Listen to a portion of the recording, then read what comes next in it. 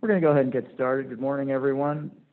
I'm Chauncey Goss, Chairman, South Florida Water Management District Governing Board. Today's November 12th, 2020. I'm going to call our Governing Board monthly meeting to order. Ms. Needs, are you on the phone? I am. Great. Colonel Roman, you on the phone? Yes, I'm here. Thank you. Great. And Vice Chair Wagner? Yes, I'm here, Chairman. Great. We have 3 people joining us by phone, and the rest of us are in the room. So we'll not do a roll call, but I will do a Pledge of Allegiance. And I'd like to start the pledge with our veteran leading us in the pledge, if you would, Mr. Colonel Roman. Thank you, Mr. Chair. I pledge allegiance To the to flag, the flag of the United States of America, and to the to the republic for which it stands, one nation, under God, God, indivisible, Indivisible, with justice and liberty for all. for all. Thank you very much, Colonel Roman. I appreciate it. Welcome back, everyone. I hope you all had a good Veterans Day holiday yesterday, and you were able to honor someone who served in uniform. For those of you participating through Zoom, you're going to notice some of the board is here at headquarters. We've got 3 who are on the phone. We're going to keep our masks on throughout the meeting in accordance with Palm Beach County's emergency order. I'm going to remind everyone, including myself, to try and speak up so things don't sound too muffled, and maybe I'll even try and slow down. You all know we care about transparency. Some board members are here in person, and all board member business is going to be live streamed today. Board members, I'll ask that you make sure your microphone is on when speaking so the public can always hear you. Most of you have been through these Zoom meetings before, so you know the drill. Members of the public who wish to address the board may use the raise your hand feature in Zoom. If members of the public are having any trouble, we'd ask you to go to our website, sfwmd.gov, and to click the Ask Us button at the top of the page, and staff will help you out. If you're using a phone and you'd like to comment, please press *9 to raise your hand and *6 to mute and unmute when you're called on. And as a courtesy to others, as we've done in the past, we'd ask you members of the public to only comment on one item at a time. And now it's my pleasure to ask Executive Director Bartlett to present the employee recognitions.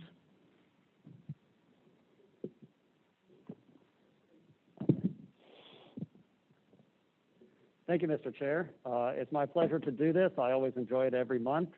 I think we may have actually some in the room, but we'll see. So I'm really proud to present to you the November Employee of the Month. Her name is Lichun Zhang. She's the lead engineer in our Ecosystem and Capital Projects Division.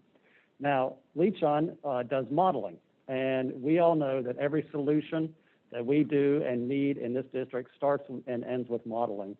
And Lichun is one of our premier modelers, and what she is known for is modeling canals, in particular the canals in the Everglades agricultural area. And so she calibrated the model for the canals and the hydrology for that area, which included the geometry, surveying every canal, putting that in the model, and then 37 bridges and culverts and pumps, and plug all that into the model. And so now we have a model for the EAA that underpinned restoration strategies, a cornerstone that we're working on, and also underpinned our development of the EAA reservoir project. When she is asked to give us the responses on if we do this, what does the model say if we do this, she can turn it around in less than a week, sometimes less than a day. She is so responsive. She's an incredible employee. And if it weren't for her efforts, I was thinking about this morning.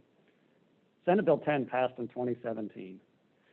We are building the thing in 2020. Now, when does that ever happen in CERT, right? And that wouldn't have started without her and this model being able to develop that packer in the time frame provided. So I am very proud to be able to tell Lichun Zhang that she is our November Employee of the Month. Thank you, Lichun.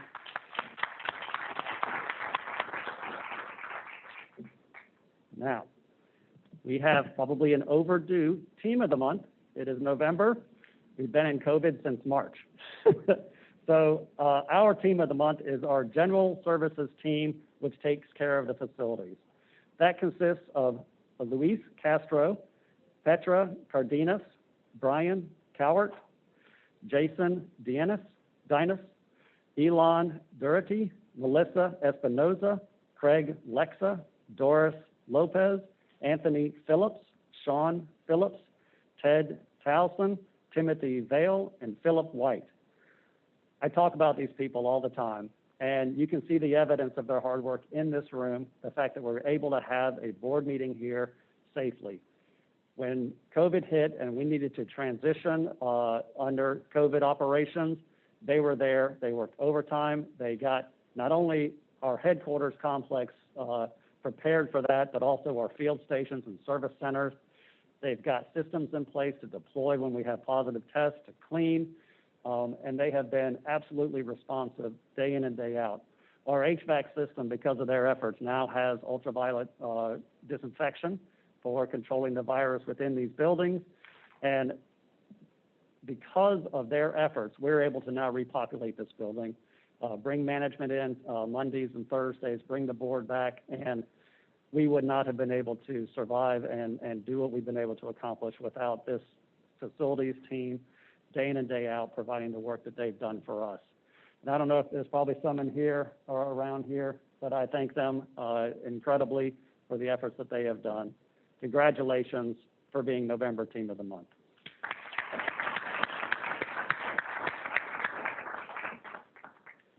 Now we have a 25-year service award to Renee Hammett.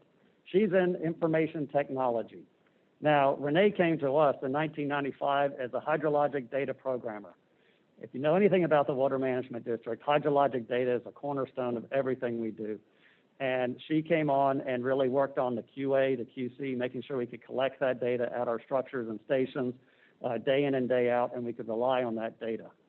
Now, soon after she started, she transitioned to field operations, where she set up our communication system between those hydrologic data collectors and our control center.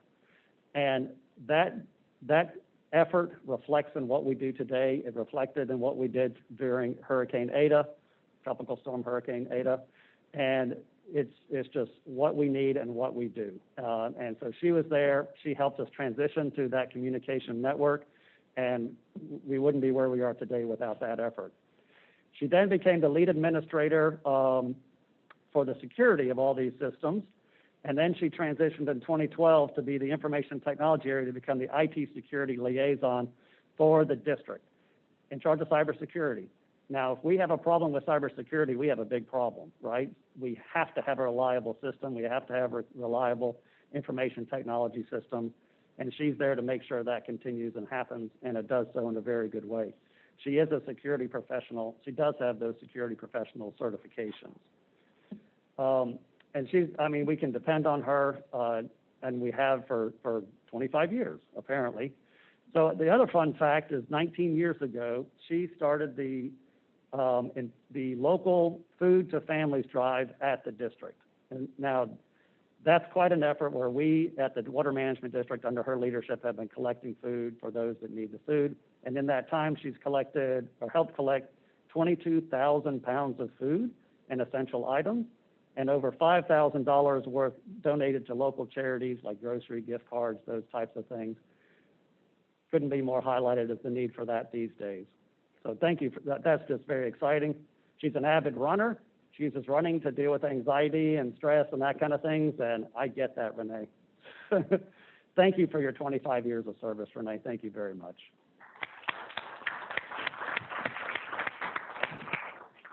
All right, we have a 30-year service award. You might know the person. His name is Mark Elsner. So he's our bureau chief in water supply planning. So he graduated from Penn State, went into the oil and gas industry in Texas, and then got wise and came to Florida and started working at Department of Environmental Protection. And then he got wiser and decided to come to the South Florida Water Management District, where he's been for 30 years. So in 1990, he came in and he was a senior utility engineer in the Upper Utility Planning District. And 97, he was promoted to senior supervising planner for water supply planning, and he's been doing water supply planning ever since. In 2005, he entered the management ranks in the water supply planning section, and through his years, he's progressed and progressed and progressed until today. In 2016, he was promoted to the bureau chief of the water supply planning section, where they do water supply planning, they do alternative water supply projects, they launched our ordinance effort to try to get ordinances adopted, and they run our conservation program. Groundwater modeling is also included in that branch. So he's got a few accomplishments during his 30-year tenure. He served on EPA's national reuse and on EPA's committee to develop the national reuse guidelines. When we started reusing wastewater, we needed to figure out how. So he was right there, helped EPA set up the guidelines, and to which we use today, and we fund reuse projects, wastewater to irrigation, cooling water, all those types of things, day in and day out in Florida. In Florida, we got, I think, the highest reuse numbers of any state. He's got some firsts, right? He's also the first person to work on the very first Florida water supply plan in the state. He has developed more water supply plans in the state of Florida. This is all 5 water management districts than any other employee over these 30 years.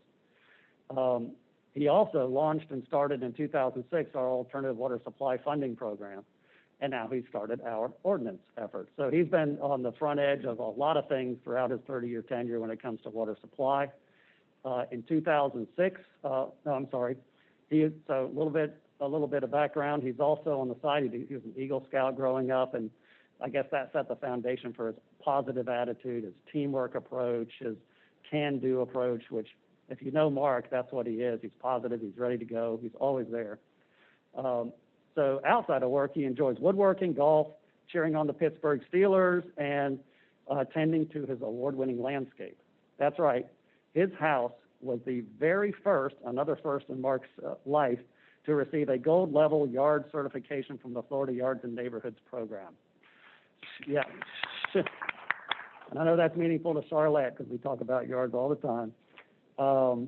And so anyway, he is a 3rd-generation engineer, and his daughter is even an engineer. So Mark, actually, that's kind of me too. So we got some kindred things going on there. Thank you, Mark, for your 30 years of service. What I have for you today, Mr. Goss. Thanks very much, Mr. Bartlett. Mr. Elsner, Ms. Hammett, thank you very much for your years of service to the district and to the General Services Group. Thank you very much, and congratulations on your award. And Ms. Yang, congratulations, and thank you very much for your help. Rosie, we'll take a look at the agenda. Do you have any revisions? We do, Mr. Chairman. A new item 21 was added, and all subsequent agenda items were renumbered, and the contract information from item 29A was added. Thank you. Agenda item number 5 is the extensions or disclosures by board members. We'll start with Mr. Steinley. I have none. Thank you. Mr. Olipich? None. I have none. Mr. Bergeron?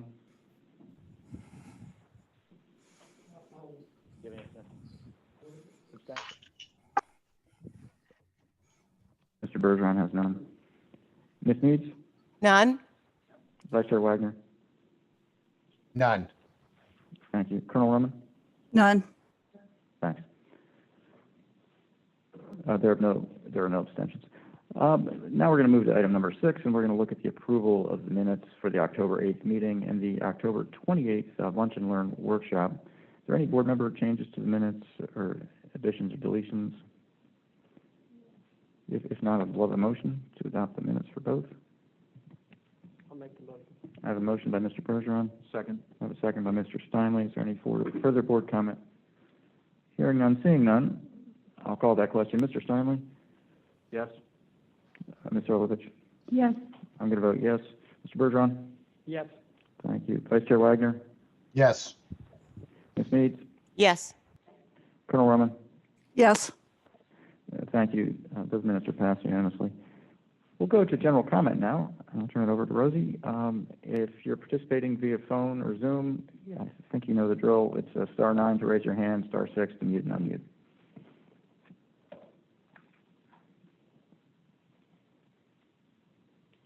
Thank you, Mr. Chairman. I have several hands raised. The first is Newton Cook, followed by D. Diamond. Yes, this is Newton Cook. Thank you very much. Just one thing this morning. I want to thank the staff, and in particular the contractor who is doing work on STA 1 West, working with us in order to open up some Saturday hunting, waterfowl hunting out there over the next month or so, 2 months. I know it doesn't sound like a lot when someone says, well, there's 4 Saturdays. We're not going to be running our trucks up and down the levee or whatever. But here's what it means. It means over 1,000 people will be able to go out to STA 1 West and duck hunt over that period. And that's 1,000 people who probably will get to go once during the entire season. So it's just very important. And we are just so thankful to particularly the staff and to the contractor who make these adjustments. We've also had some help at STA 2. And it cannot be overstated how important this is to those 1,000 people. Thank you very much. Thank you, Mr. Cook. Mr. Dinan, you're recognized to speak now, followed by Mikkel Hulan.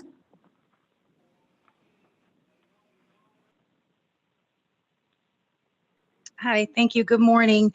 I live in River Forest, which is off State Road 80 east of I-75.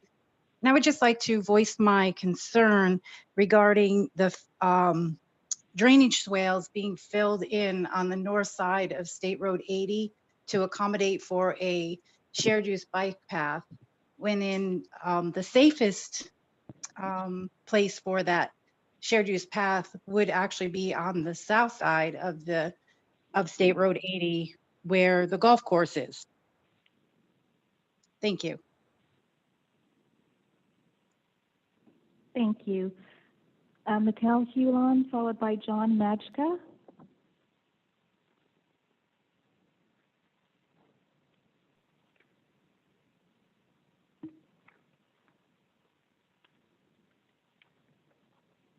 Mr. Hulan, if you could unmute your mic.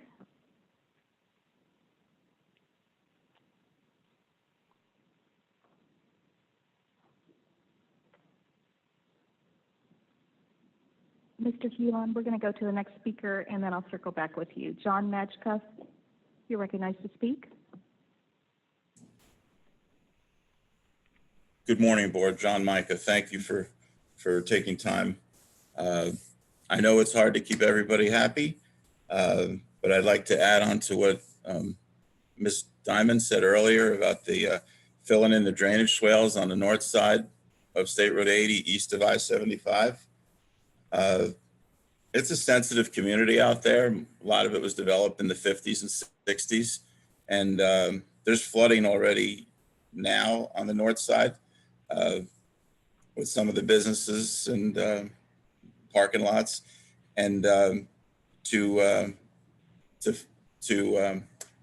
take away pervious soils and lineage ponds that we don't need to put a bicycle path on the north side where it's going to be substantially non-compliant and unsafe. If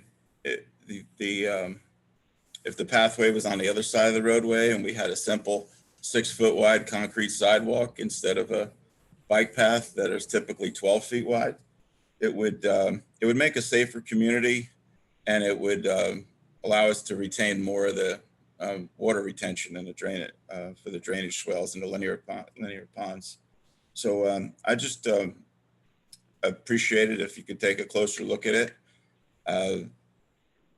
There's very few people even know about the project in the community out here because for some reason there's never been one public hearing for, there's projects on both sides of the roadway, and FPN 429-823 and 435-341. And neither one of them's ever had a public hearing or a public meeting or notices or anything. So I just appreciate it if you could take a look at that and maybe see if you could kind of keep some of our pervious soils and linear ponds that we have now. Thank you. Thank you, Mr. Majka. Mikkel Hulan, you're recognized to speak now.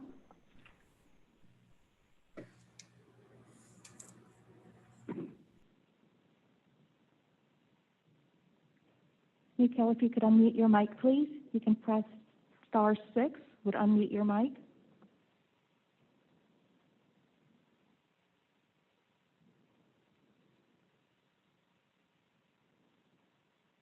Okay, Mikhail, we still can't hear you, so I'm going to circle back to you and go to our next speaker, Ryan Rossi. You're recognized to speak.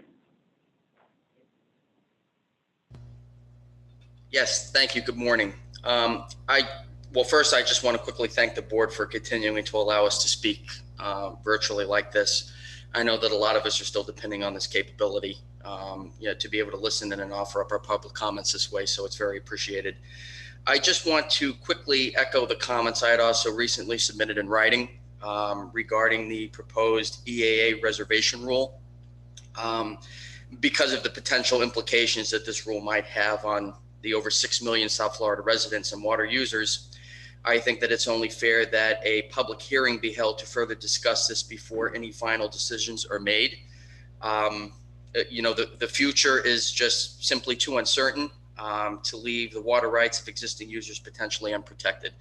And as I understand it, after reviewing everything, I don't believe that the proposed rule takes those rights into full consideration. And at least for me and the people that I work with throughout the community, I think that remains incredibly problematic. I just think that let's give everybody a chance to discuss this openly in the months ahead. And I certainly hope that you consider that possibility for the benefit of our communities. Thank you very much. Thank you, Mr. Rossi. Next, we have Mike Elfenbein.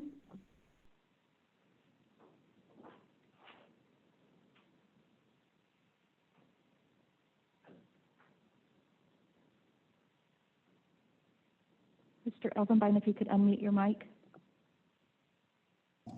Good morning. Sorry, technical difficulties. Can you hear me now? I hear you. Good morning. Happy Friday Eve to everybody. Thank you for the time. I wanted to touch on a couple of things I've sent in writing over the last couple of weeks. One would be the culverts underneath the Tamiami Trail in what is the footprint of Western Everglades restoration. Those culverts are not operating effectively. They're clogged with vegetation. And if somebody could expeditiously work to clear those up, we might get some more system-wide relief. And also those private camp owners in 3A that continue to be restricted from accessing their camps in Area 3A. Their camps are inundated with water, and it would be beneficial to everyone if they would have access to those camps before they're to a point that they can't be salvaged. Excuse me, enough with the bad news. The good news, we have been working, several of us, hardworking, diligent people over the last 4 months with your agency, the Army Corps of Engineers, the DEP, and the FWC to implement a pilot project to remove nutrients from Lake Okeechobee. I am extremely excited about this. So are several counties and cities throughout the region. We've solicited and received adopted resolutions from 9 counties and cities throughout the district.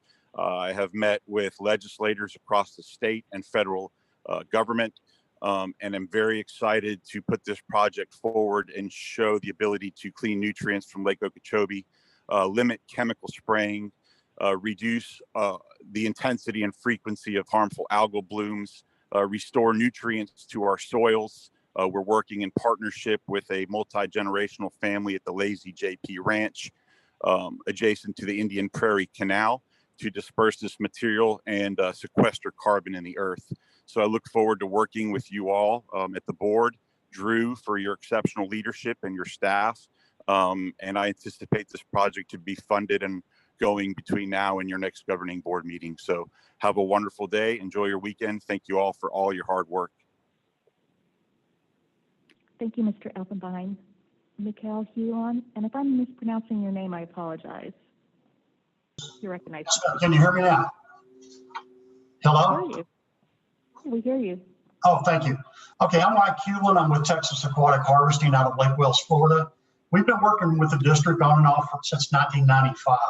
We currently have a contract with you guys, but we haven't had a lot of ongoing mechanical inlet harvesting since 2017.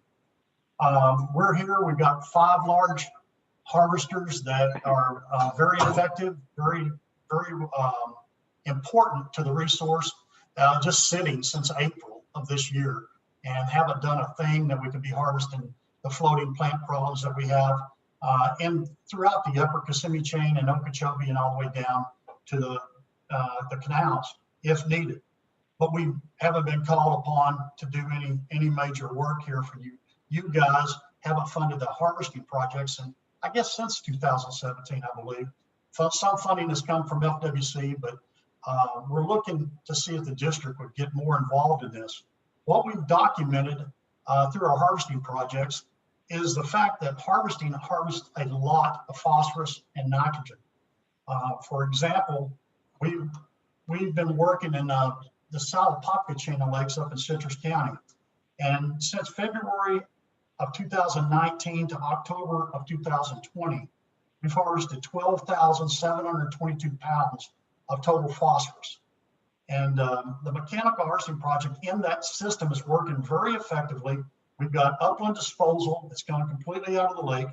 And our harvesters will harvest about 2.5 pounds of phosphorus per load. And it comes to approximately $40 to $50 per pound removed. In the spring of 2020, FWC contracted our company to remove clean 150 acres of shoreline on East Lake Toho in Osceola County up near St. Cloud. Now, those sediments, which were consisting of 110,000 cubic yards of organics, approximately 3 feet deep, we removed 13,763 pounds approximately of total phosphorus.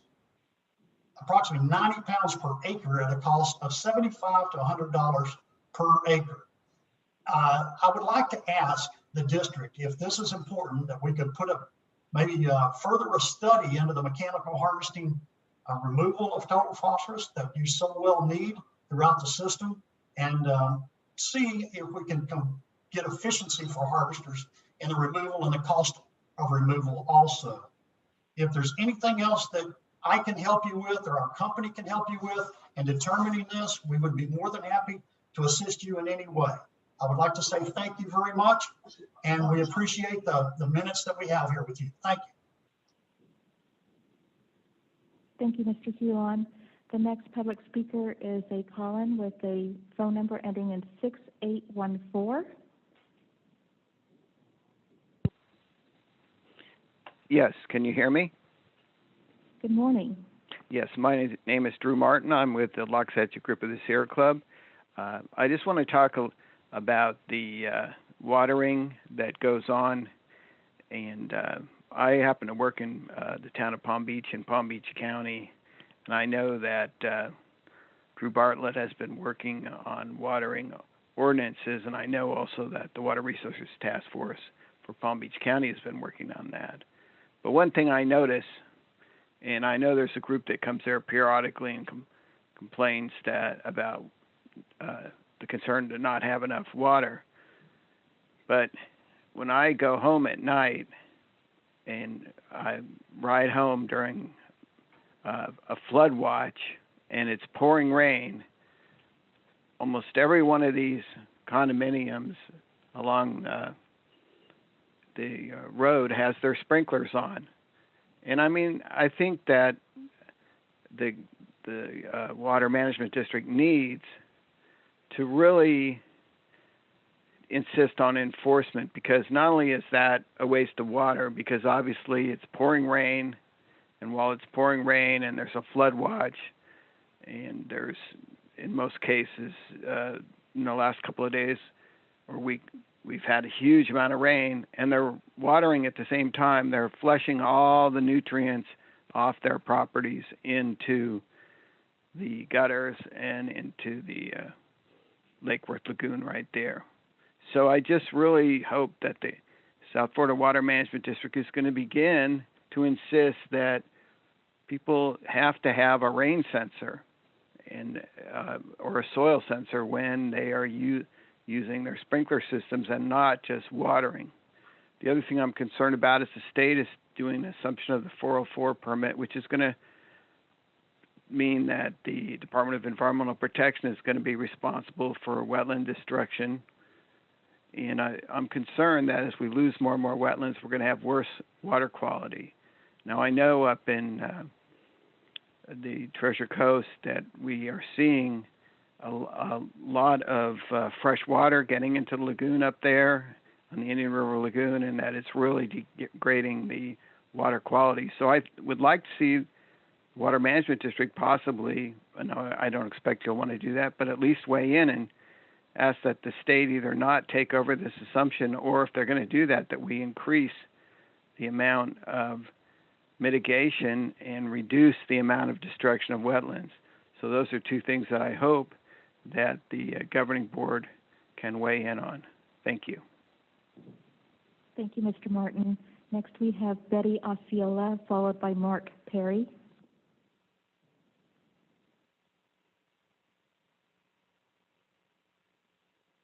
Ms. Osceola, if you could unmute your Yeah, line, please. can you hear me? We hear you. Thank you. Yes, thank you for allowing me this opportunity to speak. I've been very upset down here in the Miccosukee tribal lands, and I've been posting about it online in case y'all want to see what I've been upset about, because I posted videos and photos of how the Big Cypress Preserve is looking like a lake, water conservation area 3A, all along up to Chrome Avenue and 27. And I know Mother Nature has been dumping all this rain and we have water everywhere, but I think decisions could have been made in a better manner ahead of time throughout the year that we wouldn't be in this situation. And I think it's nature is trying to teach y'all something, an important lesson that needs to be paid attention to. You know, these animals out here are suffering. There's no place for them to go. All the tree islands are flooded. The island that I visit is under 2 feet of water. No deer, raccoon, or fur-bearing animal is going to survive there. Even in the Big Cypress Preserve that usually has less water, near the section where I live on the Tamiami Trail, water is up to the edge of the roadway. And we can make all these excuses of how nature dumped all this rain, but I think when you go back and analyze the situation, you know, man kind of caused this, helped exacerbate what we're in now. And I'm very disappointed. And I hope moving forward, you know, more people's voices at the table will be listened to, not just a certain few voices more north of here. And I think it's very important that we do stuff to clean the water so that you have more opportunities on decisions of where and what to do with that water. And now you're seeing how the 333 can't even be open, or you're going to flood Southwest Miami-Dade. And I think y'all need to start paying attention and realizing water has to be distributed and not funneled down to the Eastern Everglades like people think it needs to be, and go through a wider system of moving this water and getting it past the Tamiami Trail. Thank you. Thank you, Ms. Osceola. Mark Perry, you're recognized to speak now. Yes, thank you, Governing Board. Good morning. You know, as following up on Betty Osceola's comments, I think that's our concern too, is how much, you know, water has been going south through the STAs and out of the STAs and into the water conservation areas. And it continues to do that today. Today's report looks like about 10,460 CFS coming out of the STAs and into the water conservation areas. But the S354, 351, and 352 are all at 0 CFS coming out of the lake. So when you look at kind of trying to understand, well, why are we draining, and we have been, this EA basin runoff into the water conservation areas, and now as Betty Osceola pointed out, it's over 2 feet above their schedule in drowning tree islands. But none of that's coming from the lake. And the concern is, you know, we have been over draining the EAA, and I encourage the district you've got 289 permitted structures within those subbasins of the EAA that you could have some control on, and we can be able to understand and work with the EAA to have that retained and detained in the EAA rather than just running off. We don't have to wait for the EAA reservoir to do that. We can be doing that right now. And it really hurts our system when we're talking about discharges to the northern estuaries of over 5,800 CFS under Lore's 2008. because, you know, we're at that stage in the lake, and they say the capacity's the only two, Part C and Part D. Part C is supposed to go to water conservation areas to the maximum practical extent, but they can't do anything because they're full. And yet we dump, you know, thousands and thousands of CFS every day from the SDAs into the water conservation areas. And it's real disturbing that we are taking all that off the EAA and doing that. And if you look at your reports coming up, you'll see the STA inflows are at 1,115,000 acre feet, but only 74,000 acre feet of that has come from the lake over this water year. So I urge the district to really, really look at and focus in on what you can do within the watersheds of these, including, you know, our watersheds east and west and north of the lake.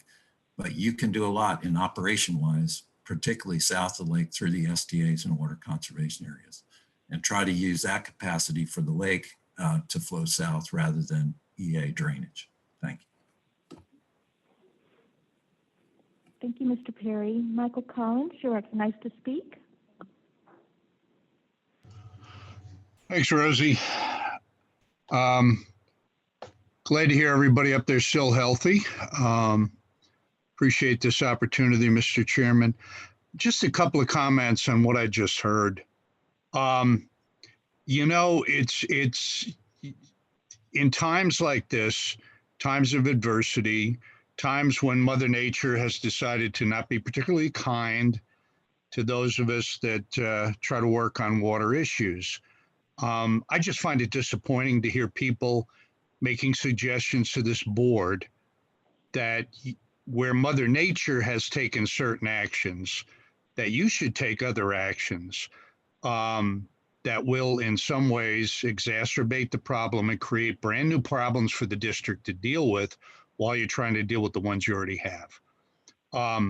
I think the suggestion that I keep hearing that the EAA should be flooded as part of the solution really kind of sets the organization up for some really, really bad things. I think that's what's referred to in law as a taking. If you flood somebody deliberately, you have taken the use of their property and you're going to be held liable for it. I don't think that's a good idea. You know, there are certain operational restrictions that you're stuck with. You know, the system was designed to do certain things. And there are times like now, you're in the middle of one, first one in a couple of years, where your opportunities to deal with the issue are restricted by law. They're restricted by the operations of the system. But I would urge you, before you decide to go out, you know, and deliberately take actions that are going to impact people, the impacts that are taking place now are coming from Mother Nature. I think the district's done everything it can and has for many years to alleviate flooding. When you look at the future of the system in terms of sea level rise, which you're going to have to do, you're going to have to make some real hard decisions about how you operate the system and what your goals are. But again, I would urge you very strongly to not consider taking on decisions that will only exacerbate the problem and create all sorts of new problems for the district going forward. Again, thanks for everything. You guys keep well. Thank you, Mr. Collins. Mr. Chairman, there are no additional hands raised. Thank you, Rosie, and thank you all for those comments. They're excellent as always. I would like to say, just responding real quickly to Mr. Rossi, who had asked about a hearing on the EAA reservation. That is going to take place, I believe, in December. Is that accurate, Drew? Yes. Drew is nodding his head. Yes. So there will be a hearing. So those of you who have comments on that, you don't have to make them unless you want to. We'll now go to board member comments. Mr. Steinle, you want to start? Sure. Thank you, Mr. Chair. So you know, obviously, I think all of us have thought about this, but last month we were here. We were, I think all of us were very happy and relieved that it looked like we would make it through this wet season without a release, and also a strong setup for the dry season. So obviously, with additional heavy rain followed by the storm, it is a reminder that however well prepared we are, we'll always have to respond to what's thrown at us with the weather and certain things that obviously we can't control. So I certainly heard some what sounded like reasonable comments in public comment period on how we can do better. I think we can always do better. I think we've done much better this year than we've done in years past, and I think so staff deserves recognition for doing its best to balance all of the safety, the environmental, the water supply implications of moving water in this period, and has done a terrific job. And I think we'll continue to actively work with the Corps and other stakeholders to shorten duration of these releases at east and west as soon as the weather allows, and be forward-thinking and forward-looking in terms of how we manage stages so we're best set up to address both consumptive use and environmental requirements going into the dry season. So I know I probably just, I think we're all probably going to express our gratitude to staff on the long hours and the consistent commitment that you guys have to working on these things as these uncontrollable elements are thrown at us. So thank you all for your work. Thank you, Mr. Steinle. Ms. Filipich. Thank you very much. And yes, thank you, staff, for your long days and nights. I have to say I've been thinking about Mr. Mitnick a lot. And just to see the storm come through and then come back, you know, it is what it is. But I doubt you get paid any extra. And I thank you very much for your time and effort. I wanted to mention a few things. I'll try to run through them pretty quickly, but I've been keeping them. I wanted to congratulate the district for being in Florida Trend for the past 2 months in a row. I think that's pretty cool. And, you know, when I see water in Florida Trend, and it's been getting more and more covering water as business, this is good. This is very good. And, you know, that's a big change from just a few years ago. I wanted to give my thanks to reporter Tyler Treadway of TC Palm in the Stewart News, who will be retiring. Today is his last day covering. He wrote his last story this morning on the front page of the Stewart News about what we'll be talking about with the STA and the EAA reservoir. And I want to thank Tyler as the premier environmental reporter who helped get everything going with TC Palm in 2013 and the Indian River Lagoon movement that came out of TC Palm. I think it will be one for the history books in time, and I'm going to miss Tyler. I also, just the river, the St. Lucie River looks terrible, of course, but we've had such high tides. I know that the Army Corps has had a time trying to discharge, and a lot of that water has gone to the Caloosahatchee, and it's tough. And the flooding has been unbelievable. Just as an example, my road in Sewell's Point has been on and off underwater for over 40 days because the tides have been so high, the king tides, the groundwater, climate change, who knows what it is. But all the plants are dead, all up and down, you know, it's beautiful Sewell's Point in many places. Things are rapidly shifting, and we can see it before our eyes. I wanted to thank Noah Valenstein and the Israelis from the Blue-Green Algae Water Technology who were there to help if needed with the algae coming into the St. Lucie River. I know that's very controversial. I just want to thank Governor DeSantis for caring, and that meant a lot to me. Thank you very much. And they were incredible people to talk to. I also just wanted to thank the Indian River Lagoon Council National Estuary Program. Libby Pidman has been filling in for me when I can't attend those meetings. It has been such a wonderful thing for me to get to know her. She's our regional rep for Okeechobee, and it's just been wonderful to be able to together have to talk about these things and see what we have in common, even when there are some things that we don't. And I wanted to thank her. The 16 County Coalition meeting, Alan Shirkey did a great job presenting. The district is always one of the stars of that show. And that is, that meeting is more important than we realize. And I encourage anyone to watch it, to go to it, because those county commissioners have huge influence, and we need to hone those relationships. Carson Turner is their chair from Hendry County. I visited the Everglades Protection District, incredible education. This is the special district that oversees the Everglades agricultural area. Mr. Bob Brown, who used to work here, was our guide, and a professor from the University of Florida, Professor Darub, gave information about their program.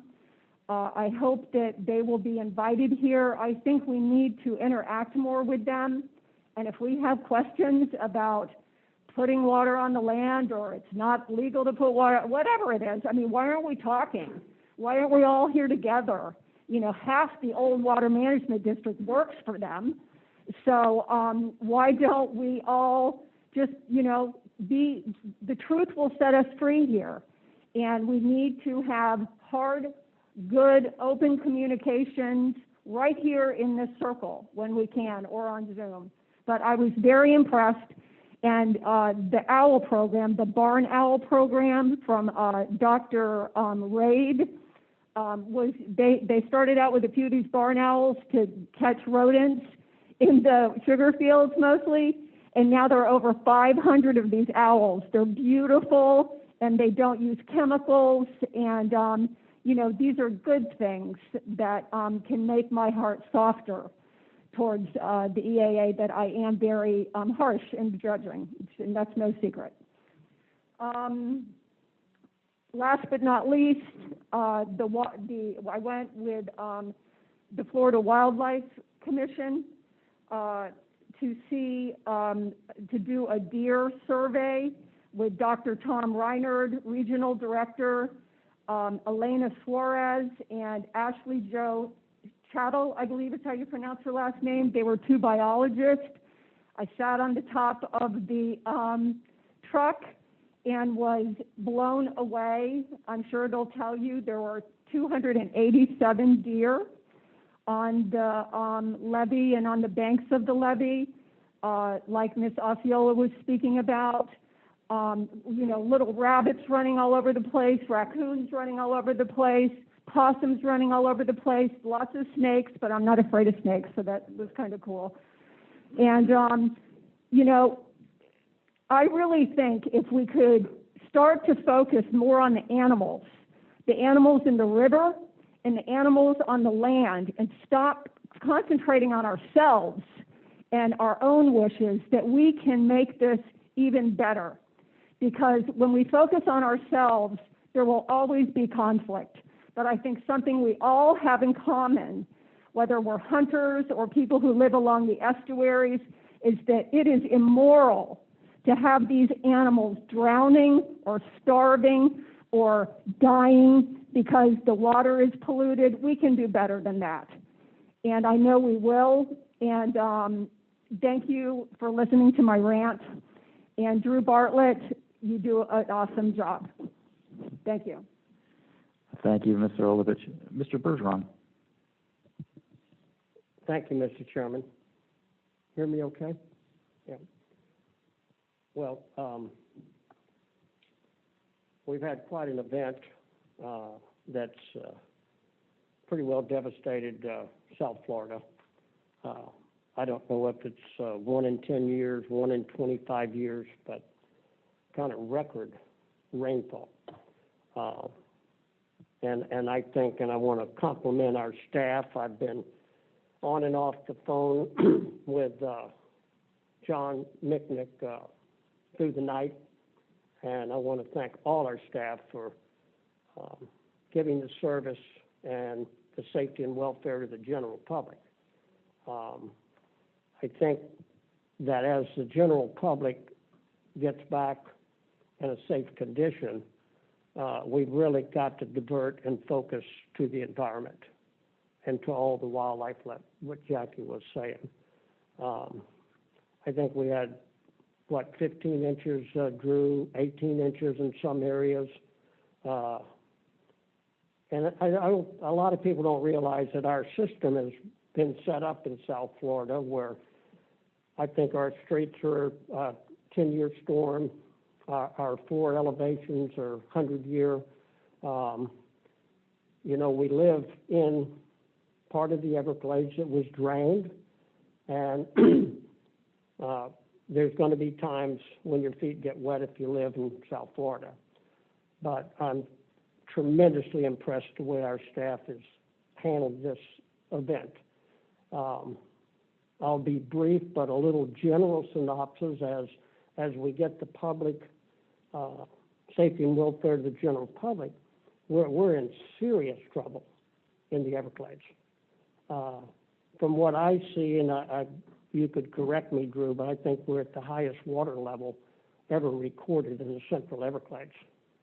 What does that mean? That's all the Deer Islands are underwater.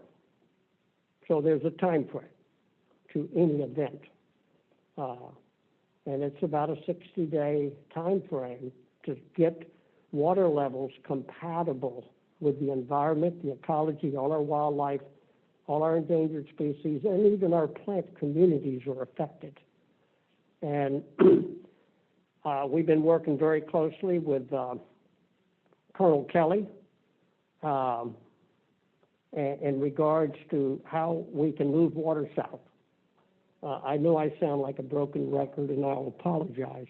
But the important thing is all this water moving south is going where it's natural, where it's needed, and where sawgrass have been dying over time from lack of fresh water. That's the bottom end of this system. Once we can get water through modified water delivery to Florida Bay, seagrass will stop dying. Less water will go unnaturally in unnatural quantities out the Caloosahatchee and the St. Lucie that affects our estuaries, because water is flowing naturally, ridge and sloughs, to Florida Bay. So the one big, huge step forward is modified water delivery. That benefits the global Everglades, the northern, our rivers, the central, the southern, because that is a volume of water over 1 million acre-feet a year that flowed naturally, that's not being pushed out of rivers, that's not being stored in the Central Everglades as a reservoir. It's got to come on the front burner, and to where we resolve the 8.5 square mile area, we've got to resolve the obstacles. I will say that we worked with the Colonel and U.S. Fish and Wildlife and the Park Service and the Department of the Interior, the FWC, the DEP, and South Florida Water Management. I think, Drew, we had 4 or 5 Zoom meetings, and the S12 gates were not closed. Now, they may have been closed for about 3 or 4 days. Thank God we did that. But as we get into the water condition with John, I'll get into more detail where you can see what we're talking about. But we have the infrastructure. We're down celebrating the 333 North, but we can't operate it. And so we got to remove these obstacles. We're going to be talking about additional culverts in the L28, where 1,200 to 1,500 cubic feet per second can flow southwest through the lower one-third of the Big Cypress. And if you look at a satellite aerial, you'll see the ridge and slough effect. So now you have an 80-mile face, water moving south, 80 miles wide, like it flowed naturally before the Tamiami Trail was built. These are key, high priority, very inexpensive too, to move water south. And I think as we resolved, remember the L28 or L29, we had to keep the canal. We couldn't raise the canal to 8.5 only 3 months out of the year. DOT released that because they've let the contract to build a new road. They don't need to protect the old road. So that obstacle's out of the way. As we work with the colonel and our staff, we're going to remove the 8.5 square mile area. We're going to figure out how we can provide what we're required to provide and not have to shut off water flow south. And then the additional 3 culverts needs to be highly prioritized coming out of the Western Everglades plan into the central, and we will double the capacity that we have today. We'll actually double that moving south. And we got to get the bottom end up. I apologize, Mr. Chairman, for talking so much, but I can't communicate with all of y'all, and of course our stakeholders. It's important they know we've got a vision where the Corps in South Florida water management is unhandcuffed to utilize $500 million worth of infrastructure that's sitting there. The tools are there. And we'll get into that in the water condition plan where John and myself can point out in detail so you can see what we're talking about. And thank you for the opportunity to speak. Thank you, Mr. Bergeron. You don't have to apologize. The floor is always yours. Vice Chair Wagner. Thank you, Mr. Chairman. Can you hear me okay? I can. Okay. Thanks for giving me the opportunity to talk. I just want to sound a little bit like a broken record, but I really wanted to applaud the staff at the district just for the quality of work that they do day in and day out. 6 months ago, we were wondering whether it would ever rain. Now we've seen more rain, I think, than anybody would like to see in a particular period like this. And I think it just calls into, and I'm echoing a lot of the sentiments that I think have been said already, but I think they're worth stating again. We've just got to continue to add weapons and tools to our toolbox that enable us to proactively engage in storage of water and being way out ahead of what's coming down the pike or what could come down the pike. And I think it's paramount to be giving people like Mr. Mitnick and others, full operational flexibility to be able to handle and adding more and more tools to the infrastructure so that we are, constantly removing the tourniquets, unclogging the arteries and unleashing the water so that it flows naturally the way that it had done historically, in a way that I don't think we were able to sort of fathom 50 years ago or 60 years ago. But today we can engage in this sort of nuanced approach where people are protected, users are protected, but the water flows the way that it's supposed to. And it goes where it's supposed to, when it wants to, and we've got enough to distribute it. And I just want to state that I think that we're finally in a spot politically where the environment has become paramount, where water rights and quality issues and storage and quality and timing and distribution has really become front and center. It's sort of been synced up by the governor through leadership and political will and courage. And I think we've got to continue to keep our foot on the gas pedal and the pressure on, and hopefully the funding flowing, and continue to, really build out these projects that are just so critical. It seems like every tool that we add or every, weapon we add to our arsenal to handle, what Mother Nature throws at us is just another benefit to everybody in our district in South Florida, and will enable us to do more. One of the things you can't predict, obviously, is how Mother Nature is going to act, how much water she's going to give you in a particular year, how little she's going to give you, how the storms are going to come. I mean, obviously, 2020 has been a crazy year for everybody, and the Water Management District has not escaped from that either. But I just think it's critical to note that we're in a special place right now where we're receiving record funding, and we've got the ability to plan and to do work. I think Drew noted that, we had 2017 was Senate Bill 10, and then all of a sudden, we're building these things out now. And that was in recognition of our wonderful staff and employees who are doing things and able to do things.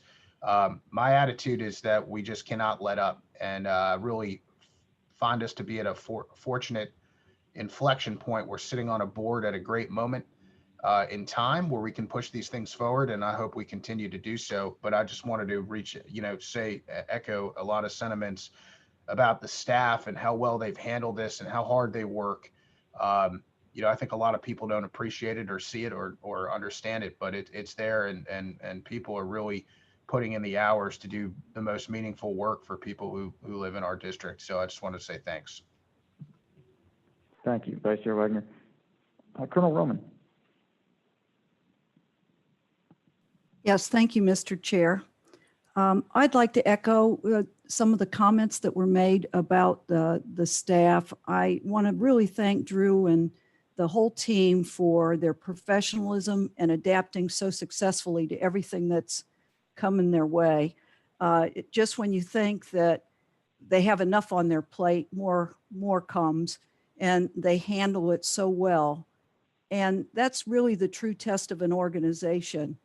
Not how things run when there's very few challenges and the sun is shining, but when there are difficulties and there are unknowns and there are things that pop up without being predicted.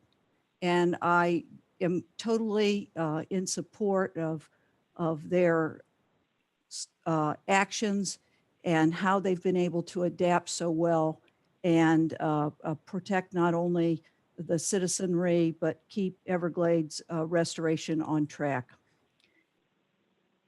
I was able to also, during this time since our last meeting, visit the Old River Cattle Company. And I'd like to thank Rick Hartman for the very informative day out on our leased lands in the Okeechobee County.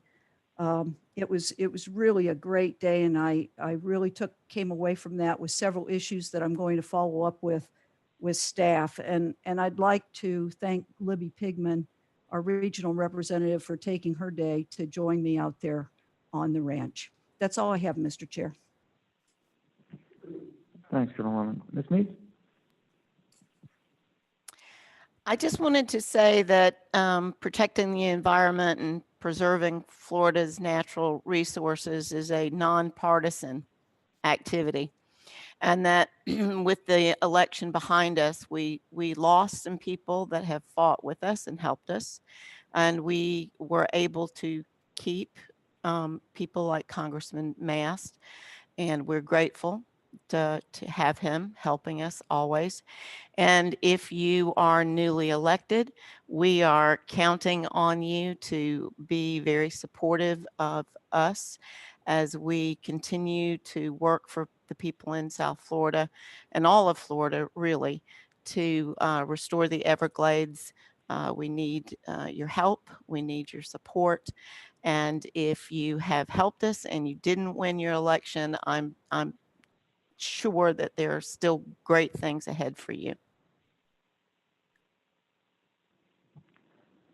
Thank you, Ms. Mead. I'm going to pick up a little bit where I left off last month because Colonel Kelly's in the room now, and I spent some time last month thanking you, and I just want to thank you again. You're a great partner. You're wonderful to work with. Thank you for listening to us and working with us. It's been challenging, I know, and I know no one likes the discharges, but you've been the best partner we could have in some really unfortunate circumstances. And not that I don't have an original thought in my head, but I would like to say thank you to the staff. as my colleagues have done, because this has been just one heck of a year, and the beauty is we've only got another month left, and I'm really looking forward to 2021. I think that, you know, COVID absolutely put your hands behind your back, or one arm behind your back, or whatever the analogy is, and then we were hit with water like we've never seen. And you all have responded, and that response has started, you know, at the top with Executive Director Bartlett, his executive team, and worked right all down through the regional reps, to the pump operators, to the EOC, to the water managers. And I just want to say thank you, to everyone for putting in all the extra time. And I want to remind our public, the people who pay our salaries, and make sure this place runs, that these people work incredibly hard for us. And this is an incredibly complex system, and that's something that we're seeing. And we're dealing with more water than we're used to seeing. And yeah, when your yard fills up and your road's underwater, it's frustrating, and nobody wants to see that. But the system is working. It's working as well as it can. It's going to work better when we're finished with all of our projects. But one thing I'd like to encourage everyone to do, particularly if you're sort of new to this and you're frustrated by the system, and I've seen some emails that suggest that there are some people out there who are frustrated by the system, is go to something on our website under sfwnd.gov/flood control and type in your address, because we're not responsible for everything. We're responsible for sort of the big moving parts, but there are some parts underneath us that some flood control districts have, some municipalities have, some counties have. So you need to make sure that you understand that we're doing the best we can, and we're going to work with them, and we have been very proactive in working with them prior to this. But the buck will always stop with us, but there are people who we work with always to make sure. So if you go to that webpage, if you type in your address, you can see that there are some other entities, and those are some of the places you might want to start when you're making phone calls to say, hey, my yard is flooded, my street is flooded, and just to make sure that we're all working on the same page, and then they'll talk to us to make sure that we can move that water and they can move the water to us. I hope that made sense. I'd like to thank the Liddell Rotary for having me out to speak to them. I hope I didn't put them to sleep. Libby Pigman, thanks for coming with me. And I'd also like to thank Tom McKiernan for showing me around the C-43 again. I hadn't been there in about a year since we went with the governor and all of you last year, and we've made some great progress there. That team is phenomenal, great leadership by Tom. And I would like to say there was a very unfortunate event, and I want the families to know that my prayers are with them. Two of the Lane employees, I believe, were killed that morning riding to work, and it's really, really unfortunate incident. So, my thoughts, my prayers are with those workers who are working in difficult situations all the time, but this was just an unfortunate commuting accident. And I think that's all I have I wanted to say. So we'll move on to the consent agenda. Are there any board members who want to move an item on consent to discussion? Seeing none, is there any public comment on the consent? No, yes, there is. Doug Gaston, you're recognized to speak. Good morning, Chairman Goss and governing board members. Doug Gaston, Audubon, Florida. We appreciate the opportunity to provide input on the consent agenda, specifically item number 13, the Central Florida Water Initiative Regional Water Supply Plan.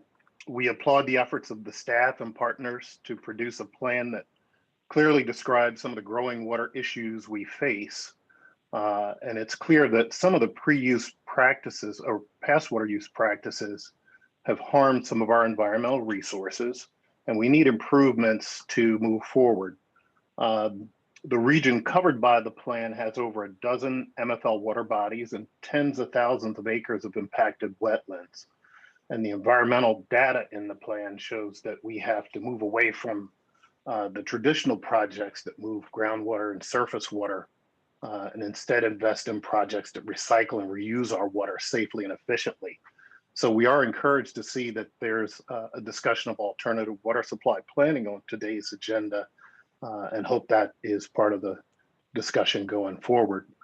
The plan projects a 36% increase in water demand over the 2015 baseline, something like 855 million gallons a day, and a shortfall of 95 million gallons a day And so that's going to potentially impact wetlands and that are already stressed by those conditions. So we recommend that the district, in coordination with DEP, local governments, utilities, other partners, focus on determining the best portfolio of projects and implementation strategies to meet water supply needs while still protecting the environment, meeting MFLs, water reservations, and prevent the wetland impacts that are described in the plan.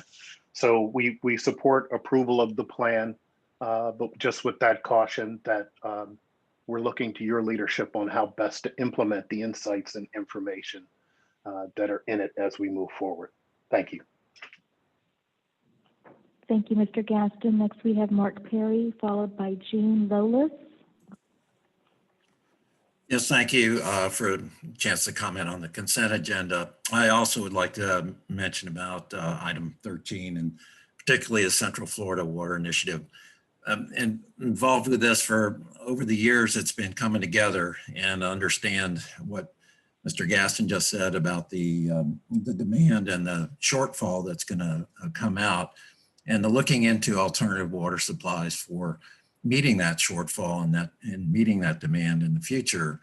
But I want to emphasize to the board, since everyone's new on this issue, that not too long ago we were talking about deep injection wells and disposal of water up in the northern part of the watershed, and particularly north of the lake in the Lake Okeechobee watershed area.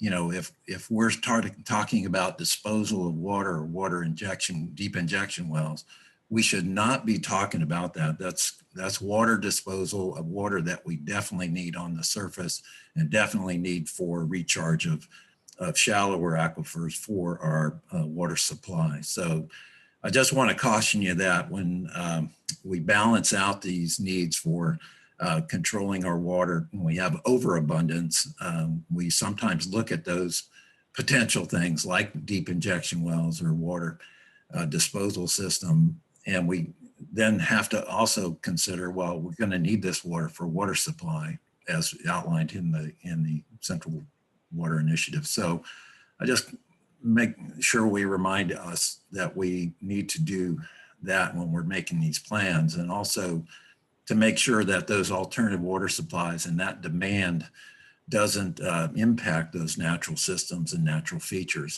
Wetlands up in the watershed in the Kissimmee Valley are basically in the watershed around the Central Florida area are used for recharge, and we need to maintain those wetlands and not overdrain them and not overtax those for water supply. There's certainly conservation methods are used to help reduce the demands for water, and hopefully we can do that as well as finding other alternatives. Thank you. Thank you, Mr. Perry. Next, we have Jean Lolis, followed by Drew Martin. Good morning. Thank you. Can everybody hear me all right? I'm kind of traveling today and apologize. We hear you, Mr. Well, Lolis. Thank you very much.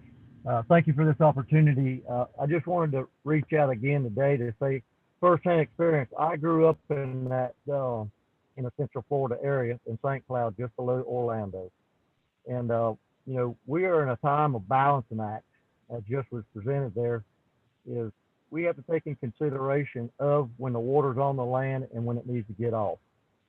And growing up there and looking at how population is growing and the open land is moving aside to urban sprawl, that water is no longer going to be on the landscape like it used to be when I was a boy. I don't want to sound like a broken record, but that is the irrigation waters that a lot of us have used in agriculture in those areas. And I hope that we always are keeping in track, in tune, because I keep hearing that agriculture is going to be limited in the water, their water use. And when we should be looking at alternative water uses for all the population. And as we move forward, I hope we continue to work together. I think you received a letter from Mr. Billy Kemper, who was in the St. John's water management area. We talked to the board there the other day. as time goes on, our food supply is going to get more and more critical. As we saw during this COVID situation today, that we have a disruption. How are we going to get the food in here? We have the ability in Florida to feed our people. So that's always, please, let's keep that in consideration and not necessarily say, oh, we're going to cut 10, 15, 30, 40% away from agriculture. We all know that we need water, food. That is what protects our society. That's what protects our people. So as we go into these new actions, let's make sure that we keep everything in balance, because life's about balance. I thank you very much for the opportunity. Thank you, Mr. Lillis. Drew Martin, you recognized to speak, followed by Michael Collins.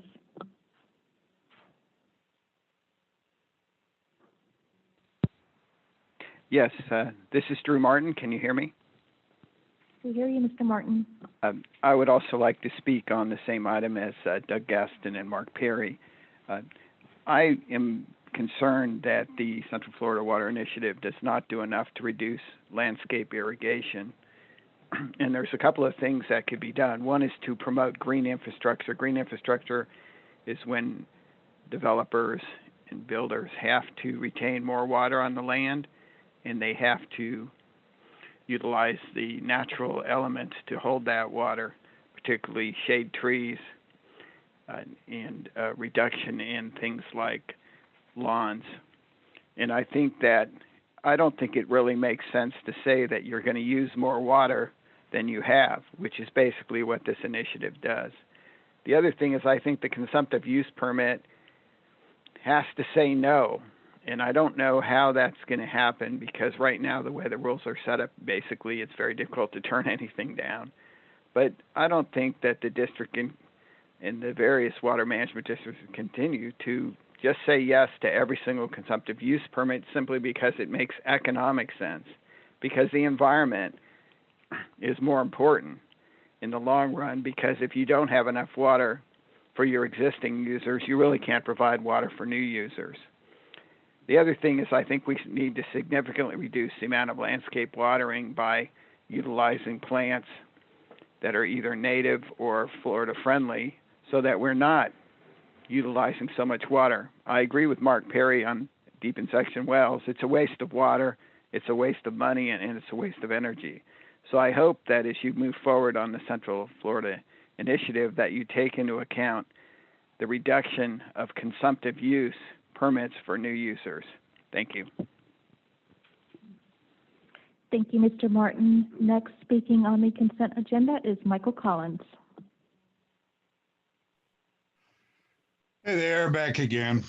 Let me clarify just a couple of points. We talk about deep well injection and how valuable that water is. All that was ever suggested in the proposals on deep well injection, which I think are going to come back at some point, was that at times like this, when we are up to our ears in water and alligators, that would be a good time to be able to flush some of that water, underground, instead of spreading it out through the estuaries, instead of spreading it south in places where it doesn't belong because the conservation areas are full. It's not a question of putting water in deep well injections when that water is valuable and needed. And I keep hearing all these allegations that, oh, it's water that, we need. No, it isn't. It's water that we can't use. And right now would be a really good time to have some deep injection wells to put some water down. So just to clarify what the proposal was. Secondly, alternative water supply development is not just an issue for the Central Florida Water Initiative. It is an issue for the rest of the district. People are not going to stop coming to Florida anytime soon. And the responsibility for planning for their water supply rests very firmly with the district and this board. And I would suggest, as I have before, that the funding for alternative water supply development in the district's budget is woefully inadequate. I think you need a lot more money devoted to it. I think you need a lot more energy devoted to it before you run up against shortfalls and before you run up against the competition between the environment and the newcomers coming to the state's water supply.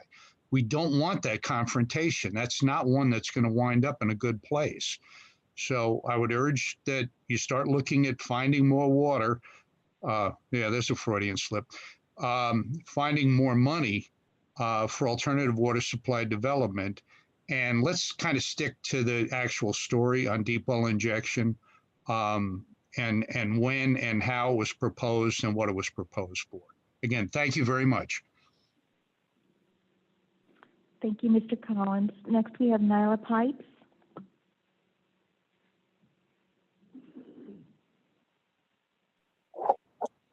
Good morning, Nyla Pipes, One Florida Foundation. I just really want to echo every single thing that Mike Collins just said. To put a real point on that, there's a reason that they became known for a short period of time as emergency estuary protection wells. Those wells were only proposed to take the top off when we just had no other place to put this water. And they've been really studied, really utilized in other ways. You have great staff there at the district who can give you the science behind it. All of those old presentations are right there within your four walls and under that roof. So yeah, let's not rewrite history, as I so often say. Thank you so much. Thank you, Ms. Pipes. Mr. Chairman, there are no more hands raised for this item. Thank you, Rosie, and thank you to all of our commenters. If there's no further discussion, I'll entertain a motion to approve consent agenda items 11 through 21. I'll make a motion to approve. Mr. Stanley moves. I'll second it. Mr. Olovich seconds. Further discussion? Seeing none, hearing none, I'm going to call that question. Start with Mr. Stanley. Yes. Mr. Olovich? Yes. I'm going to vote yes. Mr. Bergeron? Yes. Vice Chair Wagner? Yes. Ms. Meads? Yes. Colonel Roman? Yes. Thank you. The consent items are passed unanimously. All right, we'll move on to technical reports. Number 23, the water conditions report by Mr. Mitnick. I don't even think we need to do that. I'll just do it in 3 letters, W-E-T, and no. You don't get to sit down so fast, John. Mr. Bartlett, we've got some special guests with us today. Would you like to introduce them? Absolutely. And honestly, these gentlemen are just such partners for me. They'll answer the cell phone whenever I call. And so we got Eric Sutton from the Florida Fish and Wildlife Conservation Commission, who we've worked with very closely this year, and then Colonel Kelly, who I work with closely every year. They'll be here to engage in conversation and so forth, and I couldn't be more grateful for them coming down and being a part of our meeting. Thank you so much. Thank you, and thank you, gentlemen, both very much for being here, and thank you both for being such good partners. Mr. Mitnick, I'll turn it over to you. All right. Morning, everyone. It's been relatively quiet, not much going on when it comes to water conditions since last time we met. But whoever it was that was wishing and hoping for more rain back in April of this year, you need to stop, because we got more water than we have places to put it. So if we look back, he was talking about me, by the way. You look back over the last several months, going back to March. March was the driest month on the 89-year period of record. And then everything took off in May right here with an excess of rain. And then the last 2 months, we've had extraordinary rains going at the end of October, and then everything that just happened over the course of the last week or so here in the month of November.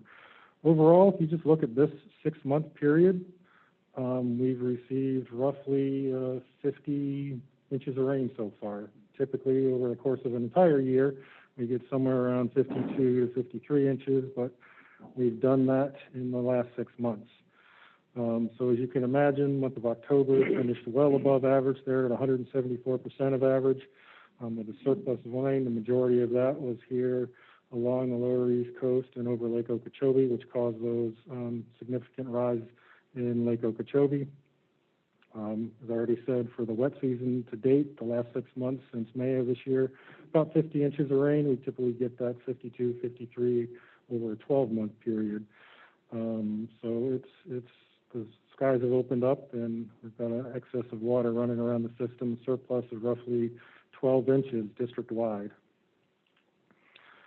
So looking up at the upper chain of lakes, those lakes, we've been able to manage them and keep them at their regulation schedules here. East Lake Toho, they've had some rains up in the upper basins, but not nearly as much as we've seen in the lower portions of the district and over Lake Okeechobee. So we've been able to keep those lakes at their regulation schedules without going too far above their regulation schedule. Same thing with Lake Toho. It's right up there at its winter pool, and we'll continue to try to manage both East Toho and Toho right there at their winter pools. Lake Kissimmee, we did allow it to rise up above its schedule and just kind of follow its schedule as it went up to its winter pool right up here at the November 1st, and it's just slightly above schedule. Going into the next several weeks, we'll work to juxtapose the conditions in Lake Kissimmee with that of the rest of the system farther south and try to manage Lake Kissimmee near, if not slightly above, its regulation schedule. So that takes us down to Lake Okeechobee. This is the usual position analysis that I show you every month.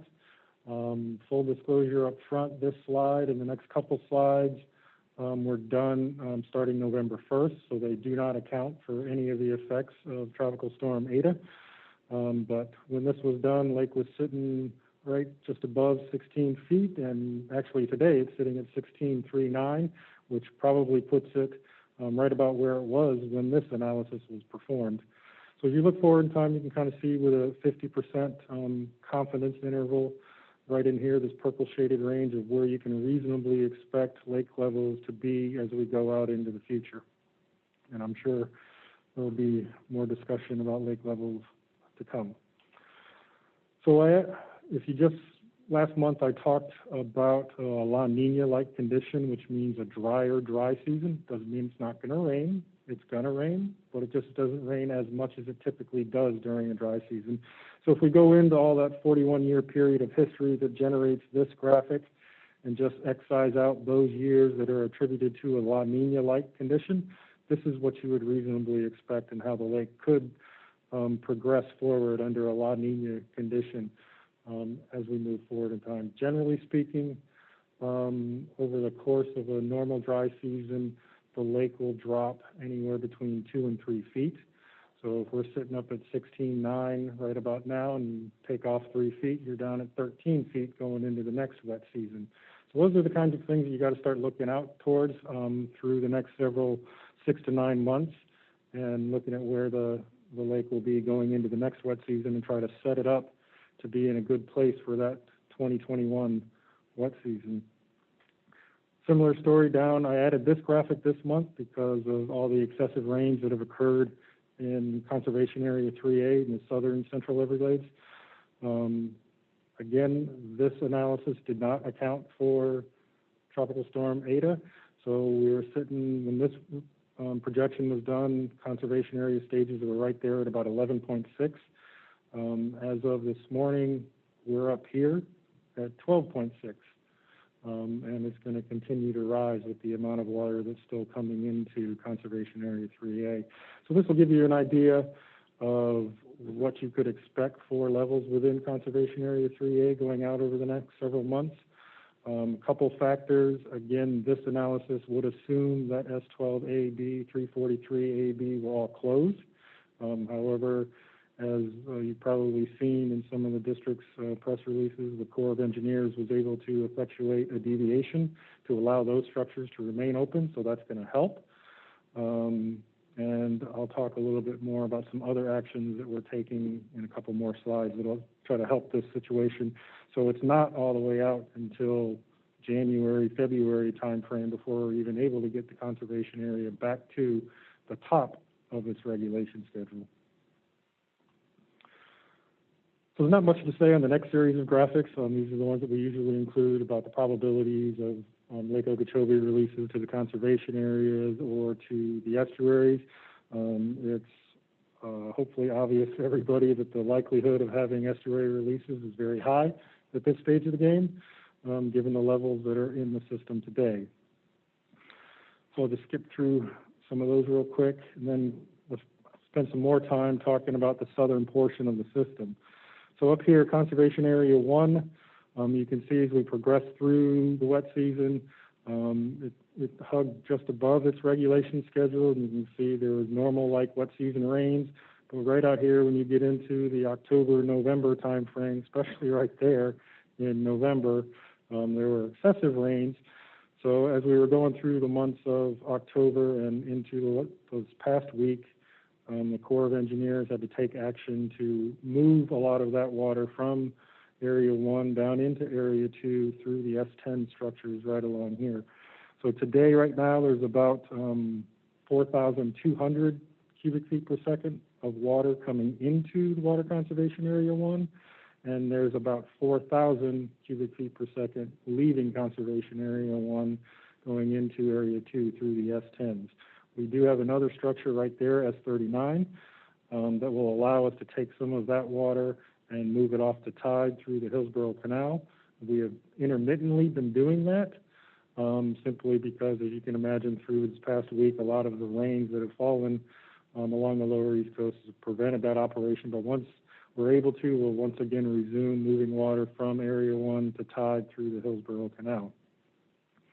Looking at Area 2, you can see it was above schedule here through October, as we got some of these rains right here, and then of course the tropical storm did not do us any additional favors, and it went up like a rocket, and it's currently sitting up there at just over 15 feet. So it's about 2.7 feet above its regulation schedule right now, and it's continuing. It'll continue to rise with that 4,000 acre feet that's still coming in from Area 1, as well as the water that will be coming in through the stormwater treatment areas. Right now, as I said, coming into Area 2, there's about 6,400 cubic feet per second in total. And leaving Area 2, there's about 6,500. So it's almost a balance right there in Area 2. We've got some structures right here that will allow us to move water to tide through Broward County. Obviously, we're still waiting for levels in Broward County to get under control before we once again resume that operation. In addition, that particular structure that is located right there, it has some repairs that need to be done to it. Some emergency repairs that we're going to be getting to over the next couple of days. We've had some engineering assessments of what needs to happen to that structure and to get it back into service. So going on to Area 3, similar story. Tropical storm didn't do us any favors. It shot up like a rocket. Right here, right there, it's sitting up there at 12.62. Mr. Bergeron is not quite the record highs that we've had in Area 2, but it's pretty close. 1994 was slightly higher than what it is today. 1999 was about equal around where we are today, and 2017, which is probably fresher in everybody's memory, was actually lower than where we are today. So one of the things, the rest of the presentation, I'm sure we're going to spend a lot of time talking about Area 3A. Hopefully I can set up for everyone what some of the challenges are, as well as the potential opportunities. And then when I'm finished, Mr. Glenn will talk a little bit more about what some of those opportunities may be from an ecological standpoint. So what's coming into Area 3 right now is on the order of 14,000 cubic feet per second. And what's going out of Area 3 right now is on the order of 5,000 cubic feet per second. So you can expect Area 3 to continue to rise over the next several days to 2 weeks or so. Down at the bottom end of where that water is coming out through the S12, I had mentioned that the Corps of Engineers was able to implement a deviation to allow S12A, B, structures 343, A and B to remain open.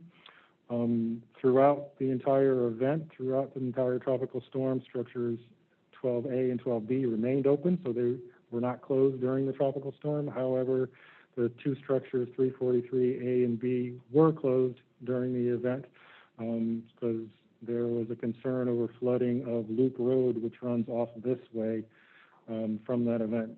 In fact, Loop Road did go underwater and had about 3 inches of water over top of it earlier this week. Those levels have come down some. So as of this morning, district crews are on their way out to reopen S43 A and B and get some of that water moving. We have also taken the action to set up some temporary pumps along the L28 levee, similar to what we did in 2017, I believe it was, in the wake of Irma. We've already got one pump on site and installed and will be started shortly after they get 343 A and B opened. We have 2 other pumps that are on their way there and will be installed over the next day or 2. May I ask a question, please? Yes, ma'am. You once showed us, I know you covered some of this, but not completely. You once showed us that slide that had pink that showed the 5 outlets for the water conservation areas. Yes. Can you just tell me where they are on here and tell me their names and tell me, just again, if you need to, that it's too flooded there to send it out? Certainly. So the first one is the C51 canal up here in West Palm Beach, runs right past district headquarters, stretches from Lake Worth Lagoon on the east end all the way out to 20 Mile Bend on the west end. Currently, that canal is still dealing with local basin runoff. We've pretty much chewed through all of the eastern C51 water. The western basin water has been utilized and going through STA 1 East as much as possible. And that's part of the inflows that I talked about that's coming into Conservation Area 1. However, last in line was the L8 basin way out here on the western side. Those levels have been really high. So I believe, what today is Thursday, I think it was late Tuesday, early Wednesday, we had to start moving some of that L8 basin water into the C51 system, which then correspond to an increase of that water moving down the C51 out to the Lake Worth Lagoon. So status-wise right now, we're not able to take any conservation area water out through this route until we're able to better manage the local basin as well as the L8 basin. And so are you working with Tommy Stroud? I mean, do you work with the Lake Worth Water District? Correct. Is that who you coordinate with? They get to have the space first? Correct. So Lake Worth Drainage District discharges north into the C51 canal, Village of Royal Palm Beach, Indian Trails Improvement District out on the western end. They discharge into the C51 canal, and the city of West Palm Beach, a portion of their system also discharges into the C51 canal. So I'm just asking, I'm just trying to, so are those their canals or those our canals? The C51 is our canal, and the L8 is our canal, but the other ones, Village of Royal Palm, Indian Trails, Lake Worth Drainage District, those are their canals. Okay, so when we send water through, quote unquote, those canals, they go first through, quote unquote, our canals and then through their canals. It's the other way around, correct? The other way around? So during a rain event, it would rain, say, in Lake Worth Drainage District down here to the south, their northern basin. They would manage the water such that if it reached the levels where they needed to maintain flood protection for those private property owners, then they would start discharging north into the C51 canal, and it would flow to the east towards the Lake Worth Lagoon. Okay. And then what are the other 4, please? Yep. So the second one is about the Hillsborough Canal right here. So as I said, right now we're still dealing with that basin runoff that is along the lower east coast, and once we get that under control, we'll once again resume moving water from, again, this structure discharges from Area 1, so it'll come out of Area 1 right about there on the Hillsborough Canal and move out towards the intercoastal. Next one down is this canal that runs through Broward County. That's the one that I talked about. We're doing some emergency repairs to the structure right here, which will more than likely take longer than it would take us to get the basin runoff under control. So that's the long pole in the tent right now, is getting those emergency repairs done so we can get that structure back in service. And what's the canal called? C13, I believe it is. C14, one off. And where does it run through? It goes right through Broward County. Through Broward? Mhm. Okay, so then the fourth one and the fifth one? Next one is the North New River, coming down this way. This area, which you'll see in a couple slides, is the most heavily impacted area of the district right now as a result of the tropical storm. So it'll be some time before we're able to, once again, reinitiate that operation. But once we get those levels under control, this route has an option. We can either take water out of area 2A through some structures right here and then down the North New River, or we can take water from area 3A right in here, out a structure and down the North New River. The last one is the Miami River. It comes from a structure right through here, down the Miami River. Again, similar story, dealing with that basin runoff, and once we get that basin runoff under control, then we'll once again resume taking water from, technically it's area 3B, but there's another structure that we let water from A into B and then on down. Okay, thanks. So in 2013, and I think also in maybe it was 2016 and 2018, but the governor at that time, there were emergency orders to allow water to send south. Correct. Was it a different situation? Is this a similar situation? Could the same thing happen? It's a similar situation, except for water levels are higher than they were in 2017. So what that emergency order did, we didn't need emergency water to do these 5 routes that I've already described. So we're going to do those no matter what. What the emergency order then allowed us to do is install additional temporary pumps across this levee, the L29 levee, to be able to move water from area 3B down into the L29 canal and subsequently Northeast Shark River Slough. It allowed us to install some temporary pumps in this location right here in South Dade, and I'll talk a little bit more about that here shortly, as well as some other temporary pumps farther down the South Dade conveyance system underneath this text box. So, are you talking about the 8.5 square mile area? No. No? It was farther down. Okay, so the S33 is not pumping, which is kind of counterintuitive.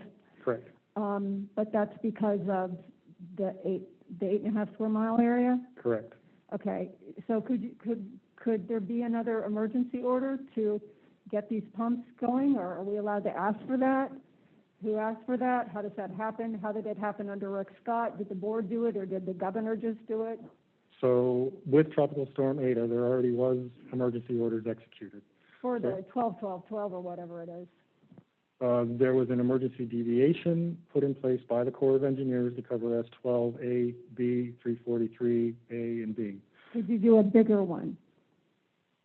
Could we do a bigger one? I'll look at the colonel. So I think, so right now what the emergency orders do for us is they allow us to take actions that we don't have to follow a lot of the sort of procurement procedures, it gives us relief from permitting requirements and restrictions. The actual governor's emergency order for Eta gives us all those same things. So we are able to do what we Really? So you could do those things? So we are doing what we can, right? That's how we're sending those pumps over to the L28 and pumps to the coastal structures to try to deal with some of the basin things. So those were procured under the emergency order authorities. Now the 333, so that's a whole issue about whether you can use it and flood people or use it or not use it to prevent the flooding of people. So that's a sort of a different scenario. All right. And I'll describe the 8.5 square mile a little bit more later on. Okay, but did Governor Scott have to worry about that too? The whatever, Yes. the 8.5 square mile area and drowning the. Yeah, absolutely. Both flooding. in 2016, 2018, 2016, 17, and 18, there were issues with the 8.5 square mile. The biggest difference then to now is the entire project modified waters delivery project that Mr. Bergeron talks about, all of that infrastructure had not been completed at that time. So that posed challenges in and of itself that led to, we didn't have as much flexibility back then that led to those emergency orders. Right now, all of that infrastructure has been completed. We have just got an excessive amount of rain over the southern portion of the system that has led to further complications. So when I get down, next couple slides, we'll get into the 8.5 square mile area a little bit more in detail, and I'll walk through what the issue is and what the challenges are and how it presents itself. Thank you. Sometimes I just need to talk about it, you know, instead of just going through the formal presentation, the sign, you know what I mean? I just want to, I'm nervous, I'm a person. I want to talk about the problem and kind of hear, you know, these are the canals, this is whatever. So I appreciate it very much because it's the only way I can understand it. Mr. Bergeron? Yeah, one of the problems that you have here, the Corps is handcuffed, South Florida is handcuffed, and the 8.5 square mile area, we're shutting gates even in June. We could not raise the L29 to 8.5 except 90 days out of the year. Now, we removed that obstacle through a lot of hard work working with DOT. And fortunately, they're rebuilding the road, so we don't have to adhere to that. So that means the L29 can stay at 8.5 year round. What happens is the Colonel and the Corps, based upon certain requirements to protect the 8.5 square mile area, we're lowering the L29 through the whole rainy season.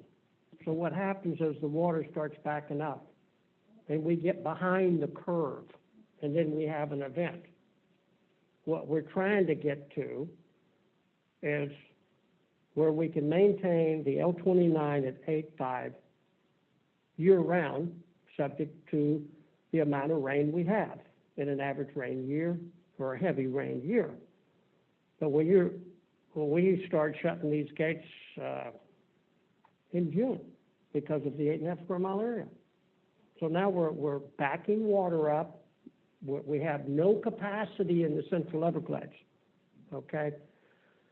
So that is what we're going to try to resolve with the 8.5 square mile area, where the Colonel is not handcuffed to say, hey, you got to lower the L29 because of the 8.5 square mile area.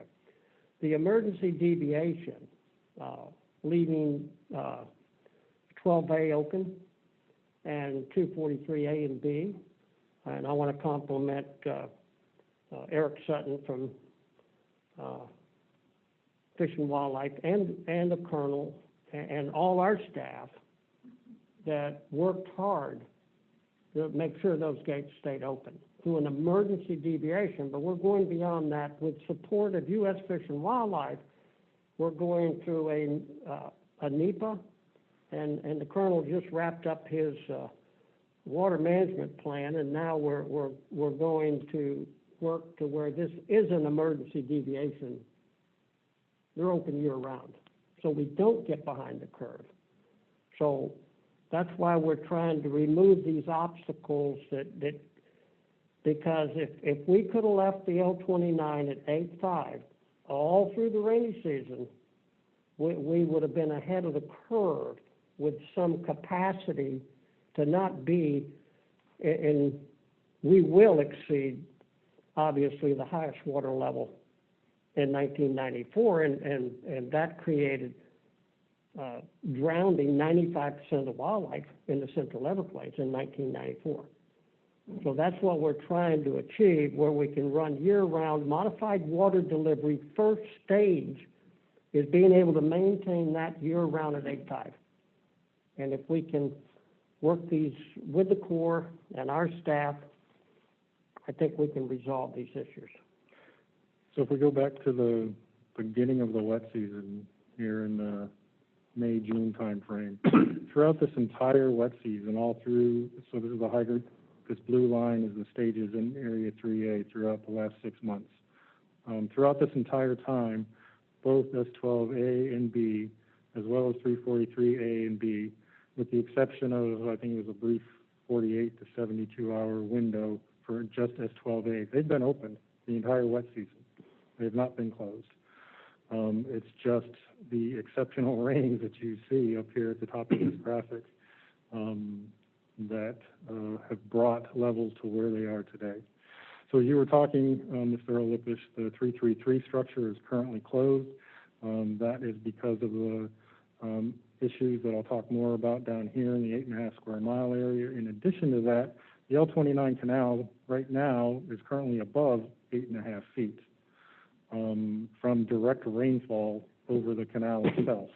So we had been pumping this pump station as 356 to return. So when the slough is very high, all of that seepage, as we've talked about, and I'll describe more later on, moves off to the east. This pump station 356 is meant to collect that seepage and return it back into the slough, Northeast Shark River Slough. However, given that L29 canal has been above that 8.5 from the direct rainfall, we've had to cease operating that pump, and we're now conveying all of that water south down the South Dade conveying system out towards 197. So when we get down a couple more slides and I get into some of the more details about Tropical Storm Ada, I'll talk John, more before about you this move area. before you move off that, I think the real point here is that we didn't open the S12A and B till July 15th. Matter of fact, they asked for a 1-week extension that I think was granted.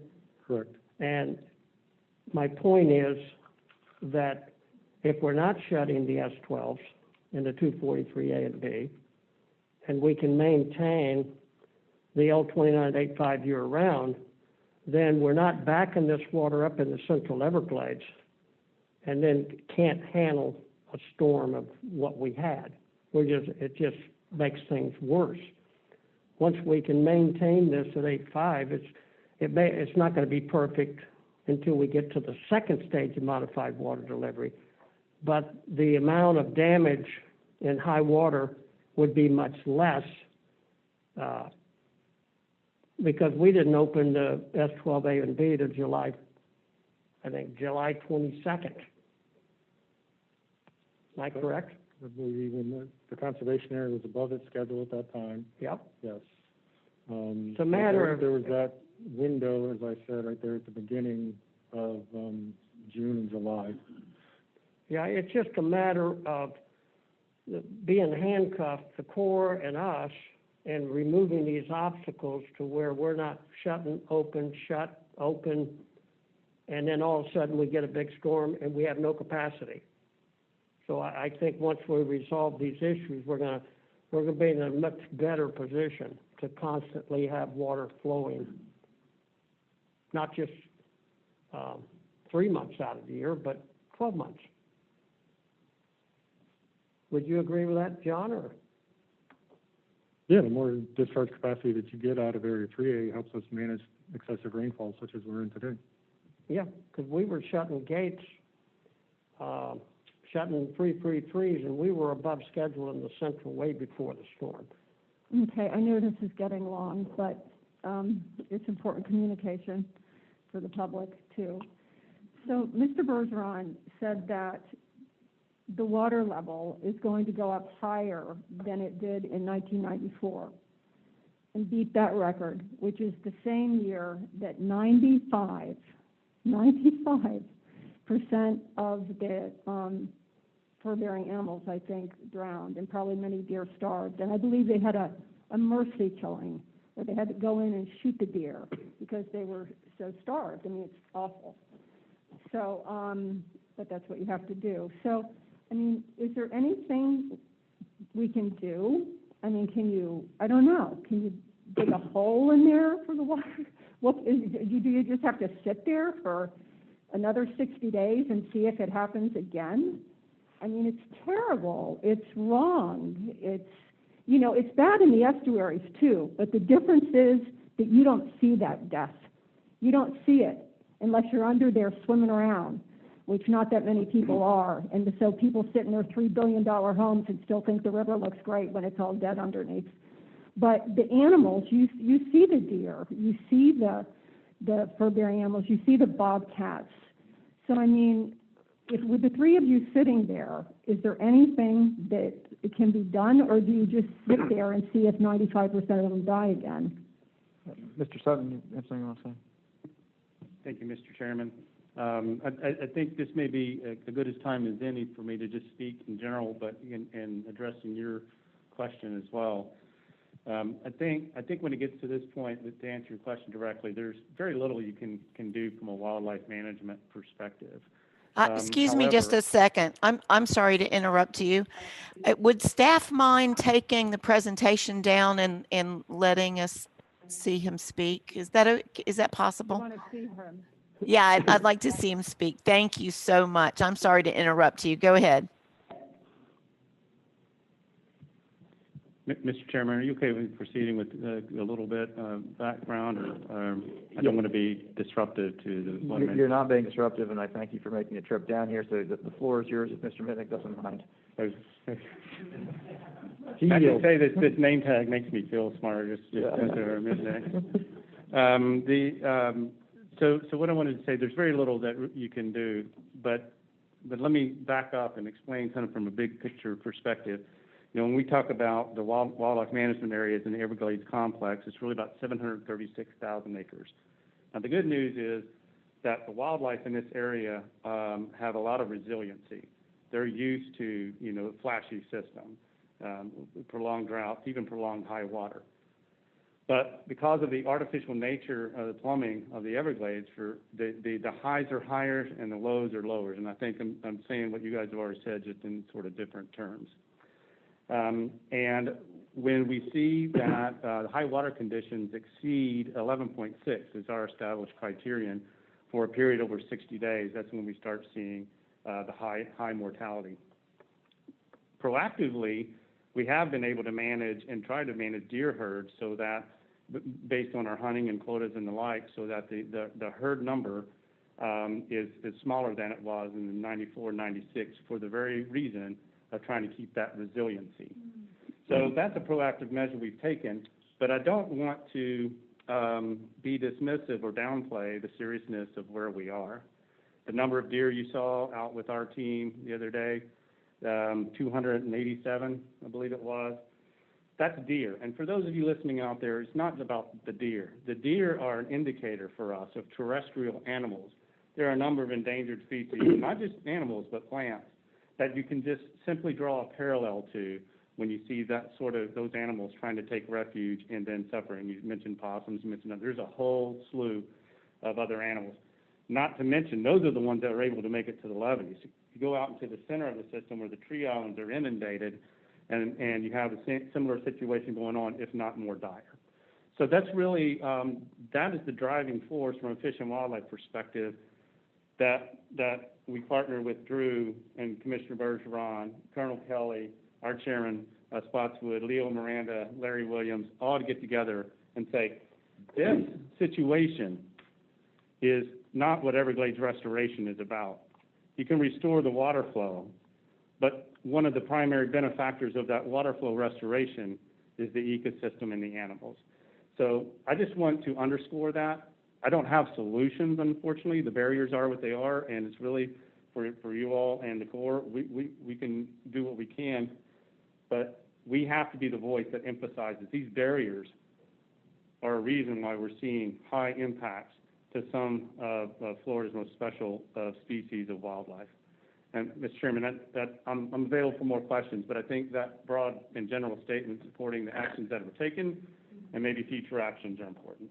Well, thanks very much, Executive Director Sutton. I'd like to respond to Eric. He's completely right in everything he's saying, and especially in the aspects that a lot of the wildlife can't get to a levee, and understand that they can only live on a levee so long. You know, there's deer islands out scattered and spotted through the whole central Everglades. These are really Indian mounds built 10,000 years ago. They call them deer islands today. And a lot of those animals cannot get to a levee. And FWC has been managing lower populations until we are in a position to manage water levels compatible with the wildlife. That's what Everglades restoration is all about. So there is a time frame to every 100-year act of God, and it's about 60 days, like what Eric said. So we're in that time zone, and we need to do what we can do to minimize the duration of the event, or wildlife will die. There's no question. So that's why we're talking about things down at the Tamiami Trail.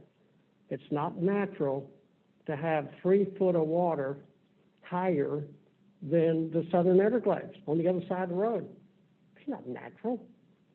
That's why we have to equalize water levels with shared adversity and shared impacts globally through the 915 square miles of the central Everglades and the 1,500,000 acres of Everglades National Park, where water levels aren't 3 foot higher on one side of the road. We got to equalize these, and that's why we have to address the handcuffs that are on the Corps and that are on South Florida Water Management, because we've been shutting these gates way before this event. We were lowering the L29, we were shutting the 333s way before the event, and that gets us even when we were above schedule. Had to do with the 8.5 square mile area. So we're going to work on these things because, and I apologize for taking so much time, Mr. Chairman, but we need water in Florida Bay. Okay, they're starving for water and everything else is flooded. And all the water that goes naturally by gravity to Florida Bay stops the seagrass from dying. It stops the central Everglades from drowning, and it's less water going out our rivers. It's a huge step forward in modified water delivery. So putting in these 3 other culverts that we've been talking about to let water go through the L28, resolve the 8.5 square mile area so the colonel's not handcuffed and have to close the 333s, and working with not shutting the S12A and B, 243A and B for 9 months out of the year. You're going to double the volume of water in the first stage of modified water delivery once these obstacles are removed.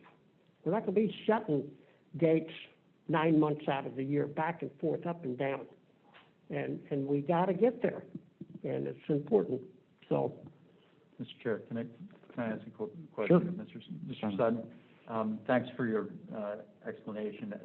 And I guess one thing which I expect we'll hear from Lawrence is troubling conditions for one type of animal might be beneficial conditions for others. And I know the wading bird population is doing well in this situation. But if we talk about the challenges with the fur-bearing animals, and to your point that the deer and the amount of deer that you see on these high level areas, high areas, are indication species, are indications. What are, if we take away the emotional implications of seeing deer die, and deer are in general as a population resilient, the thing that is more concerning to me are those threatened and endangered species that you talked about. So if we think about panthers, what other animals should we be concerned about today that are threatened and endangered, that are being pressured in this high water area? And what can we or what can you do to mitigate those circumstances, if anything? Mr. Chairman. Well, I mean, there's a number of species. I'll give you a couple examples. I know there's like the Everglades meat, where there's really not a whole lot known, and you have to draw parallels out of it's poor for fur-bearing deer, it's poor for that, and that's like a state protected species. And even with the wading bird species of special concern, and those are endangered, extremely high waters. I think Commissioner Bergeron said it many times, they don't have 4 foot legs. And so there are actually a number of wading birds that could actually be impacted by this. And there's certain species, including like the snail kite, in where as an example, their nesting habitat requires on certain water levels. And so while they may be able to forage or may be able to fly, some of these species and their nesting are impacted. And just in general, an ecological principle is it may look and appear to benefit one species, and unfortunately in a system like this where there's invasives, those are probably the ones that are able to take advantage of an extreme situation instead of the natives. There may be some that challenge me on that, but that's true. These extremes may appear to benefit one species, but the reality is ecological systems require a balance. So if you've got fur bearers and others that are being heavily impacted, you just have to assume the overall ecosystem is in poor condition. That's kind of a long-winded response. That's best I can do on that one, sir. Well, you have rabbits and possums and bobcats. We documented in 2016, you remember, Eric, panther on Hackberry Island in that other event. So you have all the fur-bearing animals, and a wading bird can't land there. Their legs ain't long enough. You've taken 915 square miles of habitat away from wading birds, too. So it's pretty serious. I think if we can work with the Colonel on, John, and I'm sure you're going to be bringing up the 3 different alternatives on the 8.5 square mile area. One is a perimeter seepage ditch collector that would take seepage out. Let's let him talk about that. I think we've sort of gotten to the point where we understand where we are, and I think hopefully Mr. Minnick is going to be talking about how we get out of where we are. Yeah. Slides. And move forward. All right. Just real quick, just to finish off how much water there is. Just inflows of Lake Okeechobee so far since May of this year, about 2 million acre feet have come into the lake.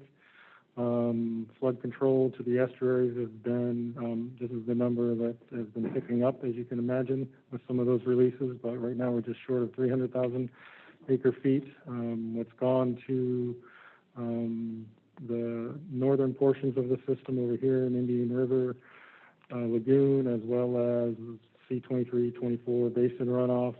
125,000 acre feet have gone to the Indian River Lagoon, just short of 400,000 from basin runoff from C24, 25. You can see the total amount of water there to the Caloosahatchee has been just less than 1 million acre feet, with the vast majority of that, 700,000 have been that local basin runoff. Looking at the southern portion of the system, inflows to the conservation area have been up at 1.6 million acre feet from all sources, coming from the north, coming from the east, as well as from the west. You can see the amount of water that has gone to tide along the lower east coast is this 2.6 million acre feet number, and then inflows to either Everglades National Park or the detention cells that line the eastern edge of the park have been about 1.1 million acre feet. So to put that sort of into contrast with how this compares to last year, we just put them side by side last year.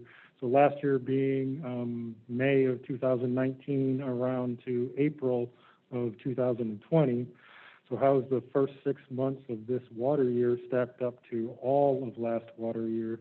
You see inflows to Lake Okeechobee, there are about 700,000 acre feet more water has flowed into Lake Okeechobee so far in the last 6 months than it did all of last year. Outflows have obviously increased as well.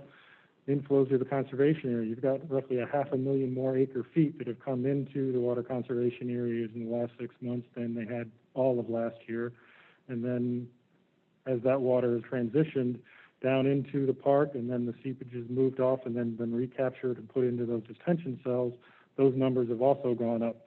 So you're at just short of, I'll call it 900,000 acre feet all of last year versus the 1.1 million so far this year. And of course, as you would expect, there's roughly 800,000 more acre feet that have been discharged to tide from the lower East Coast. So it's just comparing the last 6 months to what all of last water year looked like. Yes, sir. Quick question. The big arrow, the 1273.6, that's not cumulative of the other small arrows, right? Or is it? No, you To get the 1.6 number, you add up the Okay. three red ones. So where is the 1273 coming from? This is the rainfall as well as this number right here from the lake. Okay. So it's a little bit of discharge from the lake and a lot of rainfall in the EAA? Correct. Okay, thanks. Correct. So just real quick forecast, hopefully it'll get drier. We've got some rains that you could expect. This graphic is a couple days old, so this is reflective of what happened Tuesday and Wednesday. Here we are sitting today. Hopefully it's going to start to dry out today, tomorrow, and through the weekend, and we'll have a couple days of drier weather that will allow us to catch up on all of the rain that has fallen. Long-term forecasts, we're still projecting a very strong La Nina-like condition, which will bring us that below average rainfall that we talked about last month. So looking at the tropics, this graphic is a couple days old. This is Eta. Right now, Eta has made landfall right up here, thereabouts in North Florida, and will continue across the peninsula and out into the Atlantic Ocean.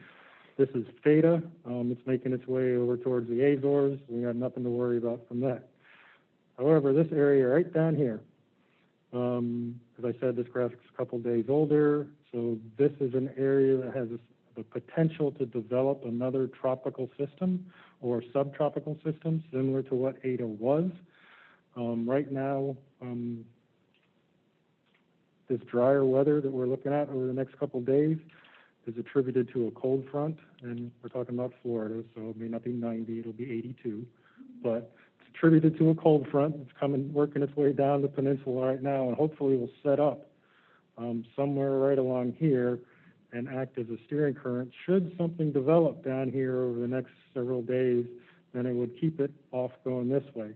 So depending on how that front sets up and pulls back, will dictate whether or not we'll experience any additional rainfall from something that could potentially form down here. Right now, or as of 2 days ago when the slide was put together, district meteorologists believe it's not likely to threaten the district at this time. But it's just something to keep an eye on, and it's still out there. So, to the main event, Tropical Storm Eta. This graphic's a little bit older, developed down here in the Caribbean, worked its way, came across Cuba, did a drive-by in the southern tip of Florida, and as I said, now is up here in North Florida somewhere, working its way across, probably coming out through Jacksonville, Colonel. So looking at the amount of rainfall that we did get from Eta, the 3-day rainfall, what you'll focus in on is this purple streak right here. So you're talking 12 to 15 inches of rain is what that purple represents. Similar scenario for the 7-day rainfall, same general location, except for that little white spot, which would be above 15 inches. So generally, this is western Broward County. So you're talking Lauderhill, Sunrise, Plantation, Weston, South Broward Drainage District. All of those basins were the one that received the brunt of all these storms. So it's a C11 canal basin, C13 basin as well. So if we look at the magnitude of this rain event and how it stacks up, for the C11 basin, it was somewhere between for the 72-hour rainfall, was somewhere between a 50-year and a 100-year rainfall event. And for the C13 basin, it was somewhere around a 25-year rainfall event for that 3-day period. So there's a lot of rain. And as a result of that rain, there was flooding. So this is just a graphic of where we received phone calls from residents and other concerned citizens about potential flooding in these areas. Mainly, this was the bullseye right in here in western Broward County, going over here towards Weston, this area, right around Conservation Area 2A and 3A. At a basin level, just the 3-day basin rainfall events, you can see these two light up purple, and you get into those darker reds as that swath continued right through here. And that was also, as you saw in the previous graphics, why Area 2A and Area 3A spiked up as that, I'll back up one, as this tail of purple extended out through the water conservation areas and actually went over into Hendry County. There was a private landowner that had an above-ground impoundment over here in Hendry County that had to take some emergency actions to draw down the levels of their on-site impoundment because of those excessive rains. So what did the flooding look like? These are some pictures along the C11 canal. Way off in the distance here is the S13 pump station. That pump station has been running flat out for several days. We're actually in the process, Drew was talking about temporary pumps and some of the flexibility that those emergency orders have given us. We're actually in the process of procuring some temporary pumps to assist this pump station and put it next to. So this particular station's got, I think it's 3 pumps, as well as a gravity control gate next to it.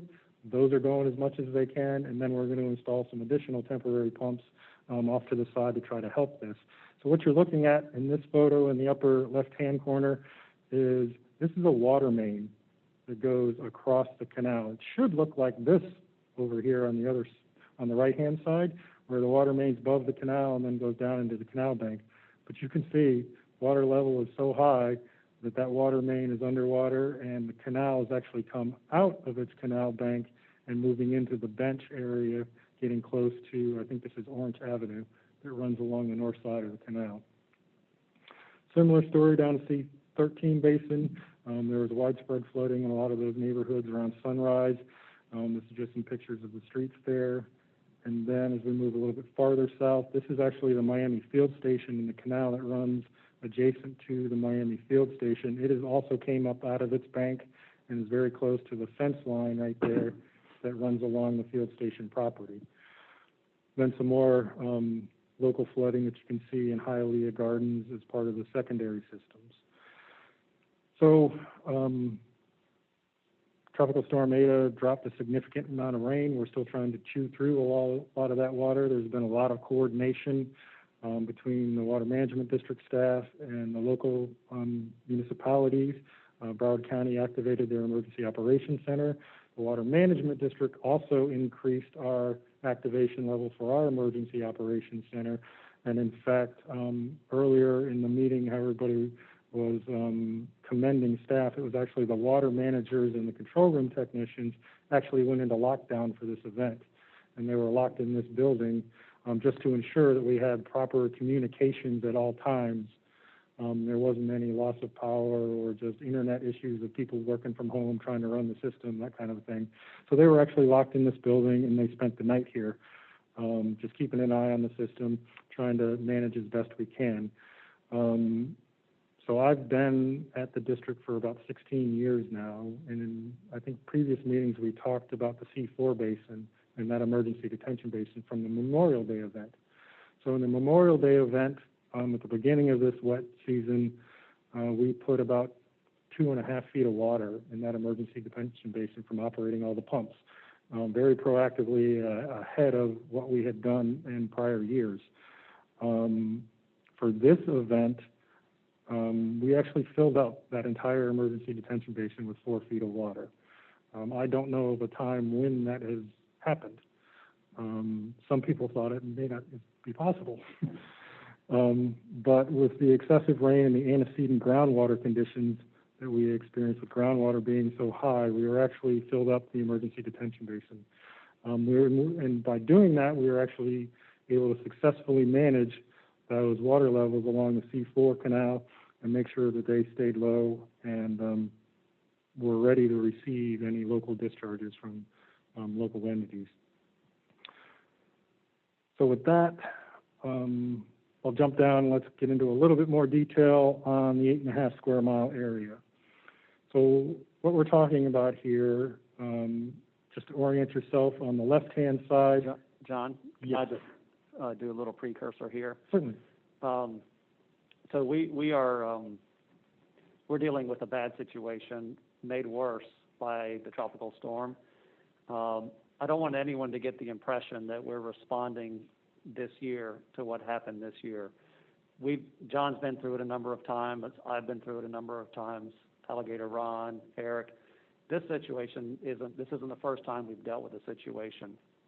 And so the reason there's 3.5 miles of bridges, the reason that we have a 333 North structure completed right now, the reason all this stuff has happened is because we anticipate these kinds of events happening.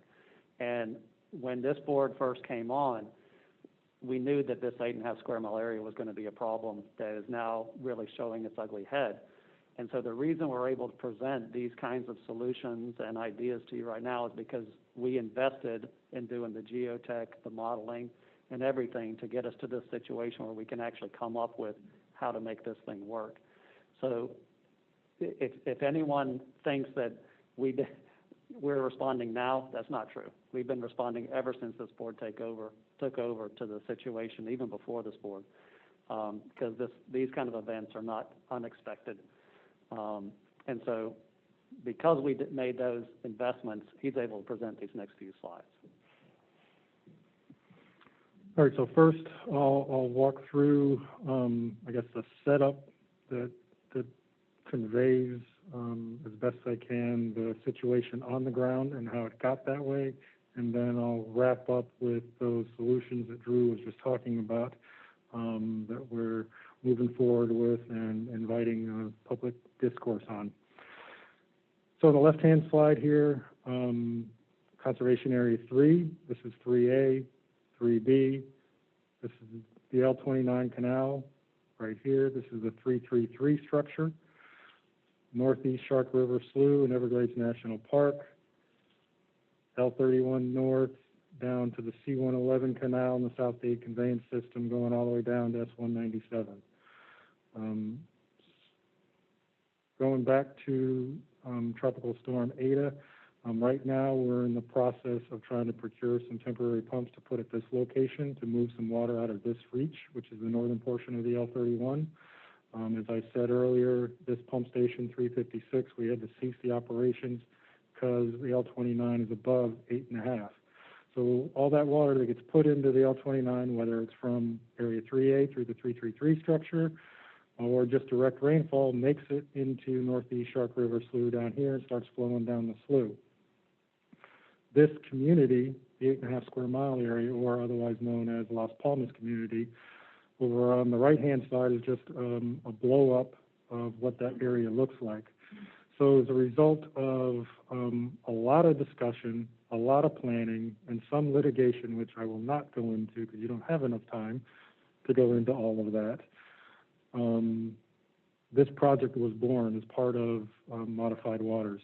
So in settlement of all of that, the federal government and the Water Management District purchased a number of properties out in this area right here and turned it into a buffer zone, buffer lands between the community here and Everglades National Park, which is just off here to the west. So all of this land was purchased and homeowners were sold out and relocated. And then a protective levee was constructed around the western edge of the 8.5 square mile area. A drainage canal was constructed down the middle and another canal right here on the southern portion of it, all leading up to this pump station, the 357 pump station, which then pumps down into the series of detention cells that are to the south and off of this graphic. So the principle behind the way the system is supposed to work is you put water in the Northeast Shark River Slough, that water is going to move off and seep to the east, and then this protective levee and the canal system and pump station will provide flood mitigation for this area. And I'll describe a little bit more later in a couple slides of what flood mitigation is. So visually, I'm trying to look at that. These are just some overland flow vectors that come out of our modeling that was done for the combined operating plan that was just authorized earlier this year. And this is the selected alternative under the combined operating plan.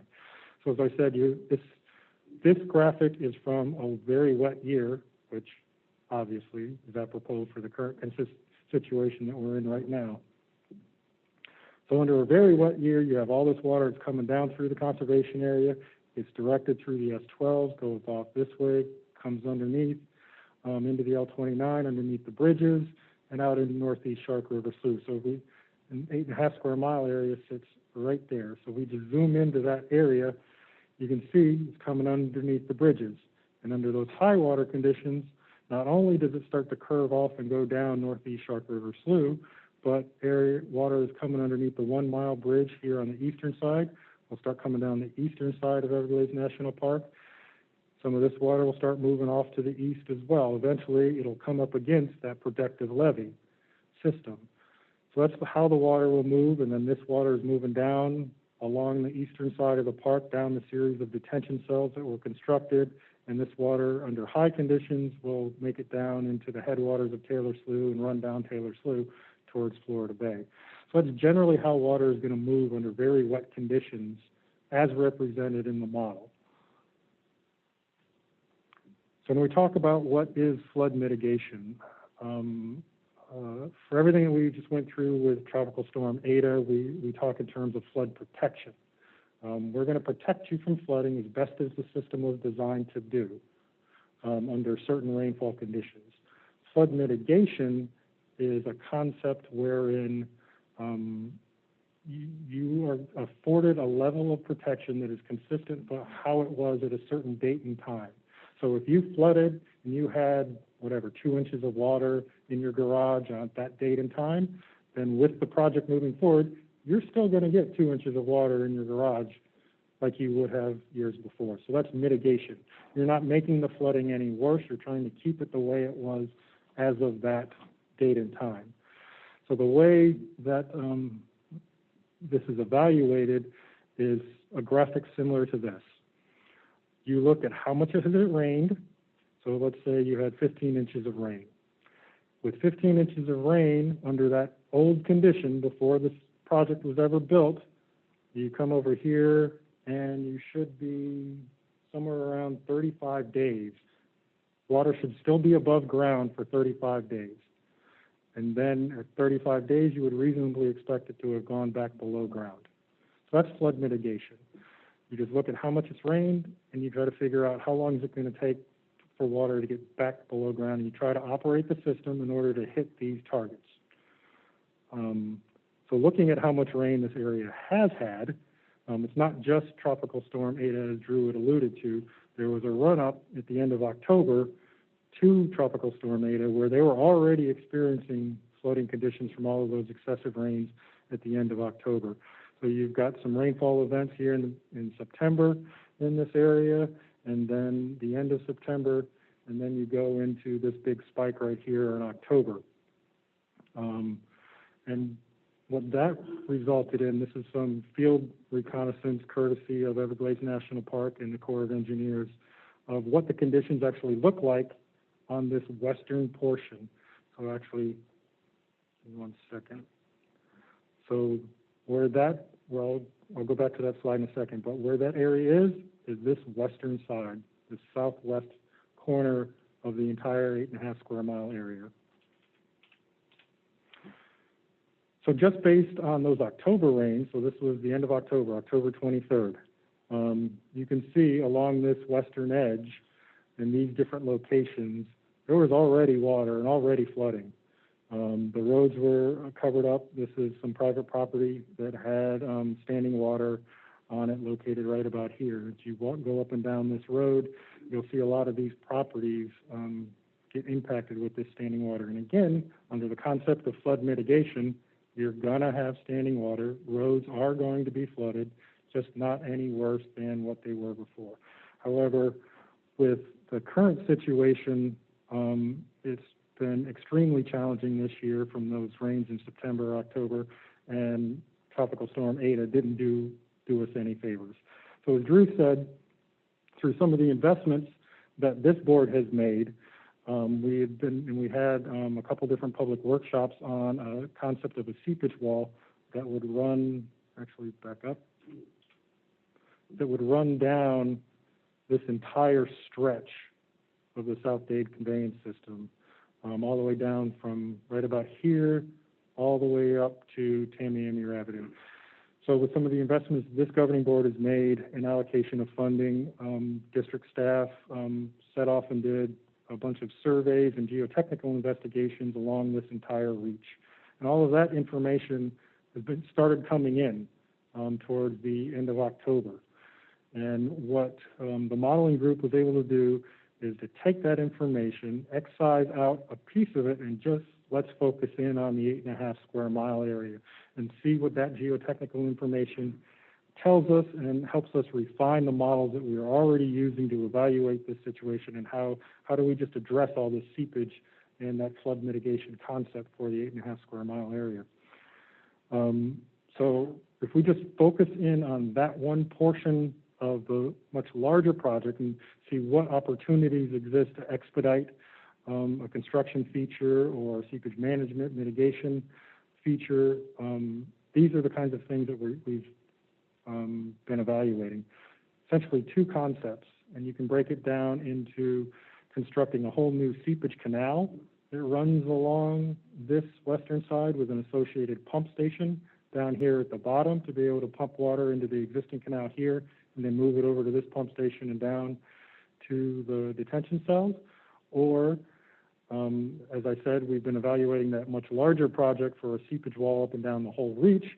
Maybe you just come in here and you implement an expedited phase of that larger effort and construct a seepage wall along here. So that's what, 7,200 linear feet, about 1.5 miles of seepage wall that could be constructed right there. So we started playing with those two alternatives in the model, and then we also looked at a third one, which is a hybrid of you do a seepage wall and a seepage collection canal on the side. Maybe you don't need to have this pump station right here because that's an added expense, and whether or not we could eliminate that pump station and just use this pump station to handle all of it. So those are the kinds of things that we're looking at. A lot of the majority of the modeling has been done. Drew is getting a more detailed briefing next week on it, and we're hoping to bring some of the more detailed results. We've got some preliminary results right now that they're going through a QA/QC process on. We're hoping to bring some more preliminary results and have a more in-depth discussion for the board and the public in December, and be able to get something expedited and knock this area out and solve this problem such that we don't continually to be confronted with always having to cut back the 333 structure and not let any more water into North Bishock River Slough because of the impacts within the 8.5 square mile area. And I'm sure I didn't do it all justice, but I'll take any questions that you have. John, this is Cheryl Meads. Could I ask a quick question? Certainly. I bet you will let me. Okay. So I would I'd like to know, not as an emergency, I just would like to know how many privately owned platted lots are in that 8.5 square miles and how many homes are there.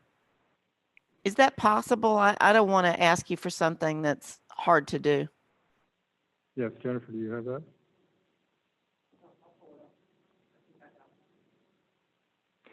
So while she's pulling up, I'll give you the numbers that stick in my head. I just wanted confirmation of them. I don't know the total private property owners in the entire 8.5 square mile area, but the portion that is of concern over here on the western edge, I want to say is about 47 different properties.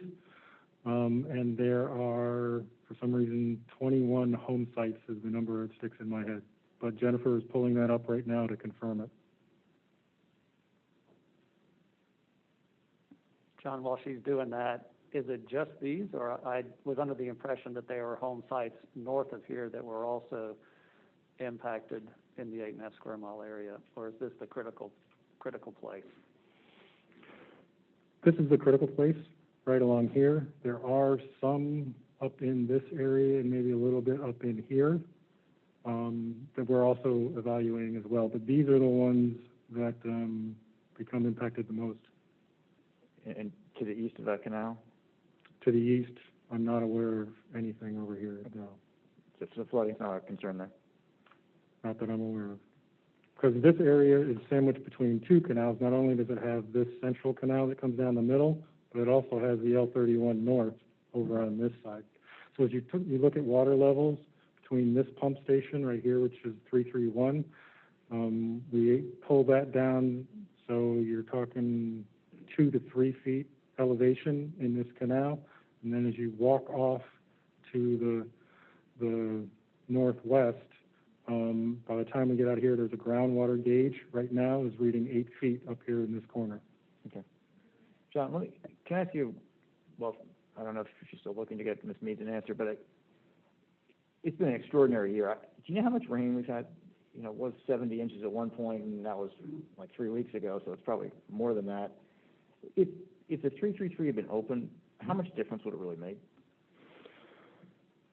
So, prior to a lot of that rain, we were able to keep the L29 canal up at 8.5, and that required discharges out of 333 on the order of 1,300 CFS. Obviously, you'd have to back it down in order to maintain that as the slough filled up. So yeah, it could make a difference. I've not quantified how much that is, and I'll run those numbers for you, sir. It would be interesting just to know, say, if we had been able to do this, then we could have brought, WCA3 down by X amount of inches or. Yeah, I think overall, with the amount of rainfall, especially now after the tropical storm, you still would have been well above schedule, and you still would be approaching the emergency high water line, yes. I think I've asked this before, but I'm going to ask again. Well, or make a statement. Wouldn't it be great if we had 21 willing sellers of homes, just I mean, we expected a storm surge here at my house between 3 and 5 feet, and we've had things like that happen. I just know how miserable it is, and I can't imagine how miserable it is for those 21 homes. I think that was rhetorical, but I'll continue the. I think it was too, question. Mr. Sumlin. Go ahead. I'll continue that, Cheryl, line of questioning too. So, this section, John, is it fair, without going through, forcing you to go through a whole history of how this was inhabited, is it fair to look at this, the right chart, as 3 different sort of flood exposure areas? The most westward is the component that is seriously problematic right now. The central part to the east of, what is that canal? It's the 356 canal. You're saying you think that central part is not as exposed, and certainly in this extreme water condition has not been too exposed to flooding. Is that correct? Correct. And my experience has been every time we talk about the 8.5 square mile area, there's not a whole lot of conversation of this area right in here. It's mainly out here on the fringes. Okay, so that's a lot less of an issue, and then east, obviously, of the L31, right? Correct. Is not, because of the canal and levee system, is not an issue. So if we hone in on the westernmost portion, that canal, the C-137 canal, was that put in after or before the area to the west was settled? After. So there were homesteaders. So this is the protective levee. The L31 is the protective levee. Everything's outside of that system. Everything's outside of the protective levee system. So as part of all the planning discussion and litigation that occurred, this was the project that was put in place to resolve that litigation. So it consisted of purchasing the buffer lands and relocating individuals that lived out there, and then constructing this canal and this levee system and the pump system down here. But the homesteads to the west of that canal existed at that time. Yes. What was the reason why that canal was not built further to the west? I don't know. It just seems, I mean, I would think there must be a clear reason why we left exposure and risk to the west and isolated that risk more to the east. I'd have to dig into it. Doesn't make any sense to me. Yeah, I'd have to dig into history a little bit more to find out. But regardless, so that seems like a missed opportunity, not knowing the history, in terms of where that canal was placed and the investment made in that. And so as we're considering the curtain wall, the seepage canal, or a combination of both, we're obviously going to have an assessment of cost. That will be done, will it not, in balance with the potential cost of purchasing as an alternative, purchasing that area, the private residence of that area that is now prone to flooding. In other words, I see 2 scenarios. Right. We can put up mitigating infrastructure that might cost X, or we can purchase, hopefully willingly, those properties that might cost Y. And if X is more than Y, it seems to be a clear decision. But is that how we're balancing it? Cost. Not an easy decision, but it could, but. Right, so I think it's, cost would be one factor. How fast we can get it done would be another factor. And then just sort of the landscape of interest when it comes to acquisition versus infrastructure. But I think, I mean, we can't overspend, so we need to get the solution fast. You know, I think that's really a driving factor. If you had responded that this area to the west was settled after that mitigating canal was put in, I'd say this issue is, an easy decision. But there was understood risk in terms of that homestead. It doesn't seem like that's the case, but I am curious why that canal was put in there, leaving the west exposed. Good question. So I think there is some insight into that. Jennifer, do you have any? Yeah, so I can talk about that a little bit. So this is an example of where we have project modeling, and we're trying to find the sweet spot to balance all of the project objectives. And so the location of this canal, in order to provide flood mitigation, but not create so much drainage of the park, is where they were trying to balance the project objectives. So what you don't want to do is make a canal work so well that you're sucking water out of the park, which you're trying to put into the park to rehydrate. And so the location and the specific nature and pumping regime and the depth of the canal, that was all balanced in order to try and achieve all of those project objectives. And so in the project implementation report, you can see that in accordance with the modeling results, that very western edge was designed to meet the minimum requirement for flood mitigation. And properties that are closer to the canal stay drier, while properties on the edges are going to be wetter. But the modeling showed that they would be within the flood mitigation criteria. And so that's why the canal was put where it was and designed to the specifications that it was. Thank you, that's helpful. One quick question, is the 8.5 square mile to the east of the central canal as well? Yes. So the 8.5 square mile isn't really 8.5 square mile, it's more like 2 square miles. If we're only worried about what's happening west of that canal, if that's where the bad flooding is, then the 8.5 square mile is sort of a misnomer for our immediate problem. It's not incorporated or something. You're telling me the only thing that's really having a problem right now is what's to the west of that central canal. Right.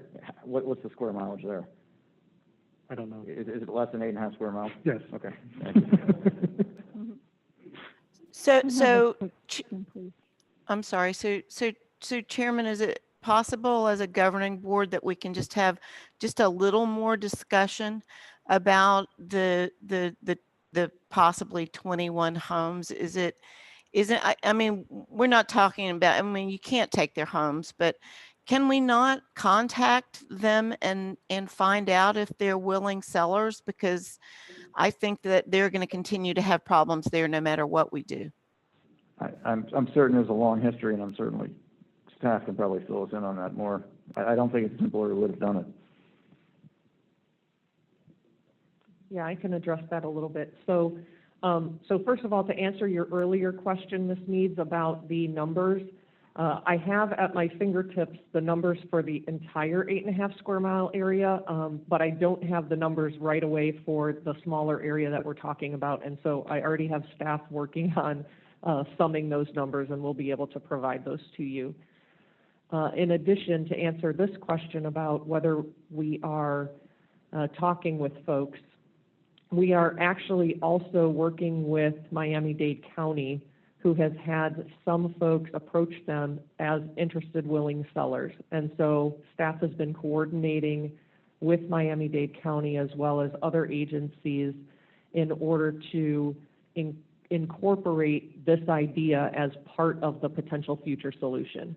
And so we are looking at not only structural things that we can do to help solve this problem, but non-structural, like acquisition of property as part of the solution, and we'll be bringing some of that to you in December as well. Jennifer, Thank you. do they have a representative body? Do they have a specific body that represents them? Obviously, that's. The Las Palmas community has sort of a community homeowners organization, and we have a point of contact with them, but not all of the landowners are active in that organization. Mr. Olepich? Mr. Mitnick, can you please go to page, slide 24, I think? I'm sorry, 23.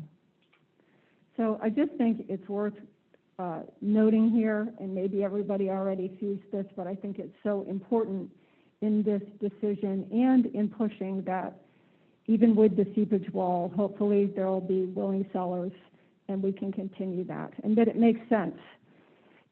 So looking at the water flow here, what is that? Is that the L67, John? What is that, the canal that pushes the water west? The L. Yes, this is the L67 extension. that Can you comes right show down it here. on the other slide? Um, Was the other side? No, I'm sorry, go back. Go back to 24. So obviously, this is the water flowing out of Lake Okeechobee, and it used to flow through the Sawgrass Marsh and then into the Ridge and Slough. And then in the 50s or whatever, we built that canal levee system that pushed the water to the other side, pushed it to the west. But the way that Mother Nature and God had it go was just that it swept. You know, it swept through that 8.5 square mile area. And that's why this is so hard, because that's the river. That's the river of grass. And that's where the water wants to go. And it makes sense to allow the water to go there. And I know this is a bit, you know, anytime you're talking about private property rights, it's, you know, it's a holy grail. Nonetheless, looking at that situation, I mean, what we're trying to do, and I'd support the seepage wall, but it's kind of silly, you know what I'm saying? Because the water wants to go there, and the water is probably going to go under it. And the water, you can't stop the river completely, I don't think. So, you know, all the more to, it's only going to get worse for the people that live there. And it's not healthy. It's not healthy to have your house wet over and over and over again. It's just not a healthy situation. Mr. Chair? Colonel Lemon? Oh, thank you very much. I think that I would concur with many of the comments that were said by my fellow board members. What was helpful for me was to actually take a site visit and go on the ground from the 333 all the way south through the 8.5 square mile area and take a look at the whole thing.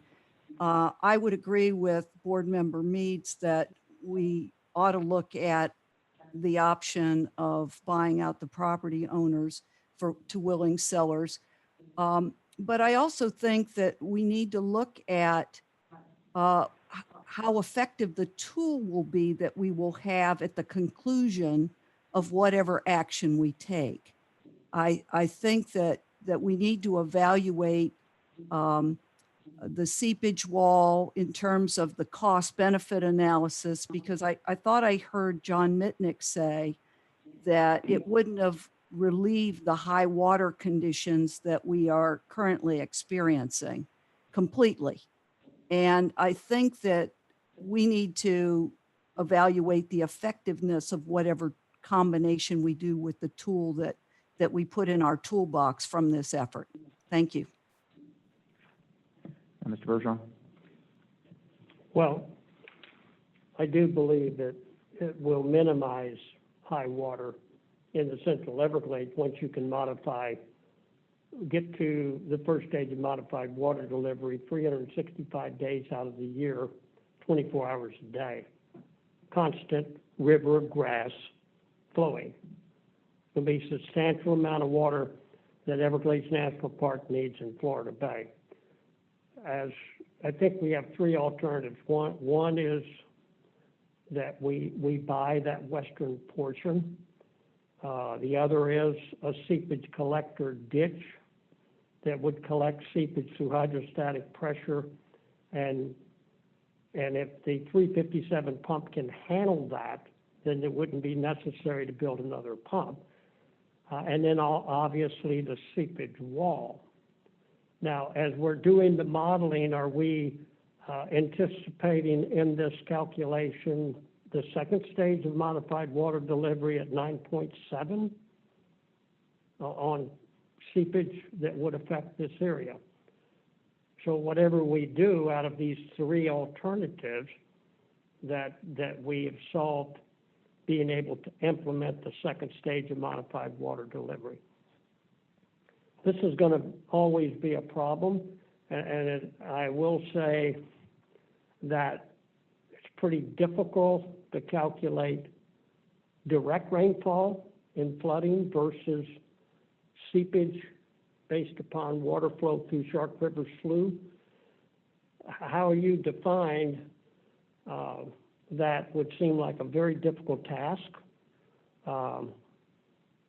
because I believe they're going to have flooding. They have no internal positive drainage that I can see. All rock roads, I don't even see no culverts. So they're going to be having flood conditions, whether we build a wall or we put a ditch in, to satisfy whatever we're responsible for on any seepage out of Shark River Slough. So we want to make sure whatever alternative we take, that we're solving the second stage of modified water delivery too. And it may be that the only alternative is that land would be taken unless the models show we can handle the first stage and the second stage of modified water delivery. That sound, John, what your modeling, is it taking into consideration the L29 being at 9.7? Yeah, we're going to look at both. We're going to look at L29 at 8.5 and at 9.7 under the full restoration. And if that modeling and that design can't satisfy whatever the Corps believes is responsible impacts, then there will be no other choice other than buying the land at the end of the day. But when will we have enough information to make a decision of those three alternatives? So we're going to hopefully come back in December through a public open process and talk about the results that we've gotten so far from this modeling, and we'll have that public discourse. Okay. Great. I look forward to that. What else do you have? I'm done if you are. Thank you very much. You've done a wonderful job. Colonel Kelly, you've been incredibly patient. You have something, you have a slide? Yes, sir. I had one, just kind of big picture cartoon, and we've talked a lot today specifically about kind of what we're dealing with right now, and just to kind of get that out of the way. You know, we're at the end of there where Ada is. Was hoping a week ago to be in a position to start working on what the future holds in terms of La Nina, dry season, what the strategy is going to be. Because as you look across the 3 years, you know, we are in a significantly different spot right now in terms of walking into a dry season if it ever shows up. And so this was just kind of talking about the way we've been doing business in the past couple of years. And the biggest part here is none of the years are the same. Everyone has a different kind of focus. And as everyone remembers, you know, after, you know, a year of Irma, after significant levels of high water for a few years, you know, we started trying. At the same time, we initiated the Lake Okeechobee System Operating Manual. we got very, very focused on what the future would be for the lake, as soon as the rehab for the dike was done. And we started working our way in what I am considering kind of this transitionary period. As we're going through all of the modeling, first set of models came out. The LOSUM PDT had a meeting just the other day, kind of trying to explain the 120,000 model runs that we just did, to try to hone in on those specific possibilities that we could look at in terms of the future LACO schedule. And so as we've grown and as we've learned in accordance with kind of getting after the future, we started adding some flexibility into the way we do business. We did it in 2019. We've talked about the emergency deviation we just did just recently in terms of the water conservation area. And some of those, those are very challenging and difficult decisions in real time, because it's very, very easy to kind of go back to, doing things the way you've always done them. And we're at a position now where we're in a transition period. And then the bottom right-hand corner, I'll highlight the fact that, alga blooms, and we also did a deviation for HABs as well that we got approved just about a month ago.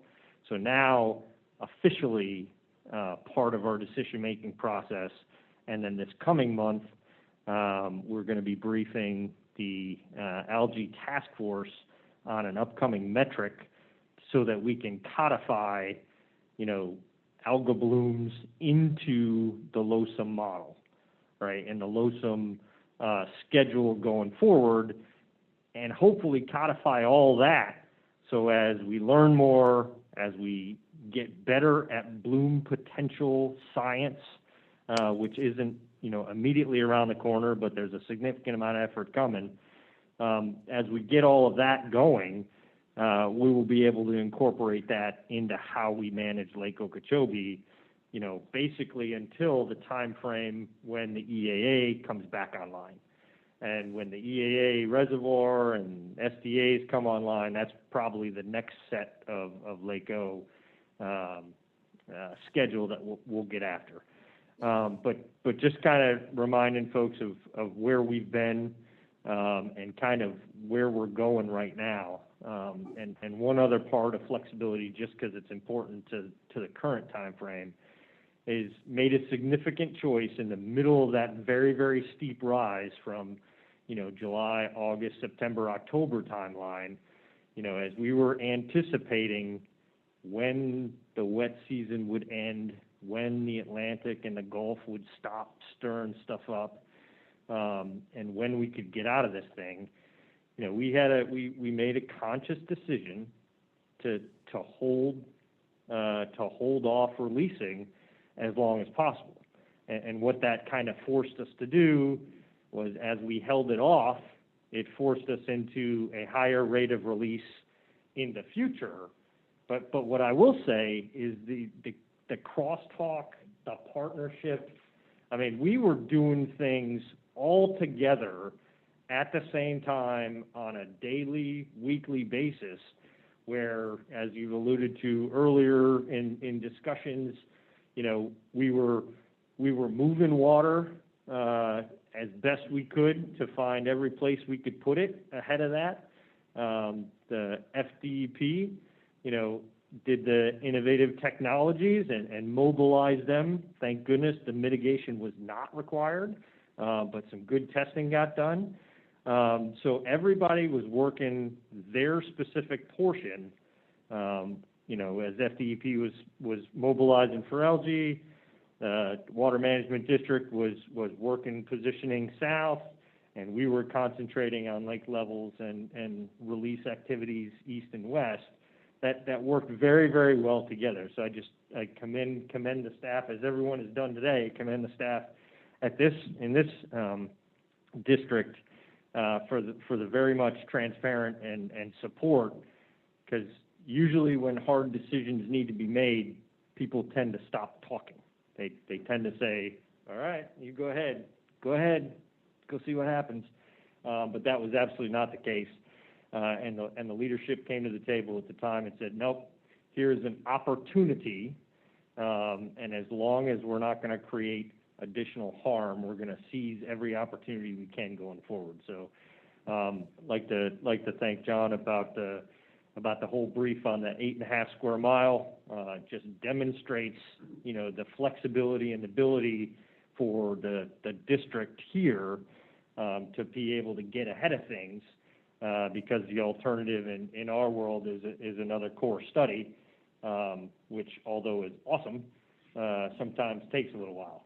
So those kind of things, figuring out who has the best ability to do their part, while keeping our eye on long-term goals and longer-term products, I think has been fantastic. So that's kind of all I wanted to cover about Lake Okeechobee. I think we did a lot of talking about it earlier in this meeting. I want to thank you, Colonel, very much for, you're right, the coordination, the communication we've had with you all has been excellent, and that's exactly what needs to happen when you have to make a hard decision rather than going into the bunker and pulling the sheet over your head and making a decision. It's much better to have everyone know what we're doing and why we're doing it, and I appreciate your holding off. I know it's put you in a tough position right now with the Herbert Hoover. It's higher than we want it. It's still raining. It's still filling up. At what point do you, if it stops raining tomorrow, which I hope it does, how high is the lake going to get? Yeah, so still kind of unknown as it's as Ada's passing over my house probably right about now. But going into this, we had anticipated before it decided to make a crazy turn. We had anticipated a potential of 10-inch rise on the lake. I don't think we're going to see that. I don't think that it's going to quite get there, but we've seen some significant rise heading up. I don't think it's going to get quite to 17, but I don't like to talk about specific levels because my crystal ball doesn't work. I understand, but 17 seems like it's reachable. It's closer. And I want to thank you, you mentioned flexibility. I'd call it intelligent flexibility, and I just want to say thank you very much for that, because that's exactly what the system needs. One thing I would point out is that when John was giving his rain slides, they were 2 days old. And Ada was in the Gulf at the time, and now it went, north of Tampa and across the top of the state. And it dropped a bunch of rain into the upper Kissimmee chain of lakes last night and this morning. And so now those lakes are above schedule. So we've gotten hit by Ada multiple times, and so now we've got to deal with the upper chain of lakes, and water flows downhill. So it's just too much water everywhere. Thanks. I have one other question. Bergeron? I think what we really have to stay on top of is how can we, once the safety and welfare of the general public is in place, every outlet that we have to lower water levels within the system we have to be on top of it, because as far as the Central Everglades, you've got it's going to keep rising with no rain based upon what's coming in there now. And it's going to get really, really serious. So I think we're going to have to work very closely with the Colonel and the Corps to be looking at those avenues.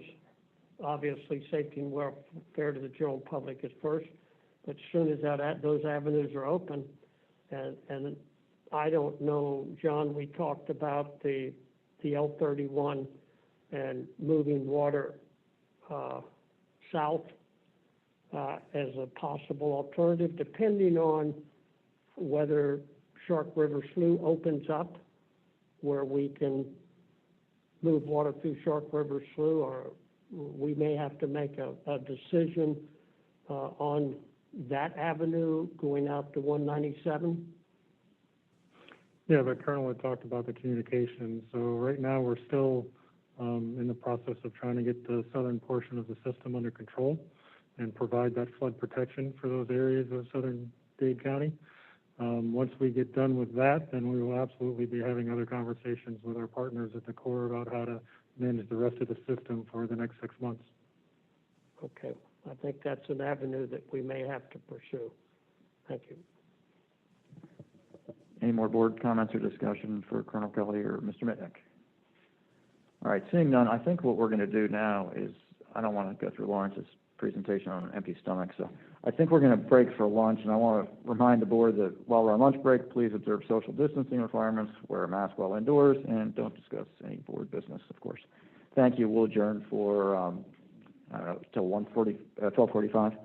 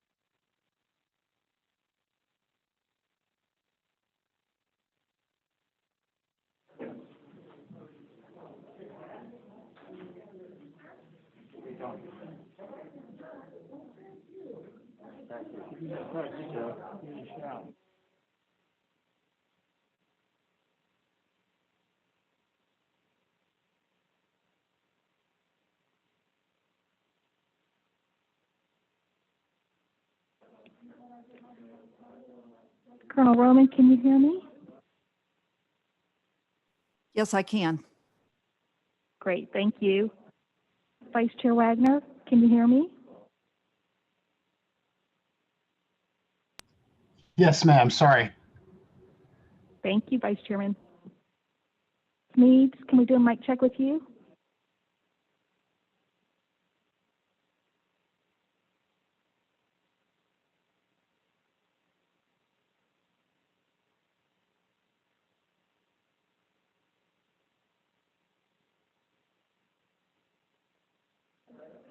Ms. Meads, can we do a mic check with you?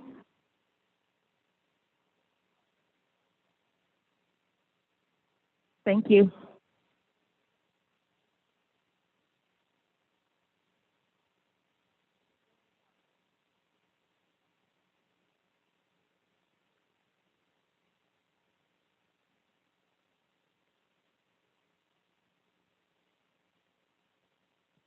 You ready, Chauncey? I'm ready.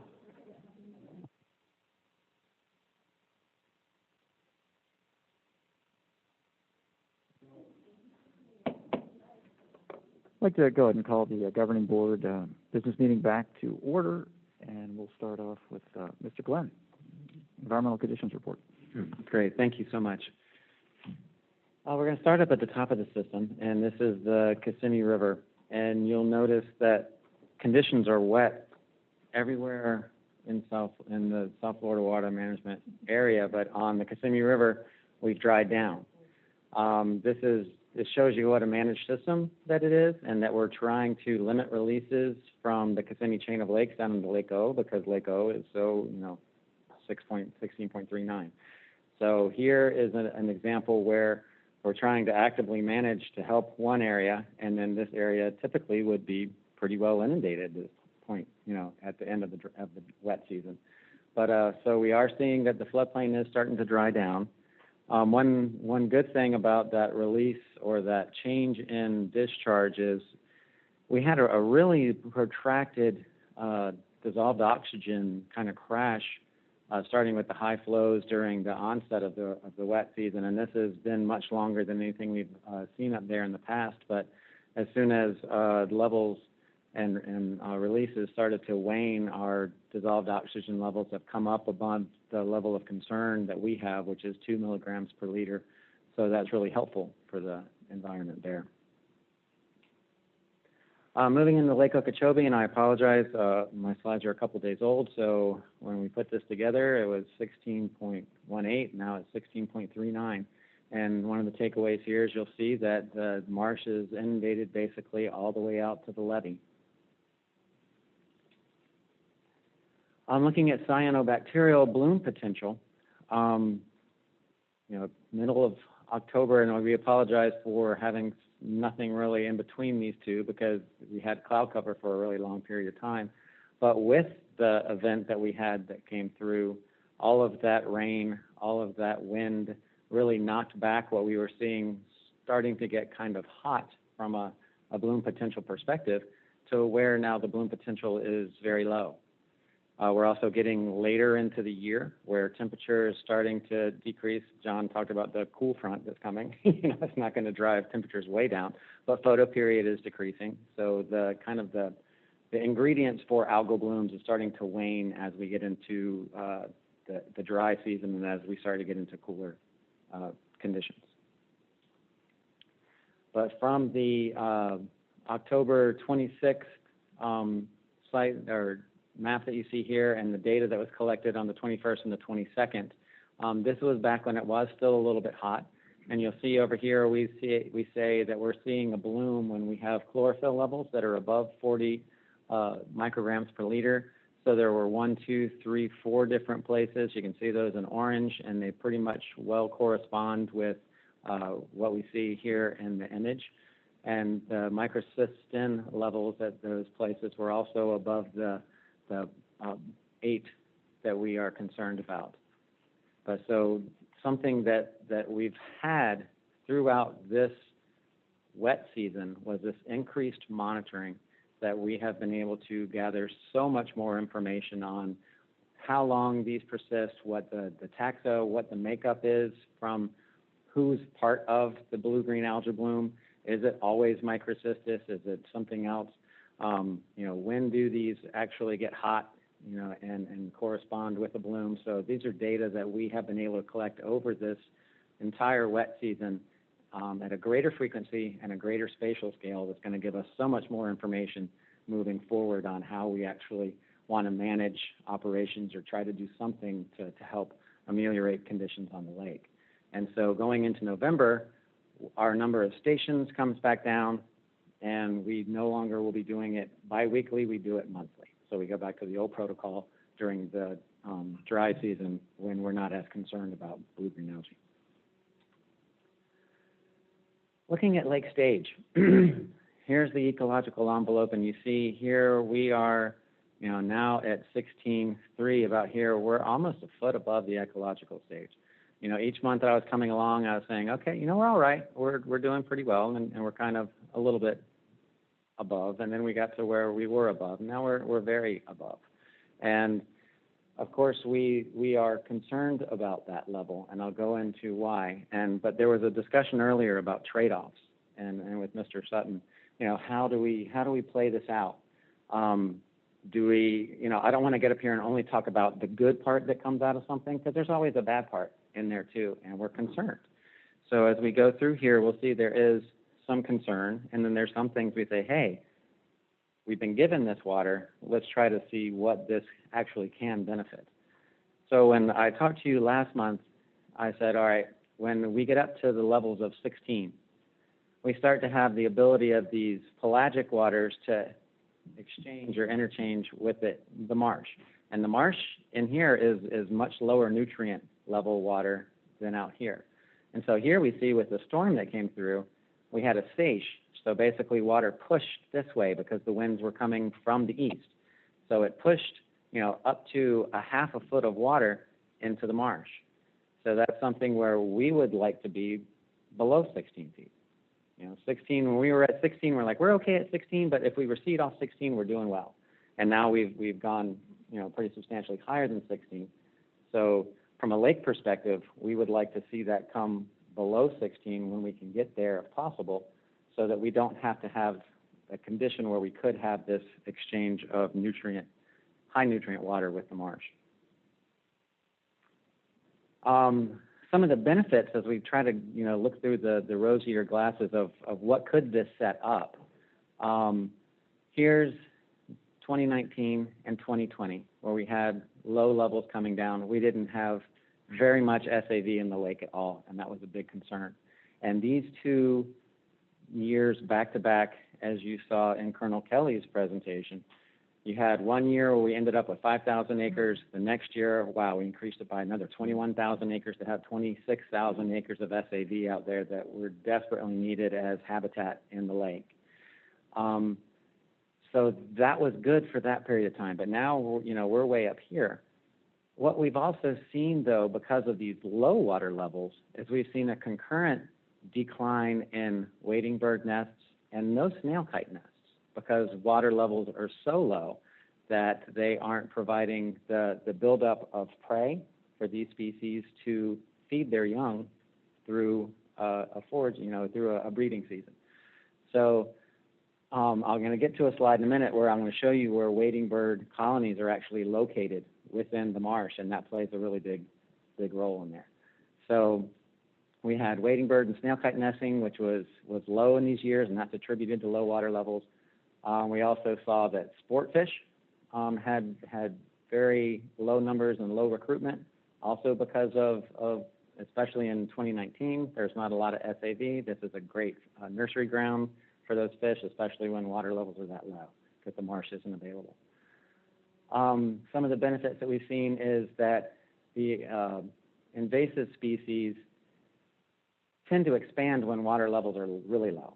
So now we have water levels that are high. So those species that like to invade and go gangbusters once the marsh is a little bit drier, now we have a reversal of that, where the marsh is wet, it's killing back those invasives and letting the natives come back.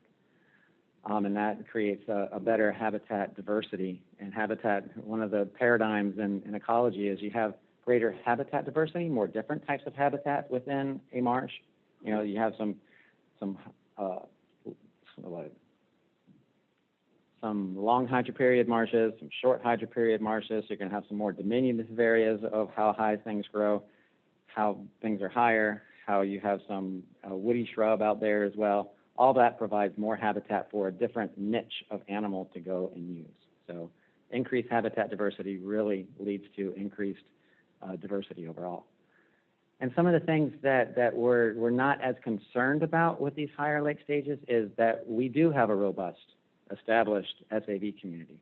If we didn't have, had we not had these 2 years where we had it come back, we think that over this period of time, over this dry season, that SAV won't get hit back that hard.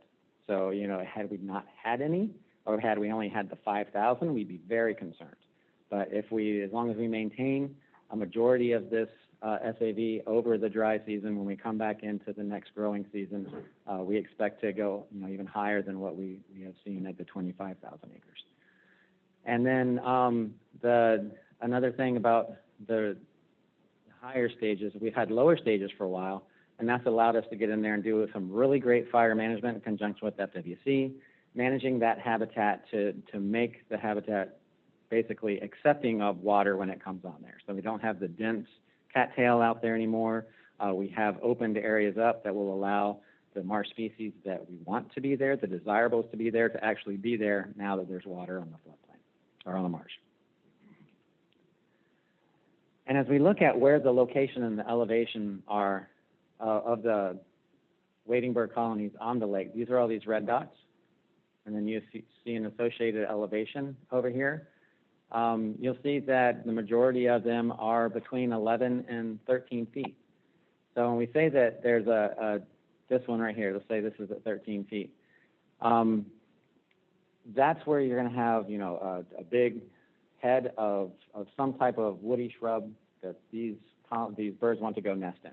And they want to have water under their nests for a period of time, especially when they're fledging their young, because if the water's not there, terrestrial predators can get in there and really, you know, prey hard on those fledglings that can't escape. So having this whole marsh right now inundated and having a slow recession through the dry season will keep water under these nests for the entire breeding season that we feel if we get there now. And what we would like to be a little lower than we are now, a little bit below 16 would be a great start in December to come down and have a nice slow recession through the rest of the dry season. So here's what that looks like. You know, we've gone pretty high, but if we could get down somewhere, and this isn't quite to scale because this was just drawn, but if we could get below 16 to have this type of recession to get down below 13 at the end of the dry season, this would be a remarkable recession rate for wading birds to really have an optimal breeding year on Lake Okeechobee. Switching over to the estuaries and the St. Lucie, here we're seeing a total of 5,000 CFS of water delivered to the St. Lucie. And the St. Lucie doesn't want this type of flow. We have a performance measure in Recover that says that the damaging discharges are greater when you start at 1,700 and above. So we've seen those types of discharges for several months now. It's concerning. You come over here and you look and you see, what does the estuary look like? Well, it's fresh. It's very fresh. So when you look at the salinity range for oysters, it's down here in the poor range. I'll show you some data from SPAT, which was doing pretty well. I imagine when we get this November number in, it'll be lower. But we were seeing a great a good year, for spat. And this is the small oysters that are going to come settle out.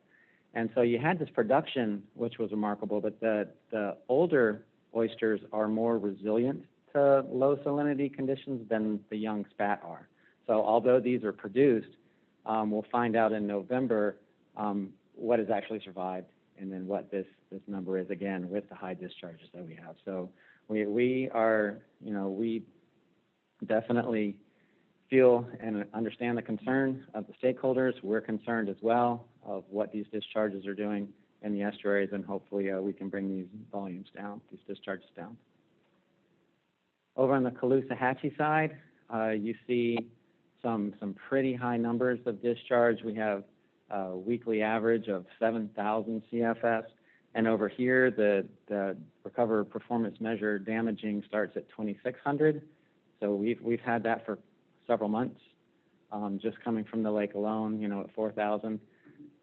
So you have another situation here where the estuary is very fresh, all the way down past Cape Coral. Typically, we like to see a setup where the fresh ends somewhere in here, and then you have your 15 to 18 about to here, and then this would be the 18 to 30, and then usually the 30 is right here. Again, there's resilience built into every system, but just how long that perturbation lasts is really what's going to be damaging or not. Where it's great up here for the fresh part of the system and tape grass response, when we bring those data back the next time we have a sampling done, is probably good. But then you have species in here that want a saltier condition. So we go to look at oysters, fortunately, are at the very bottom of the system. And here at Iona Cove and at Bird Island, we see that the response is, this is usually a peak that comes up and it comes down, so this isn't a great peak. But we were coming down out of the fair range and coming down into the poor range, where we'll probably be for November. But Bird Island is still almost in the good. This estuary, I said it last month, is much different than the St. Lucie. It's longer. It has this area of oyster beds that are down at the much saltier end of the estuary, and this estuary can take more flow than the St. Lucie can. But just how prolonged those freshwater releases are is really what's going to be significant here. So if they could be reduced, definitely the marine organisms that live in the mid-estuary would benefit. Moving to the stormwater treatment areas, John alluded to this earlier. We already have this water year of 1,200,000 acre-feet of water that's come through the estuary. 8% of that is from Lake Okeechobee. You'll see over here that many of them are much higher than this is the preferred range. So there's a lot of water in the estuary, in the STAs currently. If you look at that from how does this compare to previous years, here we are, we're only 7 months into the water year, and we're already higher than last year, higher than 2017. So the STAs are going to continue to take water, but we're definitely very high, and we're working very, very carefully to try to keep our eye on what the vegetation condition is. We have a lot of work going on right now with vegetation rehabilitation and planting, so we're trying to make sure that as we do push water through the STAs, that we're also trying to maintain their integrity to the greatest extent. Question, I'm sorry, would you Yes, go ma'am. back for a second? Chair, is it okay? STA inflow volumes by source. Mm-hmm. So lake releases and then runoff. What is runoff from what? Runoff is from the EAA, it's from the C-139 basin, it's from the C-151 West basin, it's from the L8 basin, and then there's some 298 districts as well. And what is the percentage? So I don't know the percentages of each. Okay, I think it's important to know that because I would have to get with our STA. I don't know if we can parse all of it out down to very small levels, but we can definitely And I'll let you know that our STA group right now is working on developing a new way that we're going to present for the STAs.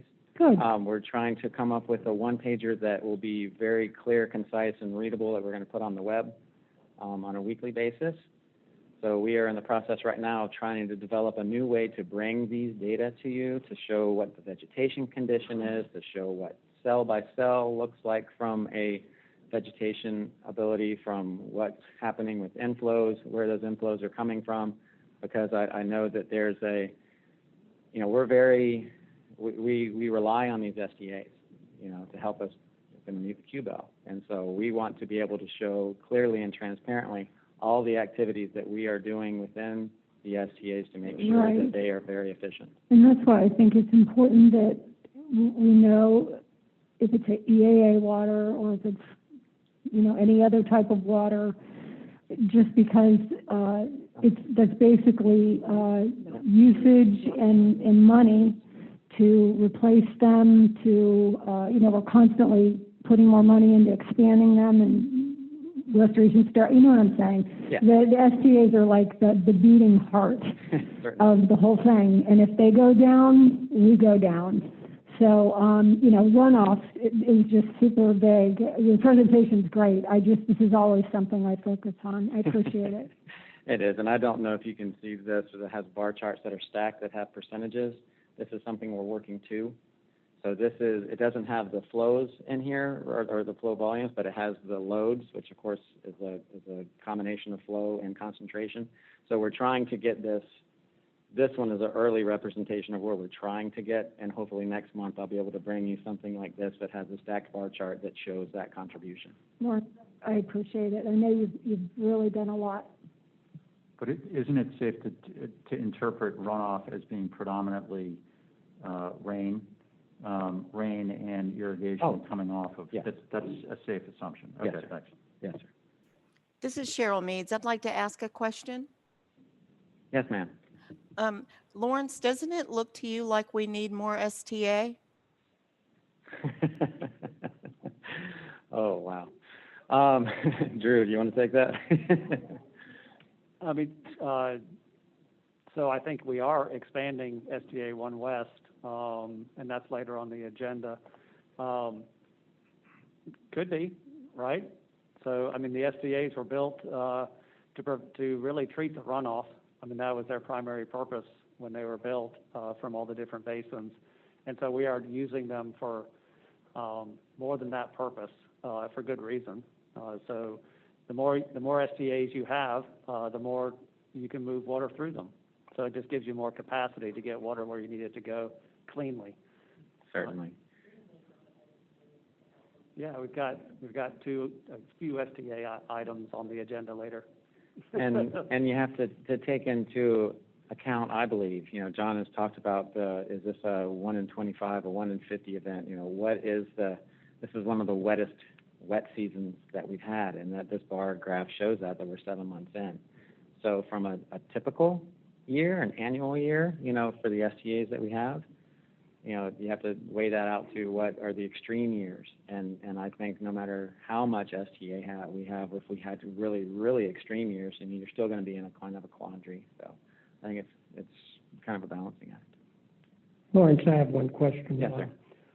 The STAs that you had 1,200,000 acre feet that flowed south through the STAs. Correct. Were we able to maintain the same quality of water coming out of them at that volume? Looking at the numbers, if you go back, they're a little higher than where they have been. STA 5.6 is always high. STA 3.4 is our top producer. These are about in line with where they typically are, but they're a little high. Mm-hmm. But they're still, we look at, our averages and how we work out the data, it is a little higher now than in I would say, a typical year.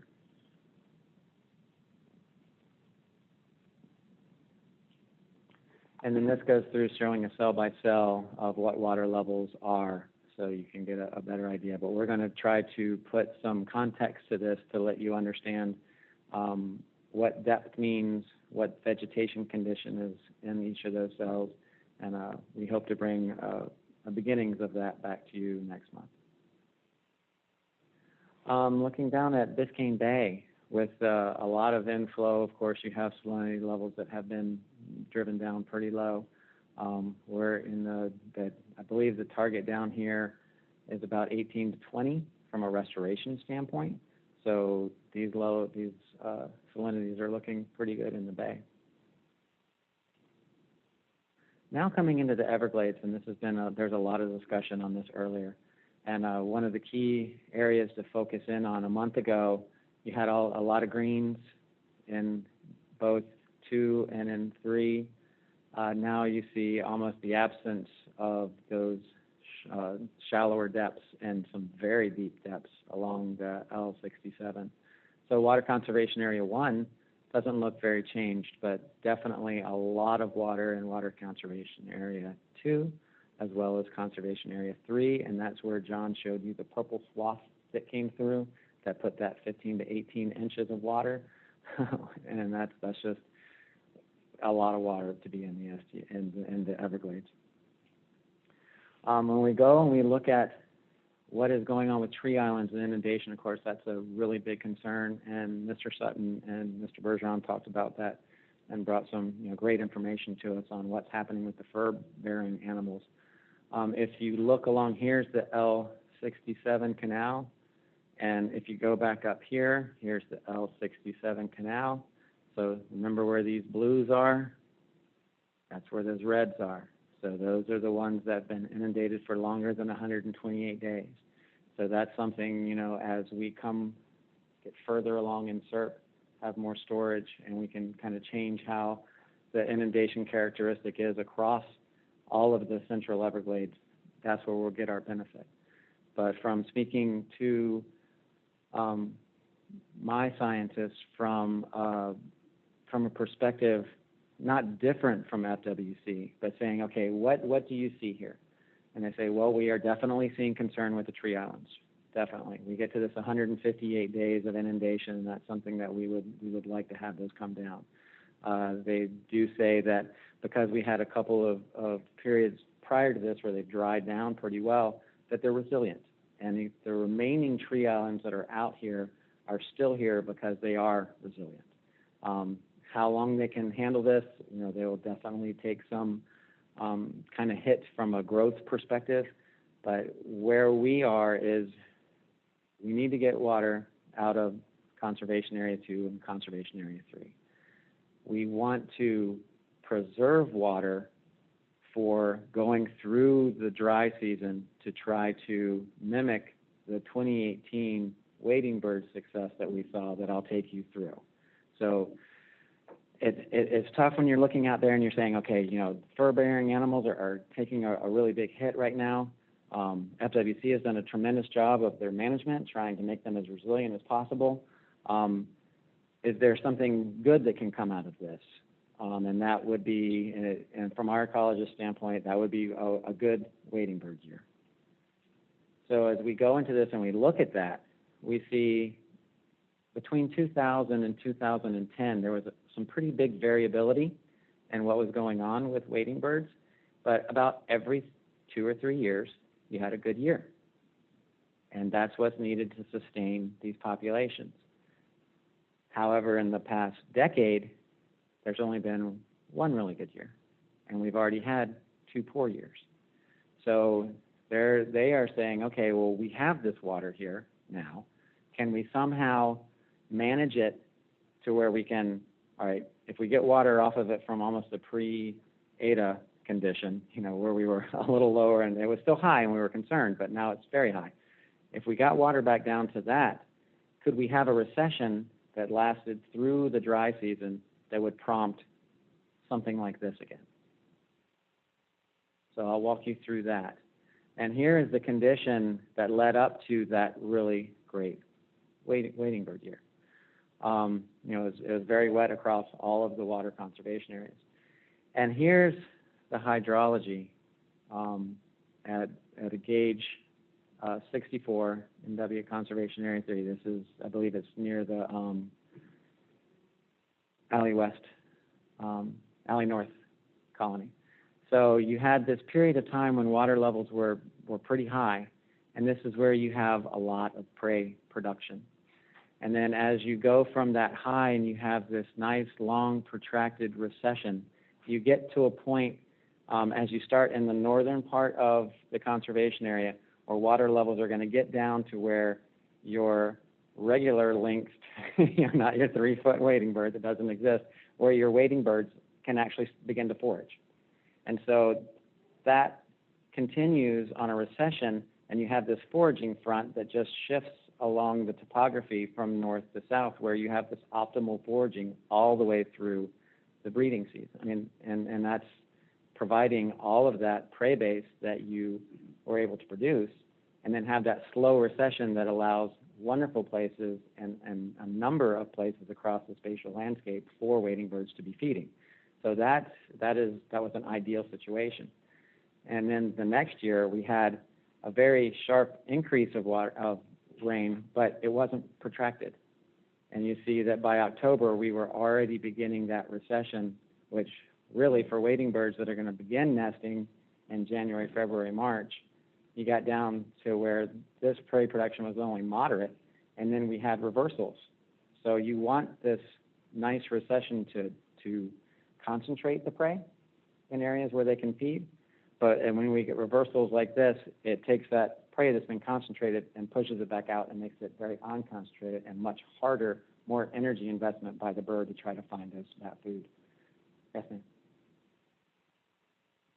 Could you please just translate for me? So the water depths in centimeters, but since we've been talking about feet, can you just do it for me? Sure. Were they the same all the way across the board, or was 1, 2, 3 different? I mean, what was the ideal feet for that year? Okay, well, let me try to explain this graph. This is elevation. I'm sorry, I'm talking about the other one. This one over here? Uh-huh. Okay, so this is 100 centimeters is about 3 feet. You take a meter stick and a yardstick, and a meter stick is just a little bit longer. So when you get to half of a meter, you're looking at about 18, 20 inches. How many feet was conservation area 1, 2, and 3 when the birds had a good year? Yeah, they were about at least 2 to 3 feet. But you'll have. And what are they today? It depends on where you are. So Lawrence, I just looked it up, so go back to that slide. Okay. I anticipated this question. Thank you. So that the line that has the gauge height, it goes up to about 12.7. Point to that line, the blue or purple, whatever. So that's about 12.6 or 12.7, and WCA 3A today is at 12.7. So it's about that high. That's one gauge versus an average, and I can't find that particular gauge, but we're at about the same height now as we were back then, after Irma went through. So that's Irma. So here's ground elevation. Does that make sense? Here's ground elevation. So what I'm trying to, it's just, I feel like I've heard conflicting views, and it's okay, because there's lots of different ideas, and I'm sure you're talking about different birds too. So I had been told that, because I've been making such a big deal about the animals, that the birds, this could benefit the birds. Mm-hmm. So if you can feel good about that, at least the birds are going to have a good year. So, I'm just trying to, in the discussion earlier, Mr. Bergeron, who I trust implicitly, and others were saying, no, birds, it's too deep for really tall wading birds. So is it small birds can do well, or the big, what, if you can just help me out, because I want to know, I want to walk out of here today and know who can have a good year. Right. Let me take it this way, and next time I'll come in and I'll animate this, which will show you a drying front and what I'm talking about. And we had to talk about, am I talking about today, or am I talking about several months from now and a recession from that through a dry season? Right now, at the depths they are, is it good for most wading birds? No, they can't feed in there right now. And wading birds, fortunately, compared to the fur bearers, they have the ability to move quite easily. And they use habitat on a landscape scale. They will, if that area is not well, you'll see them feeding in yards in Weston. You'll see them on ponds out somewhere. They will move from an area that is not useful to them right now, but this is their breeding ground, that as we get to the levels that are good, they come back here to nest. When they come back to nest and they see, there's water under my nesting tree. And out here on the fringe where it's a little shallower, I can feed there. So am I going to set up my nest this year? That's kind of where we're going. So from a temporal scale, from today, are the water conservation areas useful for most birds, most wading birds? No. But what we're saying is we're trying to set up a condition a couple months from now and through the entire dry season that would produce a condition that was useful for them to nest and to be very successful in their nesting. Thank you. You're welcome. And it might not be the same each year, I guess. Correct. Whatever And happened it in changes. 2018, there's different conditions, so it's not as, it's like what the colonel won't do, don't put it on a number. Correct. Well, I have one question. Looks to me you're about 2 foot of water higher than the ideal nesting as we sit here today. The big concern is we've got twice as much water still coming into the system than what's going out. Right.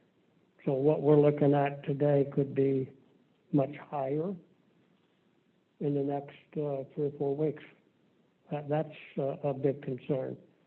And so when you look at this, from 9 feet to nearly not quite 13, there's about 4 foot of water, 3.5 to 4 foot of water. Yeah, In the Central Everglades right now. Very concerning. And the one thing I will tell you, over across 915 square miles of Central Everglades, a lot of wildlife can't get to levees. Right. Believe me. We've experienced that in the 1982 Mercy Kill, then we experienced it in the 1994 high water event, and multiple times up till now. And that's something we're going to have to really, really pay attention to ever get compatible with fur-bearing animals, wading birds. Right now, there's not one wading bird that can, unless he's got a 4 foot leg, can't land there, that's for sure. So it's pretty serious that we figure out how to address this high water in a very short time frame. Yes, sir. So moving forward, this is a position analysis for the gauge that is over here, that is right near where the Alley North colony is, which is the largest colony in the Central Everglades. And you see the 50th percentile is coming down here. What we have, this green line is land elevation. Over here it's brown. This is 9.5. Where wading birds have done best in this area is if in March water levels are above 9.5, you have enough water to make the protracted recession, that longer recession as their nests are, their fledglings are trying to fledge, and they can be fed. So what we're seeing over here is what's the setup with El Nino years. So this is a series of El Nino years that starts off of where we are now in the position analysis, and it comes through and it is showing that if this El Nino was to set up the way we think that it might, and during March, we would be above this 9.5 level, which is where at Alley North we have seen the best nesting, is when in March we have water depths at 9.5 feet or above. So that's where we're thinking, yes, we're very high now. What we need to do to move water out of that. But if we could have some sort of recession that mimics this, that gets us to not being below that 9.5 in March, it would be a great setup for that particular wading bird colony. Lawrence, what I would emphasize here is that was plotted when the conservation area was at just above 11, right, when this was produced, and now Right. we're above 12. Yes. And so Mr. Bergeron is right. If we're going to try to meet these goals, there's going to have to be aggressive lowering of conservation area 3A. Correct. So this is the setup. The water, the color scheme has changed a little bit over here. The USGS changed their scheme. They got rid of the green here because of colorblind issues. And I know, and the blues aren't quite as dark, but this is showing that same sort of inundation before Ada. That was saying, you know, the current high stages we think could be good for wading birds. If we could get that lengthy, consistent drawdown with the excellent prey availability, we could have a really good wading bird. And of course, this is following the return, as Drew just mentioned, to pre-Ada stages before that happens, to have that dry down for optimal foraging. Going down into Florida Bay, you got to end on a good news story, right? So here we go. Looking at the MFL for Florida Bay, here's the threshold, 105,000 acre feet. We're well above that at almost 300,000 acre feet, so that's looking good. Salinity level we are concerned about is 30, and it is very, very fresh, currently coming off of the landscape here at Taylor River. And then going into the Central Bay, the Eastern Bay, and the Western Bay, you see here's the interquartile range that we like to be within, and you see we are well below. So we have that set up along the fringe that is nice and low, very fresh, and we have the lowest numbers I have ever presented to you out in the bay proper. In speaking with the Florida Bay scientists, they say this is a restoration target, or resembles what restoration could look like, or what they would like it to look like. Being at the end of the wet season, this particular setup, barring, you know, a crazy drought on the other side, you know, would be a great setup to make it through the dry season without being concerned like we were at the end of the last dry season. When is the rain going to come, because we're worried about a hypersalinity condition. So they also said, you know, if this was salinity conditions were like this at the beginning of the wet season, they would be concerned because temperatures would be higher, we could have possible algal blooms. But where we are now, they say this is a wonderful setup for how we're going to move into the dry season in Florida Bay. And with that, I thank you, and we'll take any questions. Thanks for ending on a high note. My pleasure. I have one question. Mr. Bergeron, then Mr. Steinley. Is it true that, you know, first of all, there's a dry season, there's a wet season. Some years we have average rainfall, heavy rainfall. But isn't it true, in order to cleanse a wetland, that every now and then it needs to dry up and the ground crack, aerate, and the silt that forms underwater oxidizes and dissipates? And then isn't that a cleansing of a wetland? With all marshes. Do you have occasionally a natural dry season? Correct. With all marshes, whether it's a lake, wetland, whether it's the river floodplain, whether it's the Everglades, they follow, their ecology follows a climatic cycle that had extremes. There are years where they need high water to go through and change, you know, kind of wipe out, redo, start succession again on what plants can grow. Because, you know, you kind of reach this ultimate community, and sometimes it's not always the best community. When you have more diversity in there, you have a better chance for greater species diversity. So yes, with the drying down, it does exactly what you said. Is it dries those soils. A lot of times you can have some organics that accrue on the surface of the sand substrate that you actually want to dry, oxidize, and get rid of, especially in like why we had to go do in East Lake Toho. We had to do that extreme drawdown to do that muck removal because we took off. When we took that regulation schedule, we took the highs off because we wanted to have development, and we took the lows off because we wanted to have navigation. And then you didn't have those natural lows that would go do that for you. Mhm. So you're exactly right. Well, I mean, like the dry period we had last year actually was very positive. But there seems to be a mental thought that a wetland should never dry up. You And just I don't think- want too many dry years in a Right. row and too many wet years in a row. You want that variability that sustains that Mhm. ecosystem. So there was a lot of positive to Correct. the dry season we had, truthfully. Okay. Sean? Yeah, I think it's worth highlighting that all the the conditions that are making things so challenging north of the park are making conditions so healthy south of the park right now too. Into the park and south in the bay. So I would assume, in addition to the bay being in great shape, Everglades National Park is in great shape as well. You looked at those, if you looked at this particular,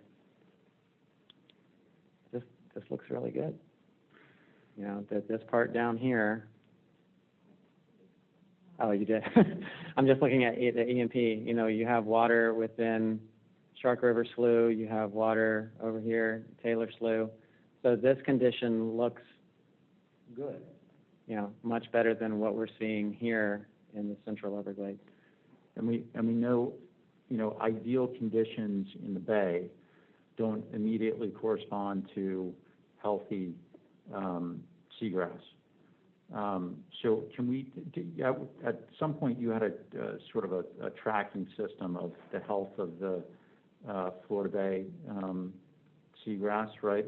Correct. And so if you had to anticipate, what these optimal conditions, how they contribute to, a recovery, a restoration, I would imagine and hope it's significant. Sure, and to look at what had happened in Florida Bay, the seagrass die-off was in this region right here. And at the very beginning of our wet season, remember how we had that dry season that had kind of kept pushing? And they did note some minimal die-off in this area. But then even as this wet season moved forward, they were seeing recovery of seagrasses. So I would say that with these conditions where we are now going into our dry season, of course, wet season is when we get the most growth, but I would say that it would be a good setup to see a very positive response by seagrasses next year. Can we track that, Lawrence, and add a page again in the future in terms of that, the condition of the seagrass? Sure. Given these optimal conditions down there, that'd be interesting. Yes, sir. With the St. Lucie River, you also, I think the Galusa Apache too, did not mention the seagrasses, even though I think it was on your slide. Is it because it's the winter? And it is when we do our, exactly. We do sampling, but it's mostly focused during the growing season. So now that we're at the end of the growing season, our sampling is much reduced as we go through the winter months. And then we pick it up and we sample in earnest again in that growing season. So we'll start a little bit before, the growing season, and we'll go to the end of it. So you're exactly right. Okay, and I have to say that many of the people in my area have called me and asked for more, more seagrass information, or they're very concerned about the seagrasses. They still feel like they haven't come back since 2013 that much. What can we do? And I was wondering, it's so expensive and it's difficult to do. I don't know if the district's ever done any in cooperations with local NGOs or something, but I think it would be very fulfilling for people or non-fulfilling, but motivating one way or the other to see, to feel like that was something that was coming in front of them all the time. because it's a way that the average everyday person can kind of judge how things are doing, you know. And I know it's a lot of work for you, and I'm happy to help with that. If you know, and maybe even on the Caloosahatchee side or Lake Worth Lagoon, you know, something so that so the district doesn't have to do all the work. I know you do a lot of work already. I mean, it'd be great if the district can do it, but if not, maybe we can find a way. Okay, thank you for that. I have one other short question. Yes, sir. It seems to me like the northern part of the Everglades system is doing okay with this event to some degree. It seems to me like the central Everglades is in serious trouble on how we get these water levels down, and also the discharges out to Caloosahatchee and the St. Lucie and the volumes that you were showing us. So it seems like those are the hot spots on how we minimize damage to the environment. And I think Everglades National Park, due to direct rainfall, has given good results with not negative impact. Am I pretty well correct on that? And John, I guess I would, and how I'm interpreting this question is why is this area looking better from a water condition standpoint than these two? That's one of the questions. And John, how would you characterize inflows from our STAs volume-wise for Water Conservation Area 1 versus 2 and 3? So on that graphic on the right-hand side, the reason why Water Conservation Area 1 looks better than 2 or 3 is simply because it didn't get the rain. I mean, the tropical storm that just blew across, you can go back to that pink or purple swath that I had in my presentation. That was right across 2 and 3. So Area 1 was spared from a lot of that direct rainfall. And through some of the actions the Corps of Engineers has taken over the past week or two leading up to the storm, they were able to move a lot of that water down through the system into Area 2 so it can transition on down. Yeah, but we went up 6 inches after the rain quit in the central Everglades. Correct. Correct. So what you're looking at on a lot of the hydrographs that we present, it's the daily average. So it'll be the average as of midnight for the day before. And what you'll see is with that direct rainfall, it'll take a while for all that water to work its way down over and spread out over the entire conservation area to hit the other 2 gauges and bring those averages up. So that's why you'll see those drastic changes from one day to the next. But when will we be able to stop the amount of inflows from the north that's greater than the outflow to the south? Do we have any? That's the thing that concerns me, John, is the... Right, so if you go back to some of the projections that Lawrence had in his earlier slides and the ones that I had for Conservation Area 3A, you're going to start to see those inflows from the north curtail because it's not going to be raining anymore.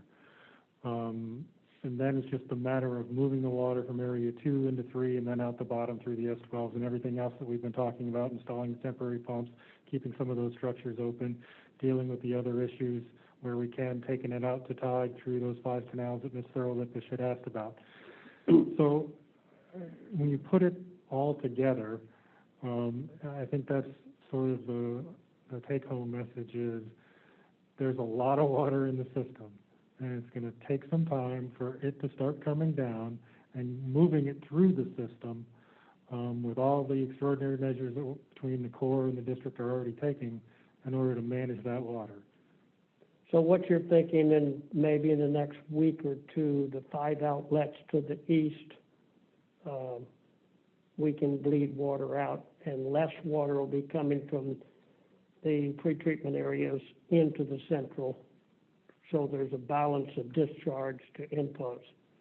Yeah, over the next 7 to 14 days, the East Coast is going to start opening up as we get those areas under control.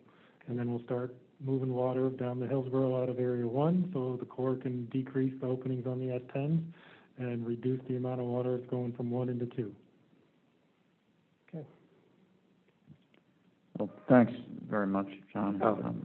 My pleasure. Lawrence, Okay. go go to public comment. Rosie, if we have any on the technical reports. We do, Mr. Chairman. We're going to start with Laura Reynolds, followed by Anna Upton, and then I'm going to load the bases with Newton Cook. Hi there, can you hear me? This is Laura Reynolds. We hear you, Ms. Reynolds. Okay, great, thank you. So I wanted to bring us back down to the southern end of the system. Again, I sit on the board of Friends of Biscayne Bay and represent the Florida Keys Fishing Guides Association. And I also sit on the PDT for BBCer, which has kicked off, and we have a meeting coming up on the 17th. Excited about that.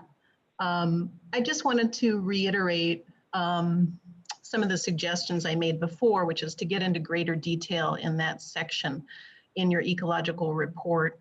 We're back to just one slide with 2 salinity points. And so I'm hoping that as we move forward, we can get a more detailed picture of the ecological conditions, not only in the model lands, which we're trying to hold more water in that basin, but also getting some of the salinity data from the national park so that you have a picture of Deering South, which is the footprint of BBCW, of what the salinity is and potentially even water quality. So that you can really get a good picture of that. You know, the other concern is also the movement of the salt front through the model lands. One of the things I did last month was I was able to go out into the model lands and see how much water is in the system. This was before ETA or ETA. And there's so much water in that system as a result of the C111 feature raising the S20 structure. So capturing that water through the dry season should be a goal. We've got 2 things working against us. One is the operations of the mitigation bank. The 40 culverts at the end of, or the bottom of the mitigation bank are set at a very low stage. If they were raised, you would be able to hold more of that water through the dry season, and you should work with DEP to try to make that happen, and Florida Power and Light. Second is to revisit the ag drawdown. You know, the amount of water that was coming out of the 102 and 103 was staggering. And of course, all that's being wasted and it's going on the surface of Biscayne and out away from where it's most biologically available. So as we kick off the planning for how to manage this basin better, I hope you present it in your ecological conditions report, and I hope you revisit those under the lens of SERP as a goal to try and hold more water in the model lands area. Thank you so much. Thank you, Ms. Reynolds. Anna Upton, you're recognized to speak.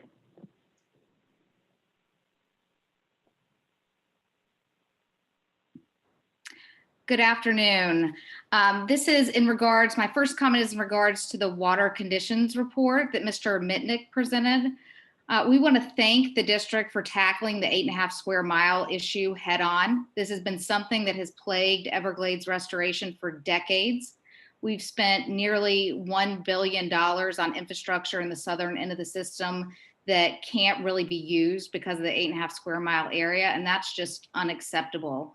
And it's so encouraging to see this board agree that it's unacceptable. And instead of hand wringing, you've stepped up with ideas and real solutions to tackle the issue head on and solve a problem that, quite frankly, no other board has been willing or able to do.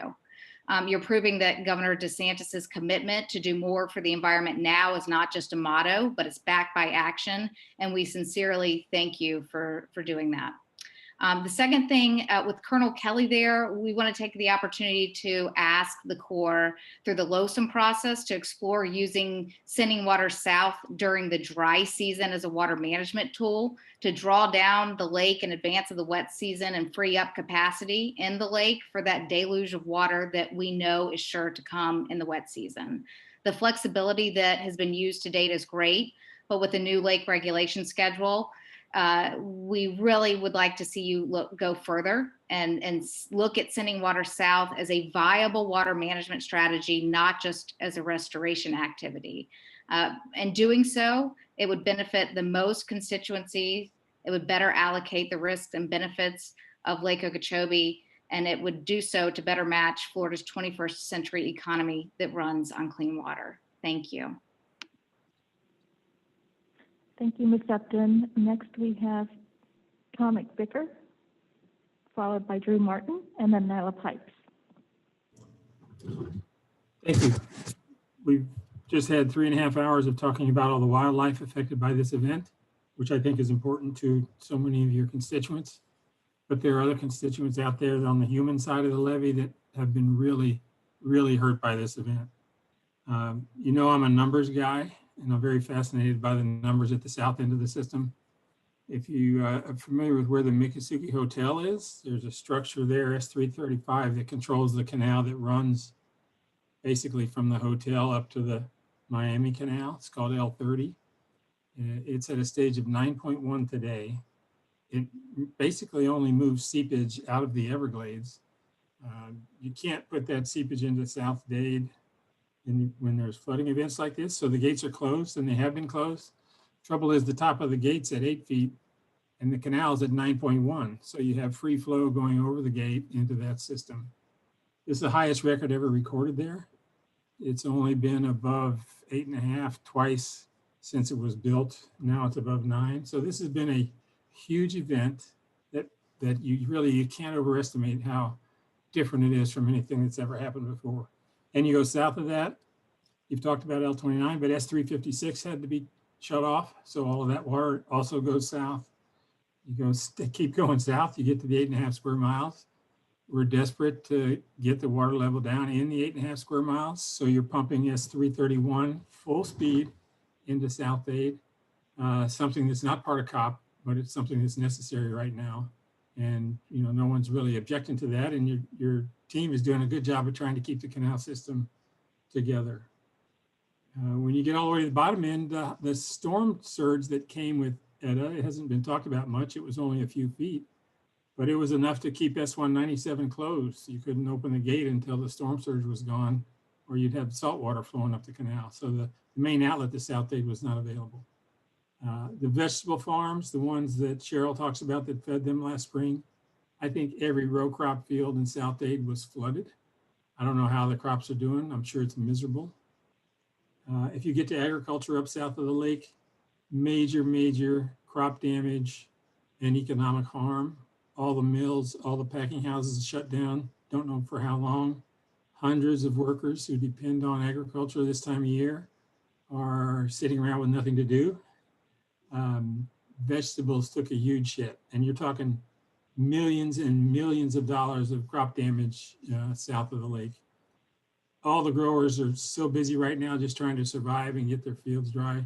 We haven't had time to really compile useful economic impact data, and maybe we'll be able to do that when this is over. But it's tens of millions of dollars, I'm sure. And I just wanted to give you some perspective, because there's a lot of people on the human side of the levee that listen to what you say and watch what you do, and are really dependent on you to do what you're doing. And your team and the operations staff are doing a great job. I just thought you might benefit from hearing a little bit more from the other side. Thank you. Thank you, Mr. McVicker. Next, we have Drew Martin, followed by Nyla Pipes.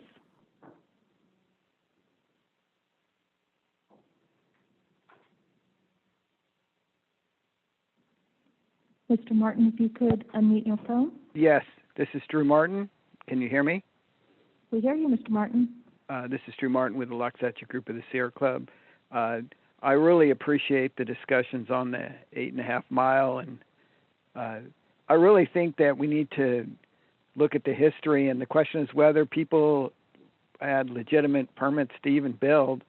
I mean, there's a lot of question when people first went in there if they were even really, given permits. I mean, I understand people used illegal fill, and really there was a lot of violation of the Miami-Dade. The Miami-Dade County wanted to prevent people from living there. It became somewhat of a political football. But the reality is now, and this is with climate change, this is not going to get better. And I agree with the board members absolutely on, when there's a willing seller, the money should be there and we should be buying the property. I'm referring to the state of Florida, should be buying the property immediately so that every time there's a willing seller, the money's available and the property is purchased. Working with Miami-Dade, I think we should evaluate a seepage wall. If it's going to be $50 or $100 million, it makes no sense to spend 50, 100 million or up just to protect 41 property owners. The question is, are all those houses, are people actually living there? And the question, and do we have the ability to keep them dry? Because with additional storms happening more often, we may not be able to keep those people dry, and it may just be a waste of money to try to do so. And at the same time, threatening the whole system.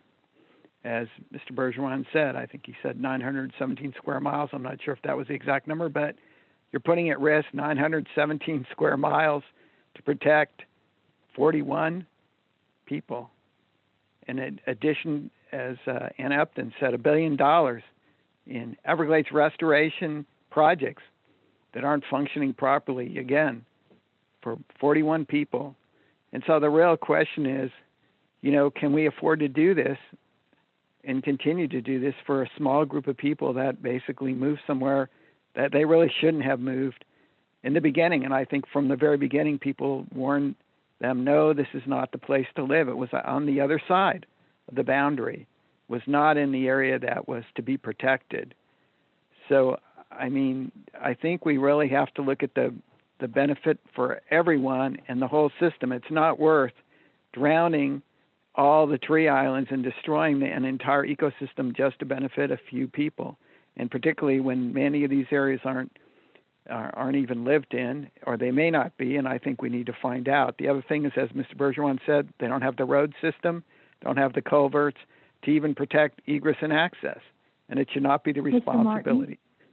I'll round up. Thank you so Mr. much. Martin? Yes. Thank you. Have a good day. You too. Next, we have Nyla Pipes, followed by Doug Gaston. Good afternoon, Nyla Pipes, One Florida Foundation.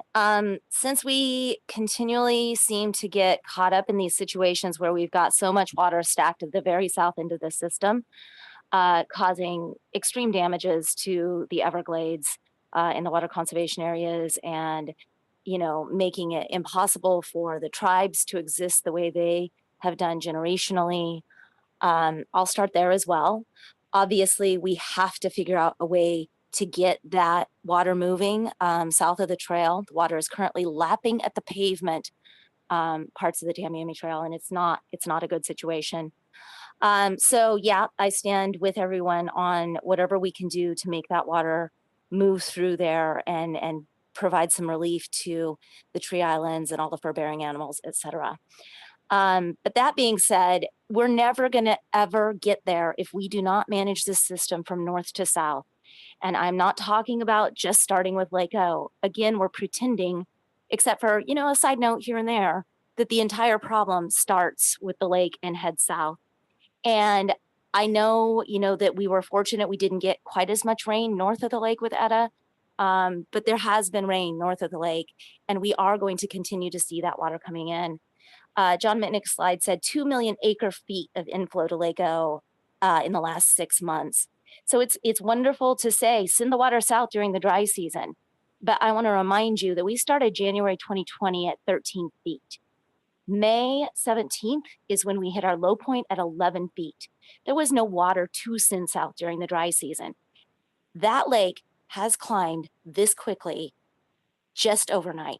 So you literally have gone from drought to flood in 6 months' time. So management of the lake is not the answer here. I mean, yes, we should be as flexible as possible, but I'm tired of everybody pretending that's a solution when it really isn't. I appreciate Drew's comments to that regard about the Upper Chain of Lakes being, at schedule and above schedule at this point, because that water is going to have to come south eventually. I also get really frustrated because I continually hear this sort of narrative that we should just make everybody who has ag land hold all that water on their land. But everybody also seems to forget the urban environment takes up space in our canals too. In fact, they get drained first. We all benefit from flood control. We are all entitled to flood control. And as you eat your Thanksgiving dinner, I want you to remember green beans, sweet corn, bell peppers, eggplants, turnips, cauliflowers, radishes, et cetera, et cetera, et cetera. If you like a salad, you probably are eating food grown in the EAA and other places in Florida. Thank you. Thank you, Ms. Pipes. Speaking on the technical reports next is Doug Gaston, followed by Mike Elfenbein. Thank you, and good afternoon. Doug Gaston, Audubon, Florida. First, I want to thank John and Lawrence for their characteristically great presentations. Very informative, and always learn a lot when they go through their presentations, especially the conversation around the 8.5 square mile area, which I'll come back to in a second. But obviously, we have some difficult conditions here. We've got continuing threats of more wet conditions for a bit. Lake inflows are out of whack with outflows, and you have the Corps becoming more concerned about flood control from the lake and possible concerns about the dike if water levels in the lake keep going up. But and this could go on for a while. And it may be premature to say this, but we would support, when the time is appropriate, prioritizing relief to the estuaries is when that becomes possible.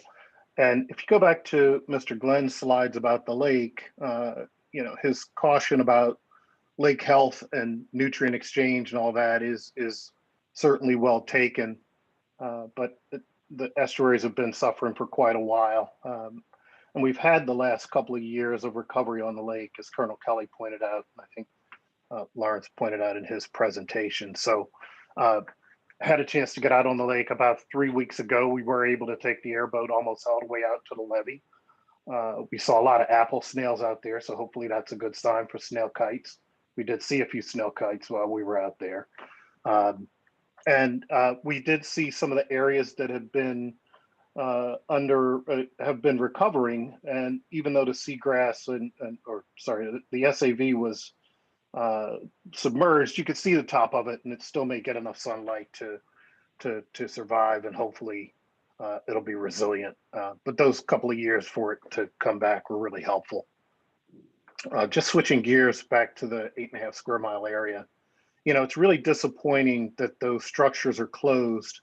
That could help provide some relief and help lower the water conservation areas, especially after all the fanfare a couple of weeks ago and, celebrations around those structures being completed and then COP becoming effective in August.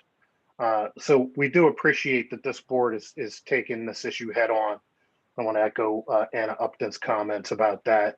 And we look forward to the discussion next month around this constraint and identifying solutions and that might help us to get past those so we can use those structures in the way that they were intended. Thank you very much. Thank you, Mr. Gaston. Next, we have Mike Elfenbein, followed by Mike Connor. Good afternoon, everybody. Thank you very much. I wish I could have been there today to personally thank Eric Sutton and Colonel Kelly for the great work they've been doing. I couldn't be prouder of those two agencies and the efforts they've put into resolving so many of our problems, along with the folks at the district and Drew and the governing board members.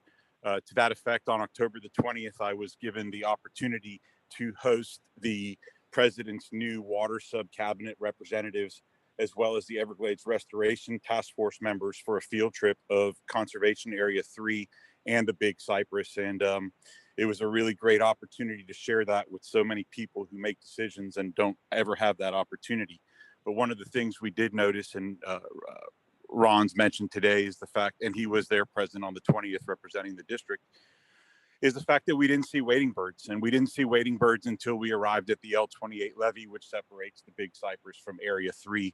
And it was evident that they relied on that levee as somewhere dry and somewhere sustainable to provide food for themselves and their young. Which also brings me to the fact that in the presentation that Lawrence gave, there was mention of how birds are able to move when there's high water. Yet for the last 2 decades, we've argued about whether sparrows can fly. Somehow sparrows don't have the ability to move as well as other birds, I guess, but I'm grateful that you guys have taken the initiative to resolve those issues. And I also bring attention to the fact that often people suggest that the S12As are not moving any significant amounts of water. And the reality is that right now they're the only thing moving water out of Area 3, with 333 being closed. Worth mentioning. Also, Jackie, her comments today on the wildlife really touched me, and I'm so proud of you for your comments and your concerns. And you asked earlier what we can do, and nobody gave you an answer. Well, I'd like to add to that and give you an answer. 2 days after our trip to the Everglades, I brought to the attention of all of the agencies that the 41 culverts along the Tamiami Trail between 40 Mile Bend and Monroe Station are clogged. They're not allowing sufficient amounts of water to flow underneath them. They're not optimized. They need to be. Instead of rushing out to take care of that, the response was, we don't know whose jurisdiction it is. So hopefully we can take this emergency order and the fact that we're considering putting more water into Big Cypress over the L28 within the footprint of WERP, and give the system an ability to move that water out as you put it in. Thank you for considering these things. I appreciate your time and the hard work that you guys put into all of this. Thank you, Mr. Elfenbein. Mike Connor, you're recognized to speak on the technical reports, followed by Newton Cook. I'm sorry, first we're going to take Mike Connor and then Richard Weisskopf. Thank you. I appreciate the chance to speak today. I was out this morning on my my rounds as in the riverkeeper, looking at the river from the inlet north to S80, and I don't need to tell anybody in the room that our estuary is in deplorable shape. It's the worst I've seen in 24 years. It's surprising in a way, given that we've not had months and months of LAGO discharges. I'm kind of heartened by, I believe earlier in the morning, Colonel Kelly mentioned that they do no longer expect to have a 10-inch or a 1-foot lake rise due to rains that Ada might have produced north of the lake. I know it's going to rise a bit more. Looking at the data today, I see that the 308 is not pumping a drop, and we're very happy about that. But our estuary is getting clobbered by the canal discharges ranging from the North Fork down to the C44 and the South Fork. Our salinity is zero. Again, we've had more zero salinity days in downtown Stuart than 4, 5, 6% in the last 25 days. And keep in mind, we've had a very wet late summer. So our tidal basin and local basin runoff has really crippled this estuary. I'm going to make a direct ask at this point. And Colonel Kelly, we always appreciate being on the calls with the Corps, by the way. It was on the call yesterday. I just want to reiterate what I said yesterday. We're hoping there's a chance with the C44 canal at 14 feet this morning. Again, if the data is correct. I don't know if that presents any kind of emergency to anybody along the C44 at this time. If we could just cut the discharges at the S80 immediately, that would probably lessen our inflow by about 30% in the estuary. And we are losing the oysters. Yesterday, a spokesperson from Florida Oceanographic, she did make it very clear that she believes we've lost 60% of the oysters in the river. And that's just downstream of the Palm City Bridge. I'm sure there's no oyster life left anywhere north of that bridge toward the S80. But and she also said to me yesterday personally that another 10 days of this and oysters will be a foregone conclusion. They will be, all the oysters in our river will be dead. And I'm very concerned as well about the crossroads area where the Indian River Lagoon joins the river. The water there has been just so dark and tannic and full of sediment now. Also from the last 20 days or so that we did get Lake O water. I'm afraid that grasses. When we do have clear enough water to see there, I think we're going to see nothing as has regrown. This coming week, I believe we have a good push tide. I don't know if it's called a king tide anymore, but we're going to have a lot of incoming water, big high tides. I think it's a great week to take advantage of that salt wedge coming up our river, up to St. Lucie, to stop the discharges from S80 and let that salt water come in and maybe save what oysters we have left. I hope that's something you'll consider. And as always, I appreciate the chance to comment. Thank you very much. Thank you, Mr. Connor. Richard Weisskopf, you're recognized to speak, followed by Newton Cook and then Betty Osceola. Okay, got it. Hi, this is Rich Weisskopf. I don't represent anybody because I'm just a professor at the University of Miami. And I'm on sabbatical this year, but if I had students, I would make them all attend your meetings. And I hope you continue to meet remotely so you can have a whole class of all my graduate students and undergraduate in environmental economics, because it's the most exciting seminar I've been to in years. I have nothing really to contribute except that back in 1995, I worked with the Governor's Commission for Sustainable South Florida. I was put on a committee, an economics committee, that studied the 8.5 square mile region. And we wrote a report studying, I remember I took a field trip and went through the entire area and interviewed many people. We wrote a report that was immediately squashed because it showed some politically indiscreet things. So I was looking for that during the break, and maybe by next month I'll find it and we'll compare 1995 with 2020. Thank you. Thank you, Mr. Weisskopf. Mike Connor, you recognized to speak, followed by Newton Cook.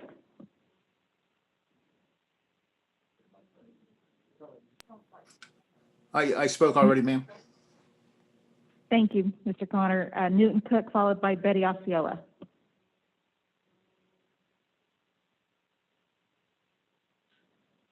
Yes, this is Newton. Can you hear me? We hear you, Mr. Cook. Thank you. I'm sorry for the first technical problem. The whole meeting just disappeared. I am not so politically correct as the gentleman before me. God bless him. This is an incredible day. We just last meeting had a discussion about one of the three reasons why the estuaries get bombed and the whole system floods, and that was the Cape Sable Seaside Sparrow. I'm shocked today that the second reason has been discussed. And that, of course, is the 8.5 square mile area, which we are spending billions for some reason and letting that area deter the actual flow of water.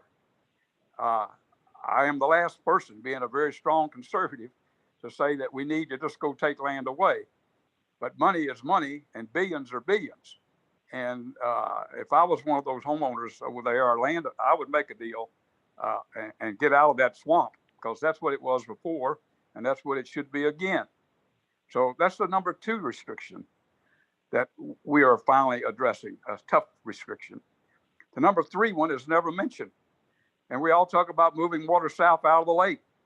If you add up all the conveyances out of the lake, south of the C-43 and C-44, you get 6,000 CFS, give or take a little. You've got 12 to 16,000 CFS coming into the lake just this past week each day. And if you opened up everything you had at the south end, you can only let out 6,000 CFS. And John, correct me if I'm wrong, but it's pretty close to that. So the estuaries are doomed, even before the water gets to the south of the lake, until we address that number 3 restriction. And those are the 3 restrictions that I know I have been speaking to for years. We got 2 of them on the agenda. Now I hope that we'll put that 3rd one on. Second item, SDAs. I have watched the SDAs go from a productive cleaning marsh, 1/3 cattails, 1/3 mix, 1/3 SAV, that knocked the EAA water and some lake water down to 18 parts per billion phosphorus before it went into the WCAs. Today, because we're putting way too much lake water through those SDAs, they were never designed, and they're growing cattails. That's all they're growing is cattails. They're having to plant stuff out there, because if they don't plant it, they grow cattails. Cattails grow for free. We don't need to be wasting money on SDAs if we're just going to grow cattails in them.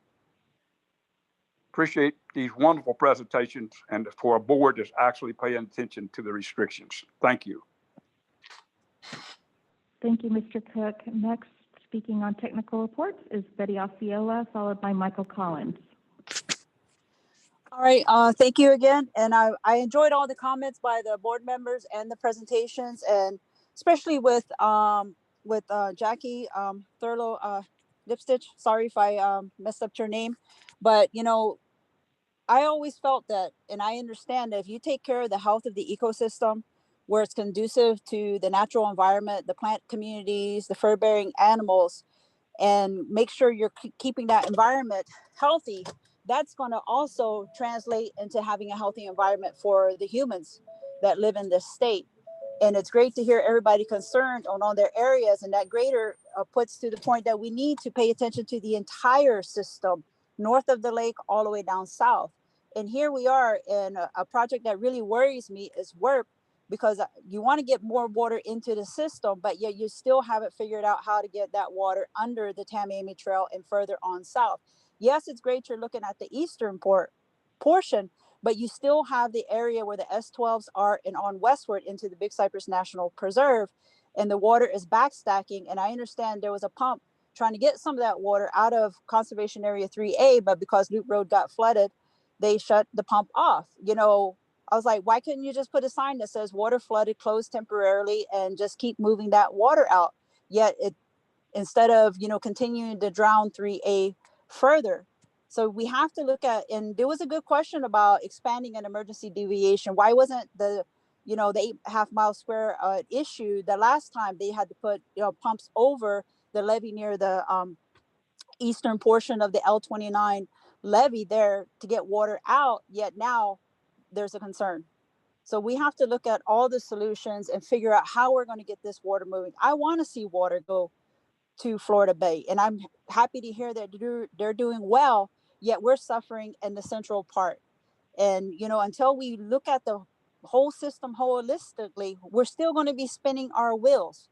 And we still need to, and I think one of your problems is you're trying to shove volumes of water mostly towards the eastern section. So yes, you're going to have flooding in that area. You got to seriously look at spreading that water out over a wider expanse. And again, thank you for this time. Thank you, Ms. Osceola. Michael Collins, you're recognized to speak, followed by Mark Perry.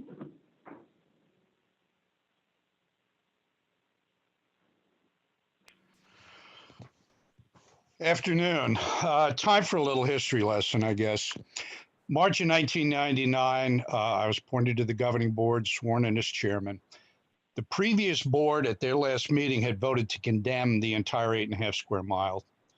The day after I was sworn into the district, the head of the day delegation informed me that they would remove all support from state or federal legislation to start a restoration for the Everglades if we attempted anything of the kind. I was informed by reliable sources that they probably could do that.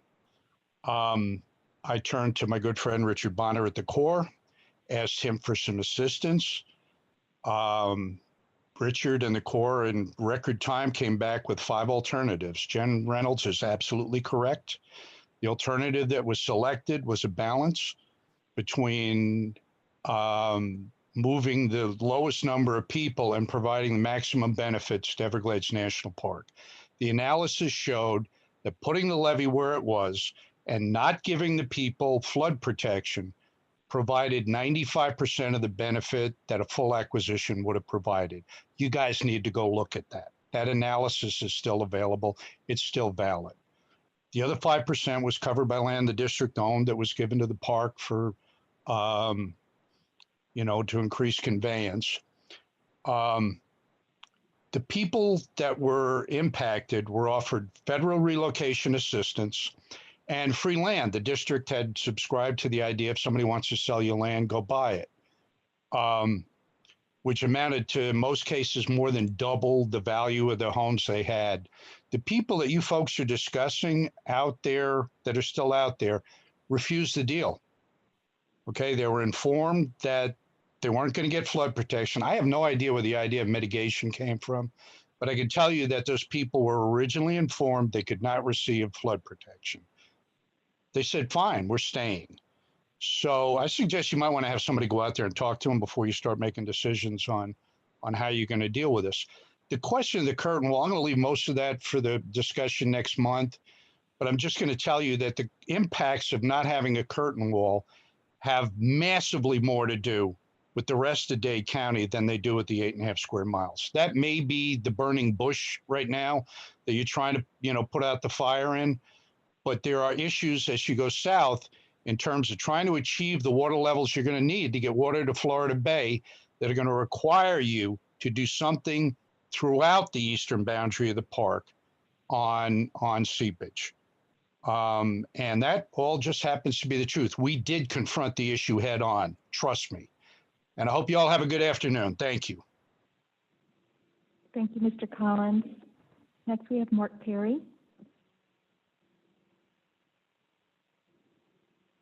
Yes, thank you for the chance to comment.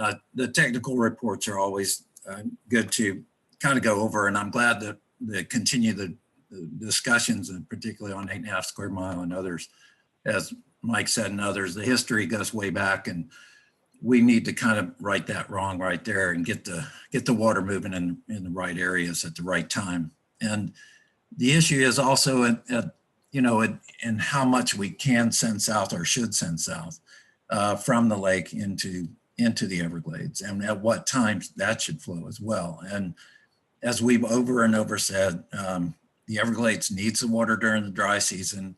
We've been discharging during the whole time during this time, a lot of water from the EA basin runoff and other runoff through the STAs and into the water conservation areas, which have been filling up tremendously. And we need to see if that capacity, as you've been pointed out in the technical reports, that it's mainly over 1 million acre feet coming from the EA basin runoff versus the 74,000 acre feet or so that comes from the lake.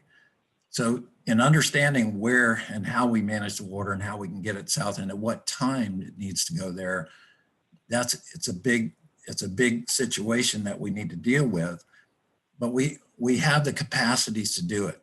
And I agree with Connie Newton. I know that we've reviewed in the EA reservoir project, we reviewed the capacities flowing south. And back in the 1950s, the Corps even considered a third outlet south of the lake because they knew that the two big capacities, east and west, which are about over 16,000 CFS, are perhaps not enough under emergency or big situations like this where we have to go south with more water. And south is the better direction. It's the way that naturally intended to go. It should go south into the Everglades, and the timing should be there. So it takes its time going south, like the River of Grass used to do. But it's gonna take a lot to restore it, but that should be our ultimate goal, because that'll provide the water needs that we have for all around the situation. It'll provide the flood control we need. And we can do this without jeopardizing the flood control, the water supply, and all that. We just need to make the management work in favor of getting that water south and not discharging it to these northern estuaries. Thank you.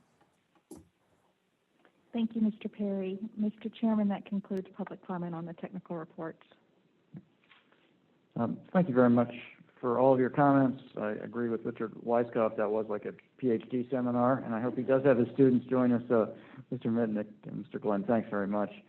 We'll move on away from technical reports now onto discussion and item number 26, and we're going to hear from FWC Executive Director, Mr. Sutton. And Drew, do you have something you want to say first?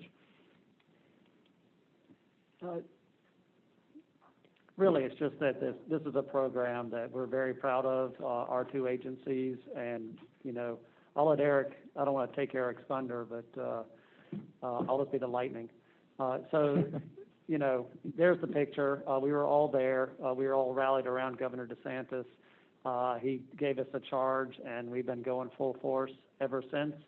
I've been stressing out my staff. Eric's been stressing out his staff, and I'm really excited to have Eric present to you where we are on this effort. Well, thanks, Eric, and welcome. Thank you, Mr. Chairman. That concludes my presentation. So, somewhere, thank you, Mr. Chairman, members of the board. It's an honor to be here.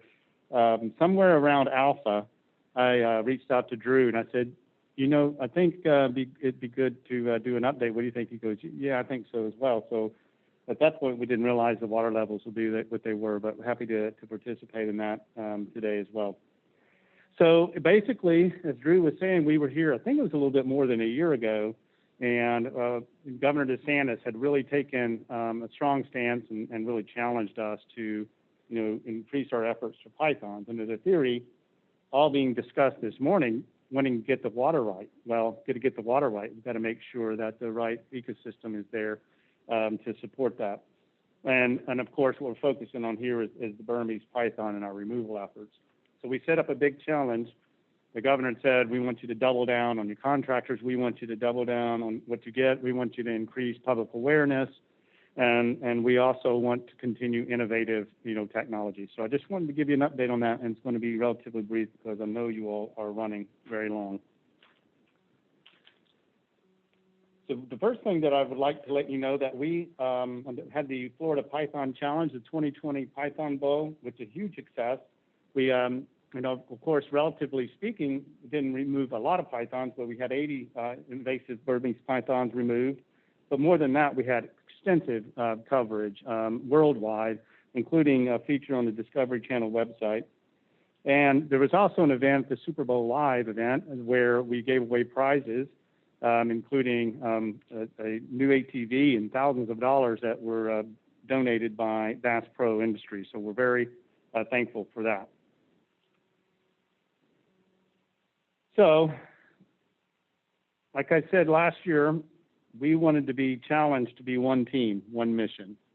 We had our own contractor programs, we had our own team, and they were working well together. Let me be real clear. But we really wanted to push them, as Drew said, to be one team. And I told you all, or I asked you all respectfully, bring me back and hold me accountable, and I believe some of you said we will. Well, we're here today to tell you that we've achieved what we set out to do a year ago, but we also have the same goal moving forward. We're unified, but our mission remains removing as many invasive species, Burmese pythons, as we can. And that even, so a lot of credit to Kristen Summers, a lot of credit to Sarah Funk, a lot of credit to Rory. I don't know if he's in there, I can't tell with the mask. And they've just done a terrific job, not only in overcoming some of the procurement and other issues that inevitably make it difficult for one agency to work for another. They overcame that, but they also jumped right to it when it came to the pandemic. We hardly missed a beat. In fact, it was only probably a couple of weeks before they were able to re-engineer the situation so that we could continue to capture snakes with our contractors.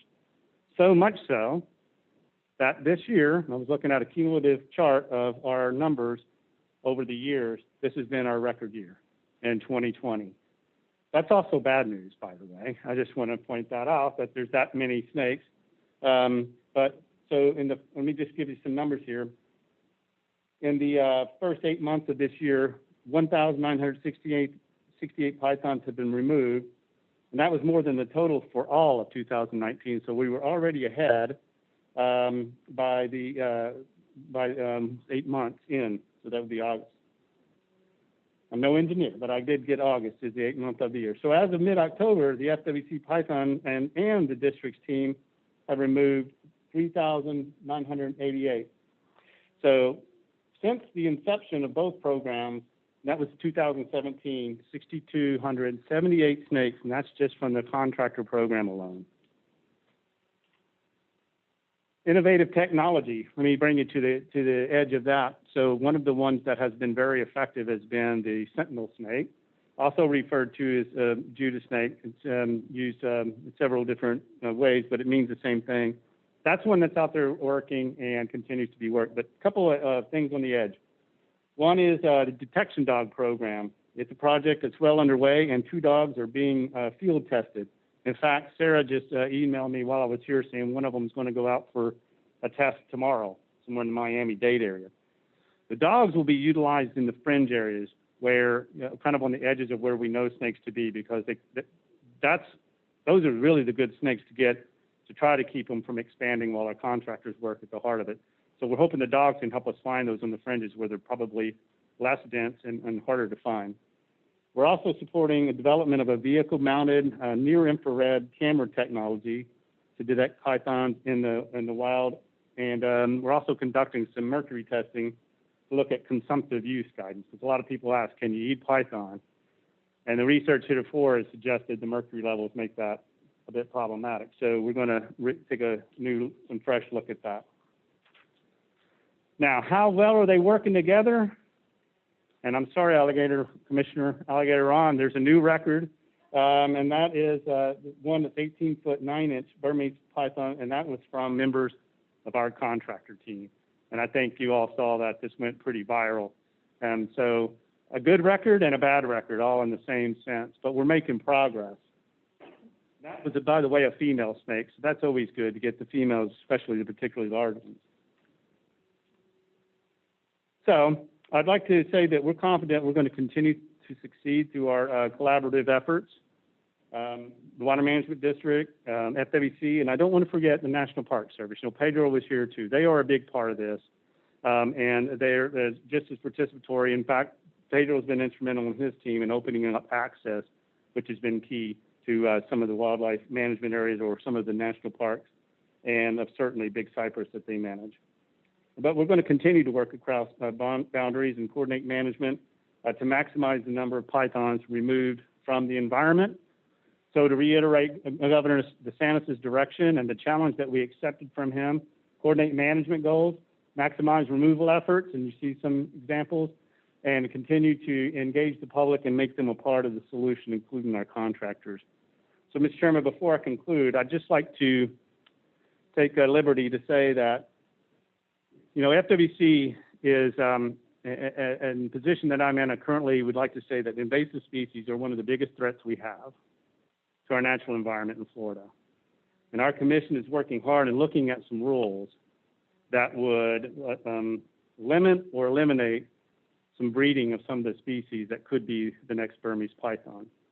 And so we're currently engaged in that process, so please stay tuned. I know that I've spoken with some of you offline about that because I believe that's a really important issue that our commission is, as I said, discussing now. So I'm looking forward to continuing to work with Drew and with Pedro. And for those of you that out there aspiring either engineers or biologists that are early in your career, I'd like you to take a look and see what good collaborative work looks like, because that's what is going to have to take to do the things that we do together with the Python, together we did with the S12s. It's about relationships as much as it is science. So, Mr. Chairman, that concludes my presentation. Thank you.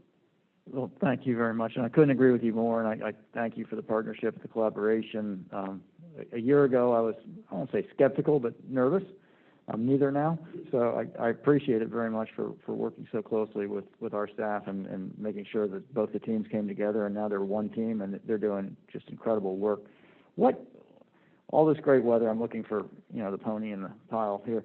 What, is it hurting the pythons at all in their breeding? I don't actually, I was thinking about that. I thought you anticipated that question. I don't know the answer to that.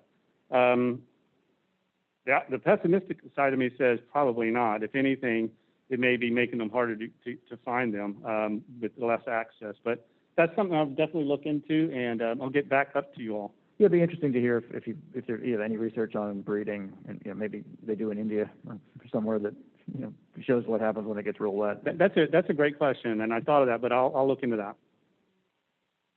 Mr. Bergeron?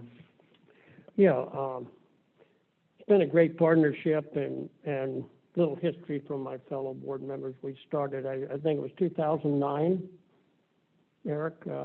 13, was it 2011, I think, or 13? The first Python Challenge?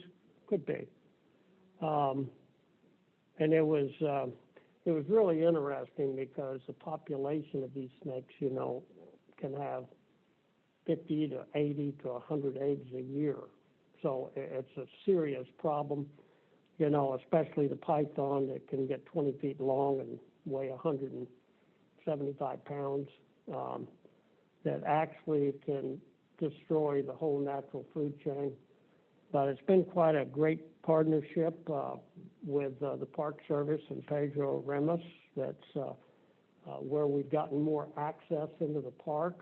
I think we've got access on the secondary trails in the Big Cypress Preserve as part of this, putting more pressure on the python, and it's been great working with the FWC and our agency to make sure that the food chain in the Everglades is not destroyed, because you can't have a healthy environment without a healthy food chain. And one thing is, who's caught the most snakes, South Florida or FWC? We're one team, sir. Huh? I don't know, we're still counting snakes. So what I want to say is, since I'm here, I think the district leads that a little bit, actually. No, yeah, the district has a slight advantage, but we really count them together now, honestly, so. Well, thank you for your cooperation, and we look forward to this challenge to remove all these snakes. Mr. Chairman, if I may, I just want to acknowledge Commissioner Bergeron's leadership in this. You know, the folks that I mentioned out in the field, there's a great appreciation for the policymakers like Commissioner Bergeron, Commissioner Barreto, our Chairman Spotswood, Governor DeSantis, have just totally opened up the gates, and there's no restrictions to success. So thank you, sir. You've been part of it from the beginning. Thank you. I agree with that, and thank you, Alligator Ron, for your leadership in this. It's been awesome. Thank you. Any other questions? Thank you. Silvich? Mr. Sutton, I just wanted to thank you for being here today, and I really, I wrote down what you just said because I think it's so important. It's about relationships as much as it is about the science. And, Executive Director Bartlett often says to me when I'm going off the rails, Jackie, we have to stay in our lanes. It's important that agencies stay in their lanes. And I have to say that over the past year and a half, I have learned that I stand firm to disagree with that. Because I don't think we can totally be in each other's lanes, but I think like a Venn diagram, there are certain areas where we can overlap, where we can be together. And it is so exciting to me to see FWC and the district work together. And I think the same thing should be with agriculture too. And I know it is, BMPs, and we can all be happy together to work hard towards these goals that benefit the animals and, of course, the people as well. And thank you for the other evening and for being here today. Yeah, and I'd like to also thank the governor for his leadership. When the governor said, I want to put more pressure on this invasive snake, and he wanted the FWC and South Florida Water Management and the federal side, the Park Service, we all together delivered the plan and got more access and more pressure and removing more snakes. So our governor has been very involved in this all along and has made quite a difference for the Everglades. Sir. Well said. If there's no further questions or discussion, thank you very much for coming. I appreciate it. I know it's my honor. My honor, Mr. Chairman. Thanks for being here. We'll move on to Mr. Chairman? yeah. We don't have any public I'm comment sorry. on this item. Good. I'm glad because I was moving on. Now we'll move on to discussion item number 27. A notice of proposed rule. Mr. Glenn? Thank you very much. This is going to be a tag team between me and Don Medellin. We're going to bring to you the Kissimmee River and Upper Chain of Lakes Water Reservation. I'm going to start off by talking about the Kissimmee River Restoration Project, and this is something that is really near and dear to my heart. I came to the district in 1996, fresh out of grad school, to begin working on this project, and I spent the next 20 years when I had hair, I started, But I've spent a lot of time on this project, and I'm happy to talk about it and to set up why a reservation is so important and critical for this project. So to kind of familiarize yourself with what the Kissimmee River Restoration Project is all about, this is what the Kissimmee looked like prior to channelization. This is Lake Kissimmee up here. This is the inlet coming into the Kissimmee River. You had a broad floodplain about 1 to 2 miles wide, and historically, 80% of the floodplain was inundated for 50% of the time. In the late 1940s, several hurricanes came through that really flooded the area and had protracted flooding almost for a year. And that set up the cry for flood protection. And the Army Corps said, we can provide that. And they dredged the C-38 canal. This is 30 feet deep, almost 300 feet wide in some places, directly down the middle of the floodplain. And they dumped that spoil material from the dredging of it directly on the adjacent floodplain wetlands. This is the result. You had a C-38 canal that was deep. It pulled water off of the floodplain, kept the floodplain dry, kept water out of the remnant river runs, and you had a system that was very effective in moving large quantities of water from the Kissimmee Chain of Lakes down into Lake Okeechobee.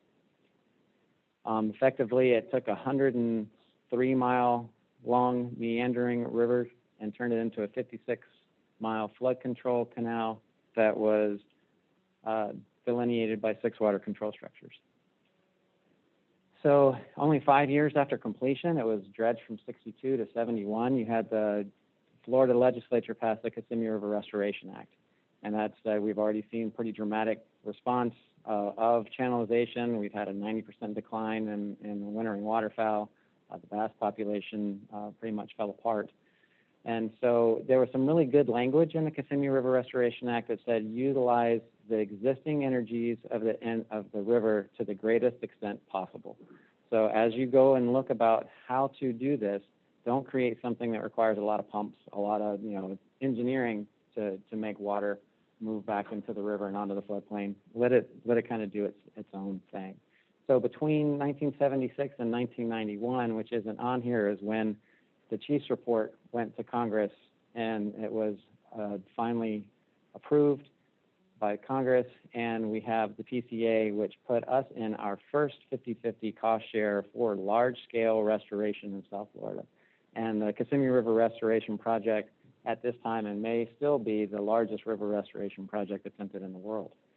It was 5 more years until we began construction, and these projects take a long time to construct, as you see. So you have 22 years until construction is complete, and we're hoping that will occur in this next year, in 2021. And then we have, as an agency, part of our 50-50 of the cost share is to evaluate the project. Did we meet the ecological goals that were set out?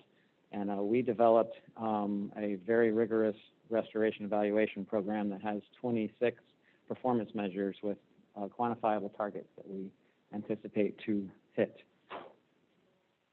So the approach to Kissimmee River restoration is a 2-phase. It's reconstruct the physical form, and then once you have the physical form of the river, then modify inflows that mimic the historic condition. And we say that will restore the ecological integrity of the Kissimmee River. And what these look like is, here's the C-38 canal that was dredged with the sole purpose of taking water off of the floodplain and taking that connectivity of river channel and floodplain away. So what we do, or what the Army Corps does, is they come back and they backfill that so that that feature is no longer there to pull water off of the floodplain. Because in this system, it's that exchange annually and during the dry and the wet season that pushes water out onto the floodplain, allows production to occur, allows fishes to move out there to spawn, allows all of that growth to occur. And then in the dry season, all of that energy is brought back into the river run food web. And so it's like a beating heart. And that's how this system works. And so here you can see a phase of construction that was just backfilled. And then previously there was C-38 canal right here that you can't even see. So I'll show you some success that we've had to date, which is pretty remarkable. So once we get the physical habitat template of the river put back together, you no longer have this feature in here that's going to take water off of the floodplain, then we will modify the deliveries from the S65 structure, which is up at the top, that is, it controls lakes Kissimmee, Cypress, and Hatchenhaw. So that's the inflow to the Kissimmee River. This is the current regulation schedule. You see you have a high pull stage of 52.5. It comes down to a seasonal low at the end of May, and that's to provide storage for the upcoming wet season.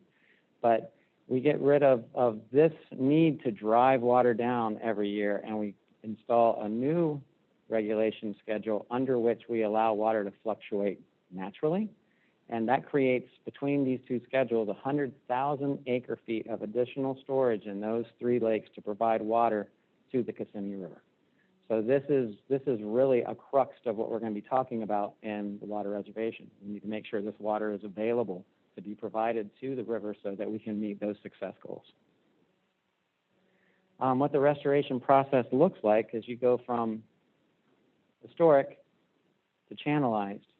We do a lot of earthwork, go through and backfill the C-38 canal and do some other project features, and this is the phase 1 area today. So it's possible. We've seen a lot of interim success, so we still have that bottom regulation schedule in place right now, but it's delivering water to the system, not how it's going to at the end when we change that regulation schedule. But we've seen a lot of success in this interim period that we have backfilled portions of the C38. And these before-after pictures, it's like a mic drop. I mean, here is with no flow in the river channel. You have the vegetation on the side that's encroaching the center. You have floating vegetation. Once you have flow, it pushes that back, and it looks like a normal, natural, free-flowing river. Here's floodplain after it had been channelized and turned into, a lot of it was cow pasture. Now it's back to broadleaf marsh. This just speaks to itself. The wading bird use and the waterfowl use has actually met the restoration expectation for almost every year since 2001, since we have had this interim water condition. This is a flock of over 5,000 blue-winged teal. And in this foraging flock of wading birds, there's 5 different species in there. So the project status for this is we're incomplete. The construction of the physical form will be complete in 2021, at which time we'll implement the headwater schedule, and that will provide the hydrology that will drive the rest of the change that we anticipate to see. So we have some response components that we're seeing that are coming back. It's been great. But the bulk of, well, how do we get going? But the bulk of the benefits we expect to see once we've implemented the new headwater schedule in 2021. So that kind of sets you up for why water and that water supply that is coming from, or that volume of water in Kissimmee, Cypress, and Hashtag is so important to be protected in order for the Kissimmee River Restoration Project to meet its goals. So now I'll turn you over to Don, and he'll walk you through the technical aspects of the water restoration.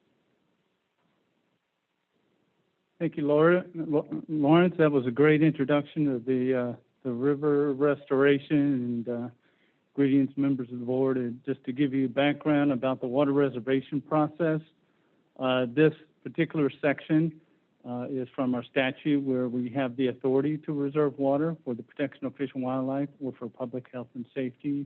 And we reserve the water to prevent the use from consumptive users. Existing legals are protected under that statute, and we also use the protection of fish and wildlife to aid in our restoration of natural systems, as is the case here for the Kissimmee River.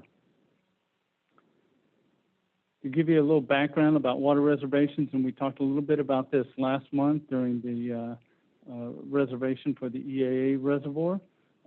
This shows the existing water reservation that have been adopted throughout the district, and the last one for the EAA reservoir is not yet effective, but that is one that you approved last month at the October governing board to publish a notice of proposed rule. And you know, the area that we're going to focus on today is really the area, as Lawrence mentioned, in the upper watershed, the upper portions of our district.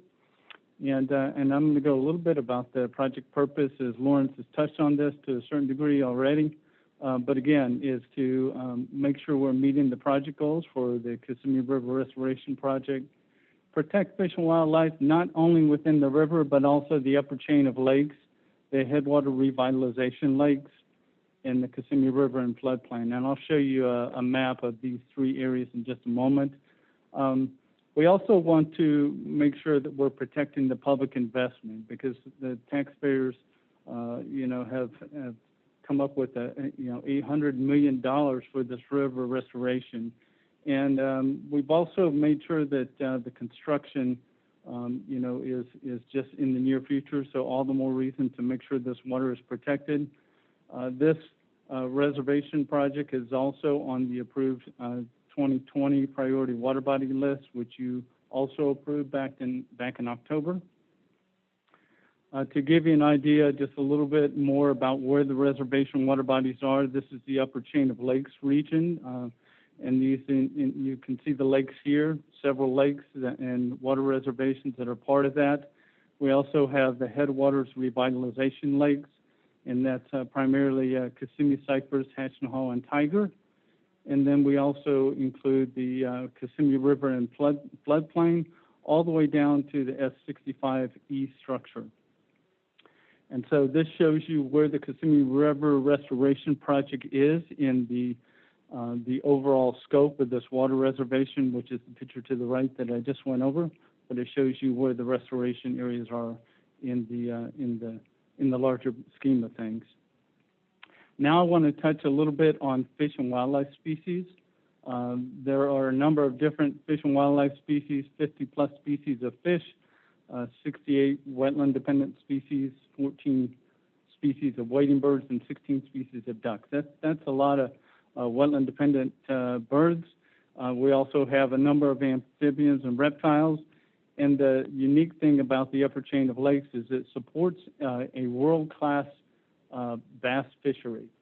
Just to give you an example, in one of the catches that happened in the upper chain of lakes, they had 5 fish which weighed 42 pounds, and that basically averages over 8 pounds of fish, and that's a pretty good catch by any fisherman's standard.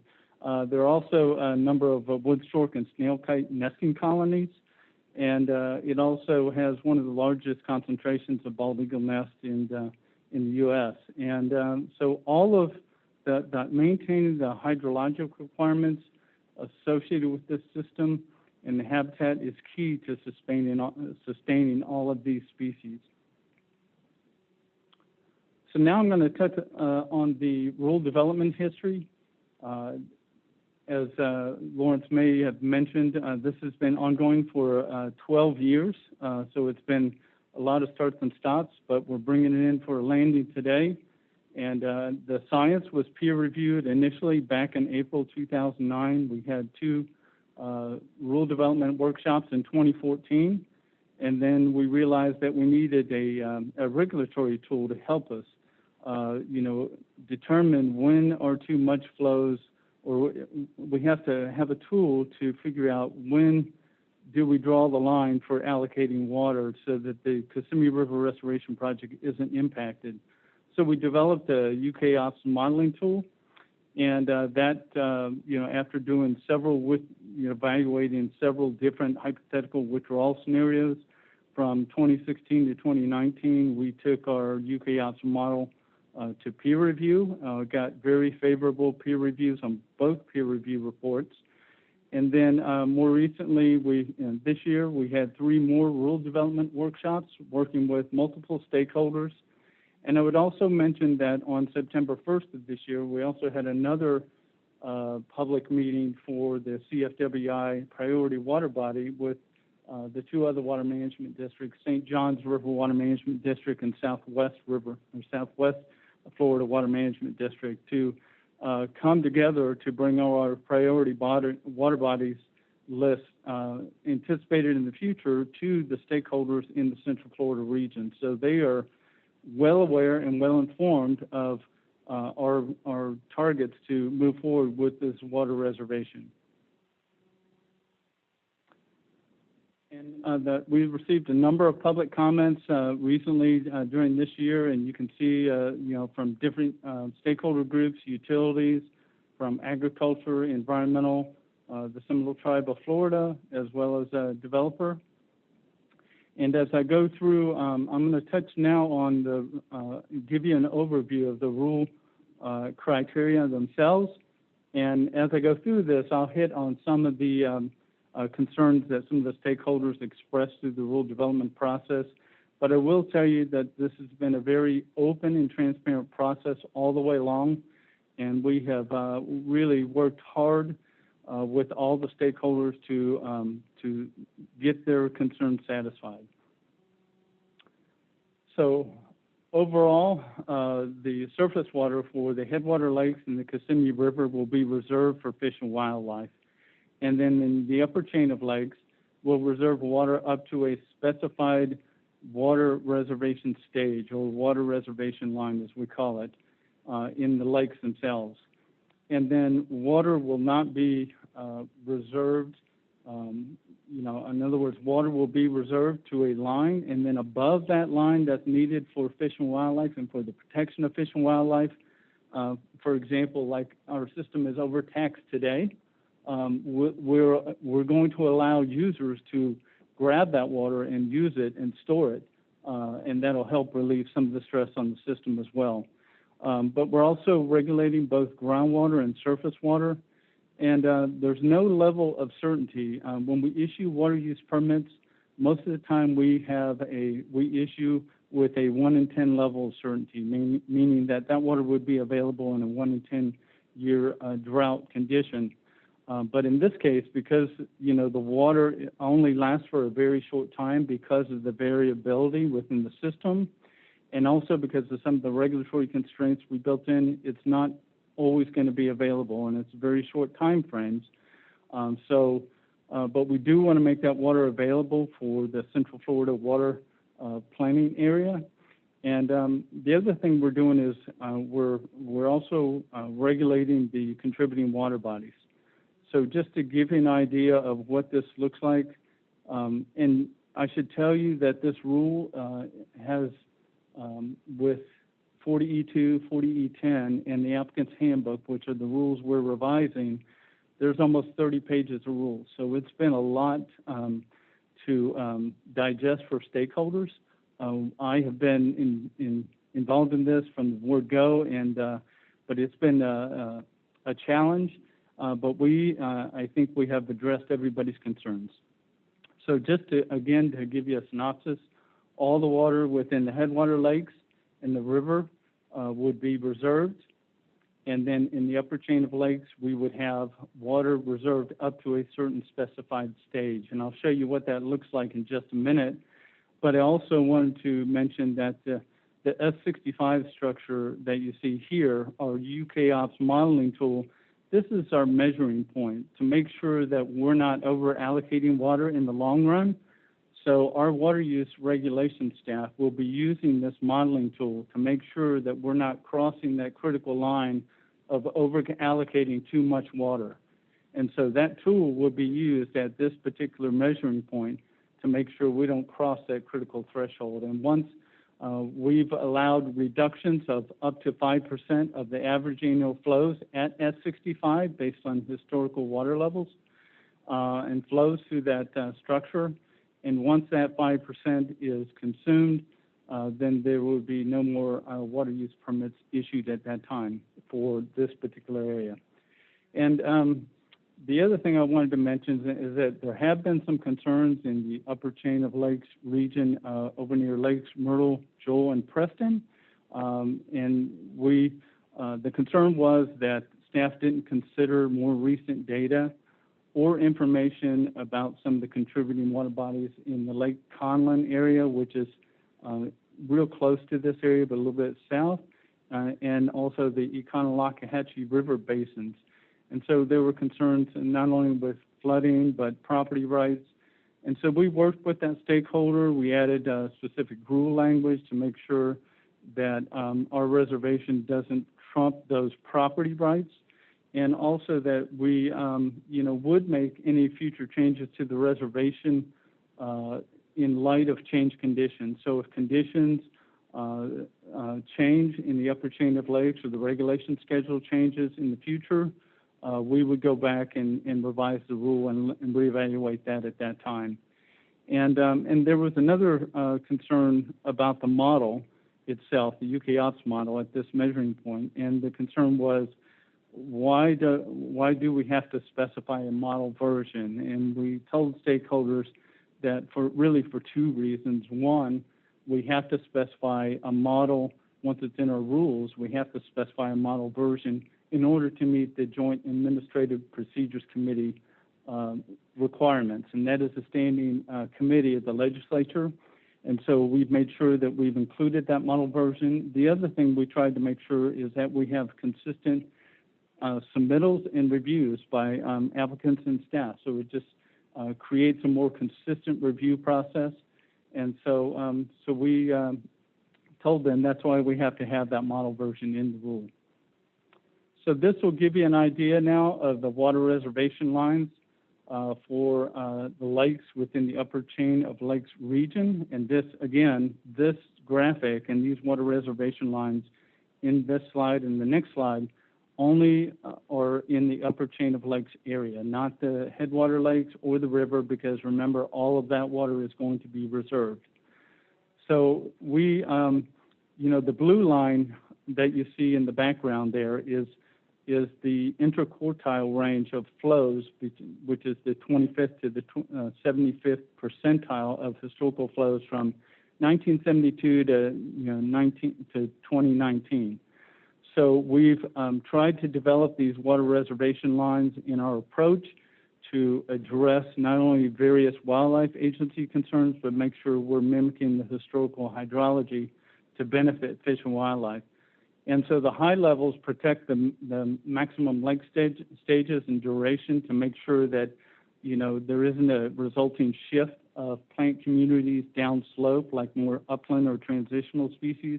We want to make sure that the lakes get up to their upper end. We also have a gradual recession line built into this water reservation line to make sure that the water under, like say, for example, when nesting occurs during the peak breeding system, that predation doesn't occur to those nests. We also are protecting the low stages to protect the variability in the system for littoral zone habitat. And then we've also built in an ascension rate that we want to maintain, and this actually protects apple snails, alligator nests, and other species, and it provides a transition minimum to a maximum as part of the lake fill capacity. So what does this look like in the rule itself? So we drew these water reservation lines that you see as the black line in relation to the regulation schedule for the particular lake, and each of these water reservation lines for each lake has this table that you see to the right. And what this table does, it identifies the stage for every day of the year that an applicant would have to be above this stage. So these are the stages needed for fish and wildlife. So an applicant that wants to make a withdrawal, or a permittee that wants to make a withdrawal, the water has to be above this stage before they can actually make a withdrawal from the system. A couple other things about that we've incorporated and crafted into this rule is, like I indicated at the S65 structure, that will allow up to a 5% a reduction, up to 5%. And I will tell you that one of the permits that we issued before bringing this to you was a permit that took up about 0.82% of the 5%. So as a result of that reduction, the rule only reflects 4.18% remaining that can be issued in the future. So we are taking into account historical uses, and existing legal users that are already using water are also taken into account. But that's not part of this 5%. Those existing legal uses would continue, and we've determined that it's not contrary to the intent of this project. The other thing that we've done and built into this rule is not only when withdrawals occur, either from a surface water or groundwater source, they have to do what we call a downstream check, meaning in Lake Okeechobee down here. So if somebody wants to make a withdrawal in Shingle Creek up in this region, they have to do a downstream check for the lake itself first to make sure it's above that table line that I just showed you, that big table, and they have to make sure it's above that stage first. And then they also have to do a downstream check at Lake Okeechobee to see if the lake is discharging to either one or both of the estuaries before they can make a withdrawal in the upper watershed. And this particular revision for this downstream constraint for Lake Okeechobee was extremely important for many of the existing legal users in and around Lake Okeechobee, because we wanted to make sure that we weren't taking water away from them as part of this process, especially during the dry season. And so one of the concerns that we did hear through that rule development process, of course, was the existing legal users within the Lake Okeechobee service area. And so that's why we modified the rule back in 2015 to really talk about and incorporating this particular regulatory constraint. One of the other concerns we heard was making sure that we clarified and explained how water would be released we have criteria that allows water to be consumed during the environmental releases. So we tried to create a process under which they could make those releases. We developed a new form that applicants would fill out for a temporary withdrawal to take that water when the system has too much water in it, and then also built-in safeguards to make sure those downstream existing legal users would still be protected. So next steps as we go forward, we're at the notice of proposed rule, and assuming you approve and authorize this item to be published in the Florida Administrative Register for the notice of proposed rule, we would have an effective rule on January 10th of next year. And I wanted to just thank our team, and this has been a huge effort, 12 years. We've produced 3 technical documents, the smallest of which has been 250 pages. We've modified the rule well over 100 times to address many of the stakeholder concerns in the technical documents as well. So it's been a huge undertaking. So I just wanted to thank David Anderson, Steve Bosquin, Jennifer Brown, Camille Carroll, Tony Edwards, Natalie Kraft, Jeff Udicello, myself, Cal Nidrower, Laura Scala Olympia, Jan Sleuth, Nick Vitani, Zach Welch, and of course our managers, Jessica Frost, Lawrence Glenn, Sean Scully, and Simon Sutherland. And with that, I'll turn it over for discussion. Well, thank you very much, Don. Thank you to your team. I can't believe you began this 12 years ago, and your first workshop was 6 years ago. So I'm glad we're finally bringing it in. Me too. Is there any public comment, Rose?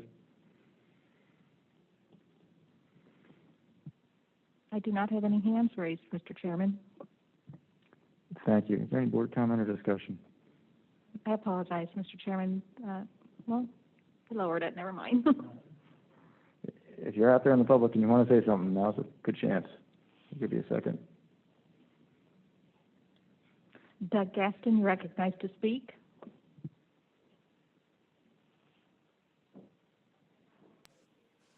Good afternoon. I was going to lower my hand because I thought the presentation pretty much said it all.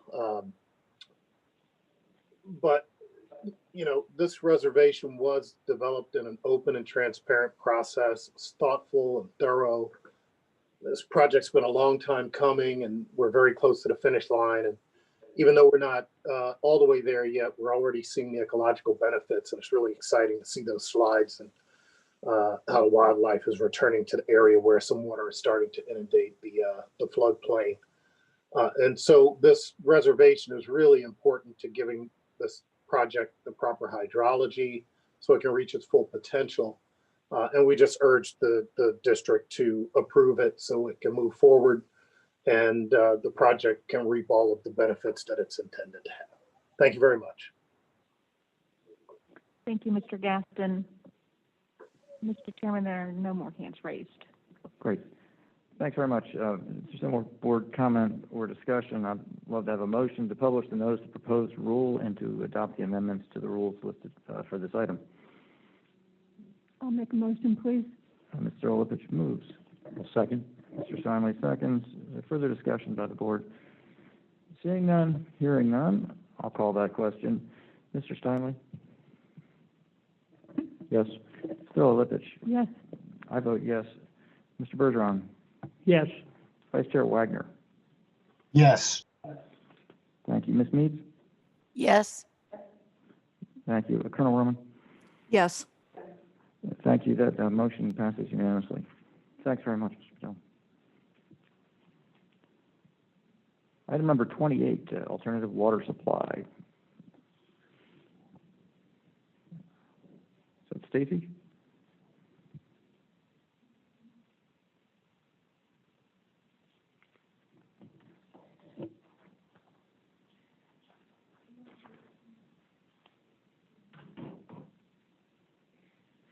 Good afternoon. My name is Stacey Adams, and I'm going to be giving an update on the DEP AWS grant program. I'm going to be discussing the FY22 process and application, as well as the FY21 grant funding.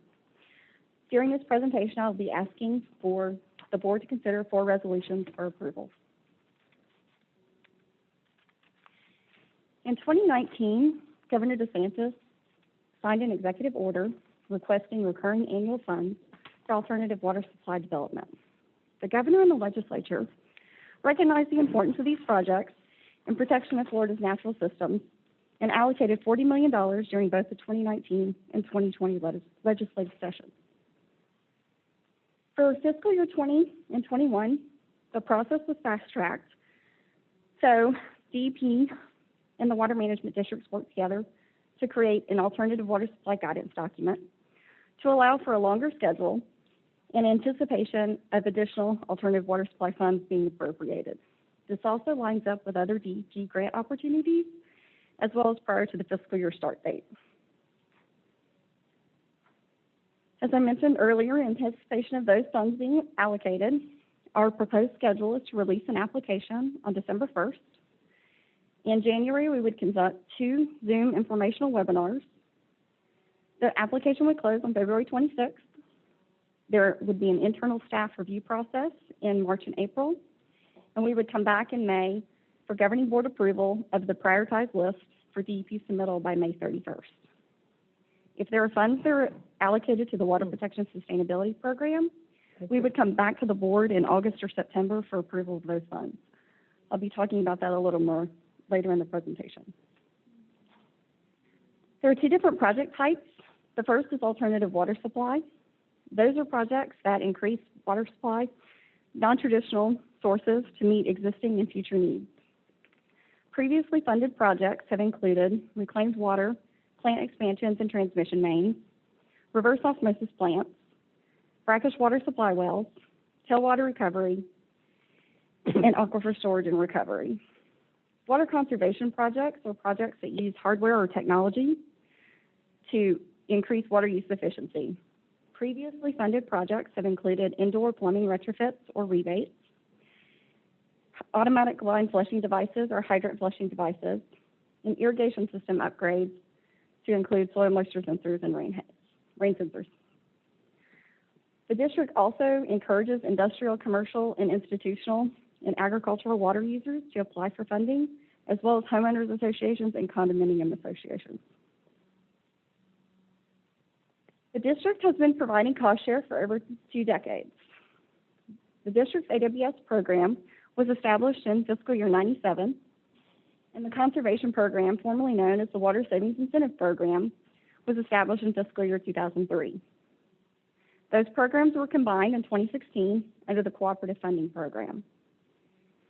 To date, the district's AWS program has funded approximately $214 million towards 515 projects, creating approximately 515 million gallons per day of water supply.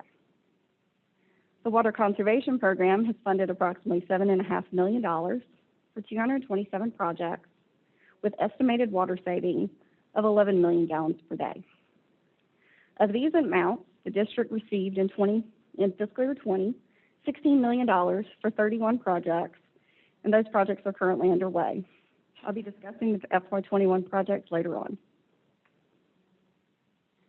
Our grant funding comes through 2 different program types. The first is the DEP AWS program, which was created in 2019, where DEP reviews the prioritized list from all 5 water management districts and allocates appropriation. The district is not required to match those funds dollar for dollar or a cash basis, and applicants are eligible to receive up to 50% of eligible project costs. The Water Protection Sustainability Program was created in fiscal year 2006 and is defined in Section 373-707. In statute, the 3 large water management districts are required to match these funds 100%, dollar for dollar. Each district receives a certain percentage of funds allocated to this trust fund. Our district receives 30% of those costs, and applicants are eligible to receive up to 40% of eligible project costs. These funds are restricted to construction implementation costs only. As part of the DEP AWS guidance document, they've asked the districts to provide a prioritized list of projects based on some of the following considerations: that they provide regional benefits, they support an MFL water body if applicable, they have additional benefits such as flood control or water quality, they are ready to go, and they've undergone a cost-benefit analysis. The district has additional considerations in addition to DEP, such as it should be consistent with our regional water supply plan, it should reduce dependence on traditional sources, it needs to support ocean outfall legislation, which is to reduce treated wastewater discharges, and contribute to resource-limited areas. For conservation, we look at the water source being conserved, the estimated water savings, and the cost effectiveness of those projects. Historically, the program governing board priorities have considered that applicants must be within our district or provide benefits to our district. Should be an AWS or conservation project, construction or implementation costs only, which means we don't fund O&M, design, permitting, or pilot projects. They should support the district's mission and or an approved regional water supply plan. We have prioritized our projects based on regional or resource considerations, such as a restricted allocation area. For over a decade, the district has been encouraging water conservation through our year-round irrigation rule. As you're aware, the district has undertaken an initiative requesting local governments incorporate the requirements of the district's year-round irrigation rule into their local ordinances. And as such, we would like to add this as a new consideration in our cost share process. So why do we want to do this? It will advance our mission of water conservation. It will provide consistency among local governments. It promotes the water conservation ethic. And it's consistent with other water management districts, such as St. John's and Southwest have had great success getting local governments to adopt local irrigation ordinances. They've also made this part of their cost share process in having consistent year-round irrigation rules. We would consider including ordinance status as a cost share process consideration and ultimately consider making this an eligibility requirement for applicants to receive funding. Which brings me to our first resolution for consideration, where staff is seeking direction to include a year-round irrigation ordinance status as part of the cost share process. Mr. Chair, I'll turn it back over to you. Well, thanks very much. I'll give you a couple of comments on this. No, Mr. Chairman. Thanks. Do you have any board discussion or comment? I'll comment and say I'm in support of it, but other than that, Mr. Simon? Thank you, Stacy, for the presentation. So I just associated with this, I had a chance to visit with Palm Beach County Water Utilities District and go through their water reclamation process. And it's really amazing what they and others have done as a component of this alternative water source program. And not just amazing what we're able to accomplish with these with the programs, but also what it produces. So in Palm Beach County, where I live, I'm just learning now as a part of that tour that there are natural areas that have been created by this reclaimed water. And one of those is, I might say the name wrong, but Wakota-Hatchie, which is an amazing natural environment that you can visit and that is all fed by reclaimed water. So this is great, and I thank Palm Beach County and the Water Utilities District. I wanted to comment on the first of your recommended actions, and I think that what we've discussed in the past, the effectiveness of or the impact of irrigation ordinances, and the fact that 50% of residential water use is for irrigation, goes towards irrigation.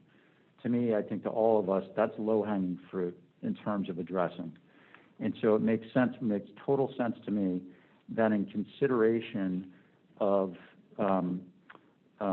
funding to certain applicants, we should take into account And that funding should take into account that those applicants have done everything that they can to adopt water conservation policies.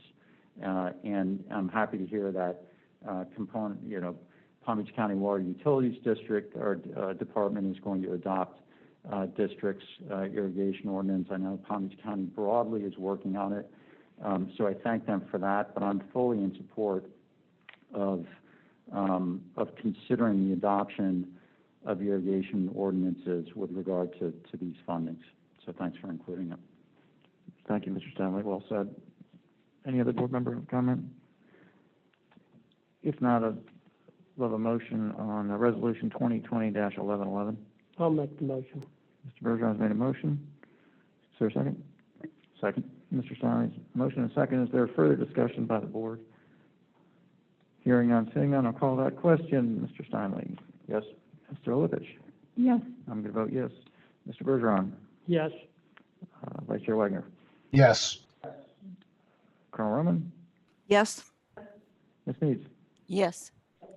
Thank you. Resolution 2020-1111 passes unanimously. We'll move to 2020-1112. Okay. I'll shift to talking about the current fiscal year funding summary for those additional resolutions for your consideration. So as I previously discussed, $40 million was allocated statewide. DP received our prioritized list by September 1st, so we had to fast track our process. So we released an application on July 6th, and it closed on July 31st. We received 43 applications, and the map on your screen is just the distribution geographically of the ones that we received. So again, as I stated earlier, it's split into two different grant pots. The first is the DEP AWS program. We've got approximately $5.8 million for 5 projects. One reverse osmosis plant will create 10 MGD of capacity upon completion of all phases of the project. And there are 4 reclaimed water projects that will create approximately 18 million gallons per day of distribution capacity. The Water Protection Sustainability Program and district match funding is for approximately $1 million, of which $540,000 is district match for 14 projects, creating 10 million gallons of distribution capacity and estimated 1.1 million gallons per day of water savings. So staff is seeking authorization to enter into agreements with DEP to receive the state appropriated funding. That's going to be the 5.8 plus the 540 state Water Protection Sustainability Fund. Got it. Thanks. Is there any public comment on this? No, Mr. Chairman. Is there any board comment or discussion? Is there a motion? Make a motion. Mr. Stanley moves 2020-1112. Is there a second? I'll second. Mr. Levitch. Sorry. I'm sorry, Vice Wagner. I'll give it to you. Vice Chairman Wagner, it's yours, your second. Sorry, I was trying to second it. It's not a big deal. You got it. I give it to Mr. Wagner. It's your second. Is there any further board discussions? Hearing none, seeing none, I'll call it. Mr. Steinley? Yes. Thank you. Mr. Lipich? Yes. I'm going to vote yes. Mr. Bergeron? Yes. Vice Chair Wagner? Yes. Colonel Roman? Yes. Ms. Needs? Yes. Thank you. Resolution 2020-1112 passes unanimously. We'll move to 2020-1113. I'm going to highlight Exhibit A. It's part of the board package, but the first slide here includes the Resolution C, which is the next one we're going to be discussing for the entities for the $5.8 million. The next couple slides are for the approximately $1 million for the Water Protection Sustainability Fund. And then there are other projects that we don't have any funding for that are eligible for funding consideration. So our next resolution, staff is seeking authorization to enter into agreements with cooperating entities eligible for legislative appropriations identified in Exhibit A. Thanks. Is there public comment? No, Mr. Chairman. Is there board comment or discussion? Would someone like to make a motion? I'll make the motion. Mr. Bergeron moves 2020-1113. Second. Mr. Stanley seconds. Is there any further discussion? Seeing none, hearing none, I'll call the question. Mr. Steinley? Yes. Mr. Lipich? Yes. I'm going to vote yes. Mr. Bergeron? Yes. Vice Chair Wagner? Yes. Colonel Norman, Yes. Ms. Meads? Yes. Thank you. Resolution 2020-1113 passes unanimously. We'll move to 2020-1114, Resolution D. In our final resolution, staff is seeking authorization to enter into agreements with cooperating entities eligible for water protection sustainability state appropriations and district match funding that are identified in Exhibit A. Thank you. Is there public comment? No, Mr. Chairman. Is there a board discussion or comment? Would someone make a motion?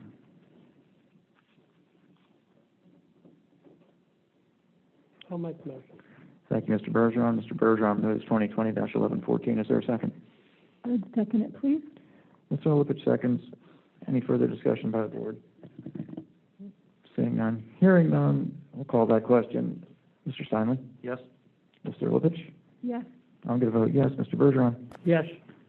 Vice Chair Weidman? Yes. Colonel Roman? Yes. Ms. Meads? Yes. Thanks. Resolution 2020-1114 passes unanimously. Thanks very much. If there's nothing else, thank you for your time. Thank you, Ms. Stein.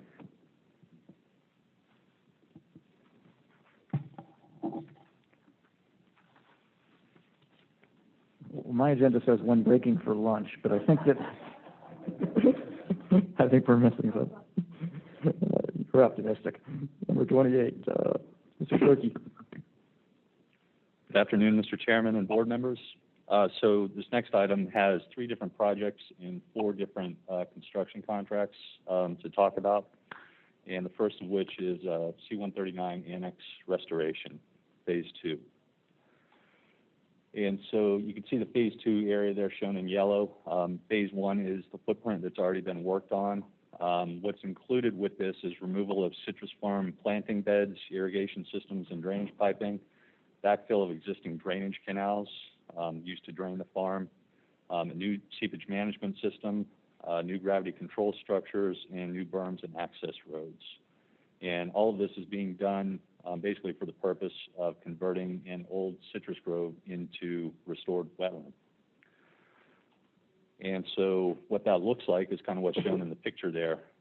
So you've got an area where you can see has been flooded, flattened, and is now flooded. And there's also a constructed tree island for birds to nest there. So that's kind of the end product.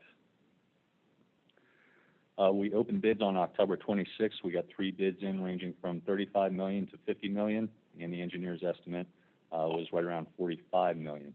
And so the first resolution for the board's consideration is to authorize a contract with Ranger for that $35 million. If you take any questions on this one.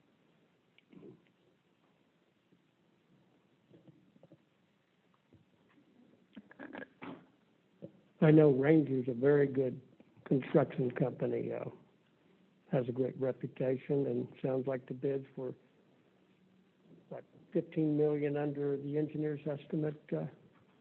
About 10 under. About correct. 10 million under. Yes, yes, sir. Can you show me the bird island again, too, please? Sure. So that's pretty So interesting. it's basically this feature right here, and then these are the leveled farm beds, and you can see the sheet flow starting to take place from the backfilling of those drainage features. How deep is it? I'm just curious. So they actually constructed this this little island with the water around it? Yes. How deep is it? I would have to check the actual depth, but I think it's roughly 5 feet. It's really nice. Thank you.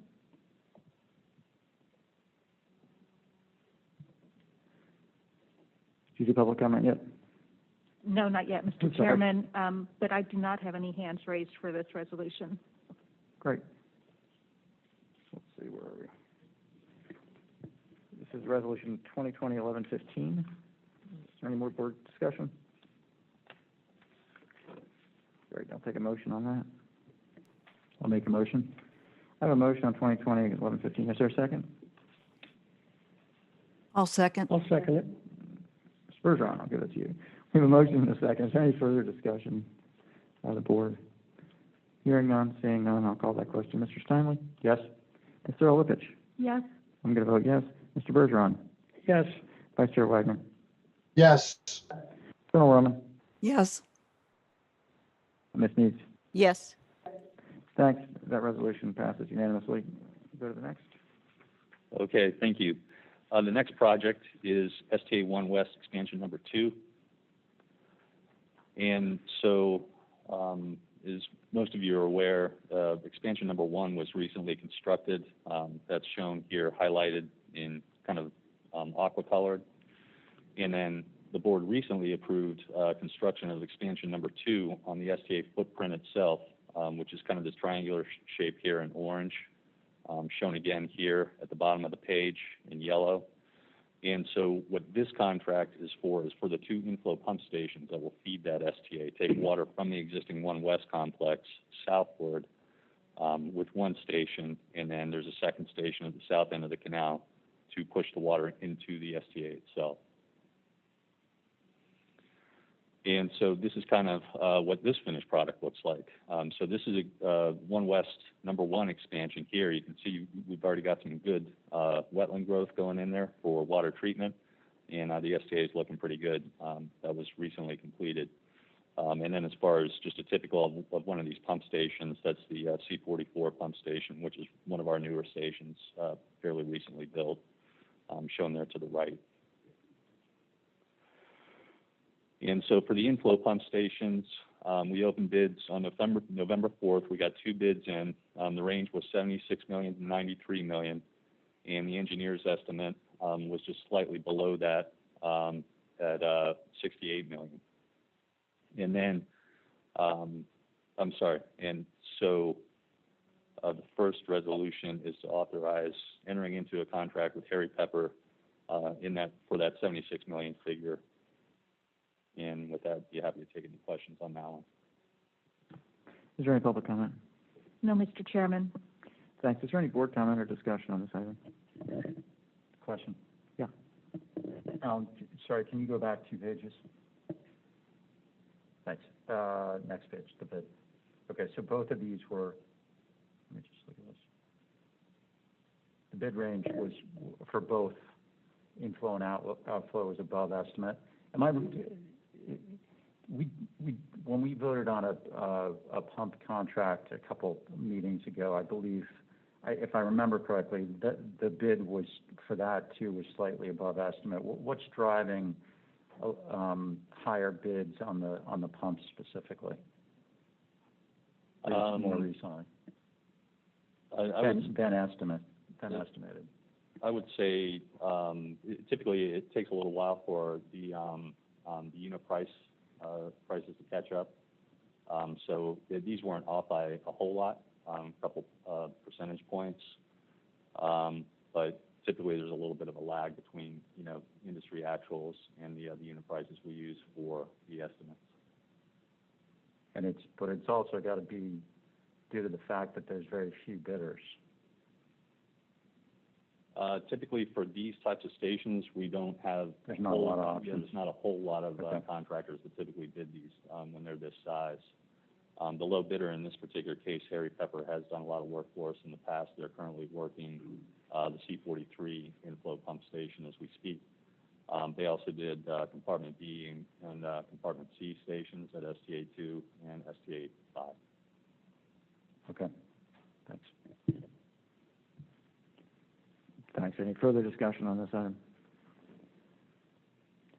Can I have a motion on resolution 2020-1116? Make a motion. I have a motion. Do I have a second?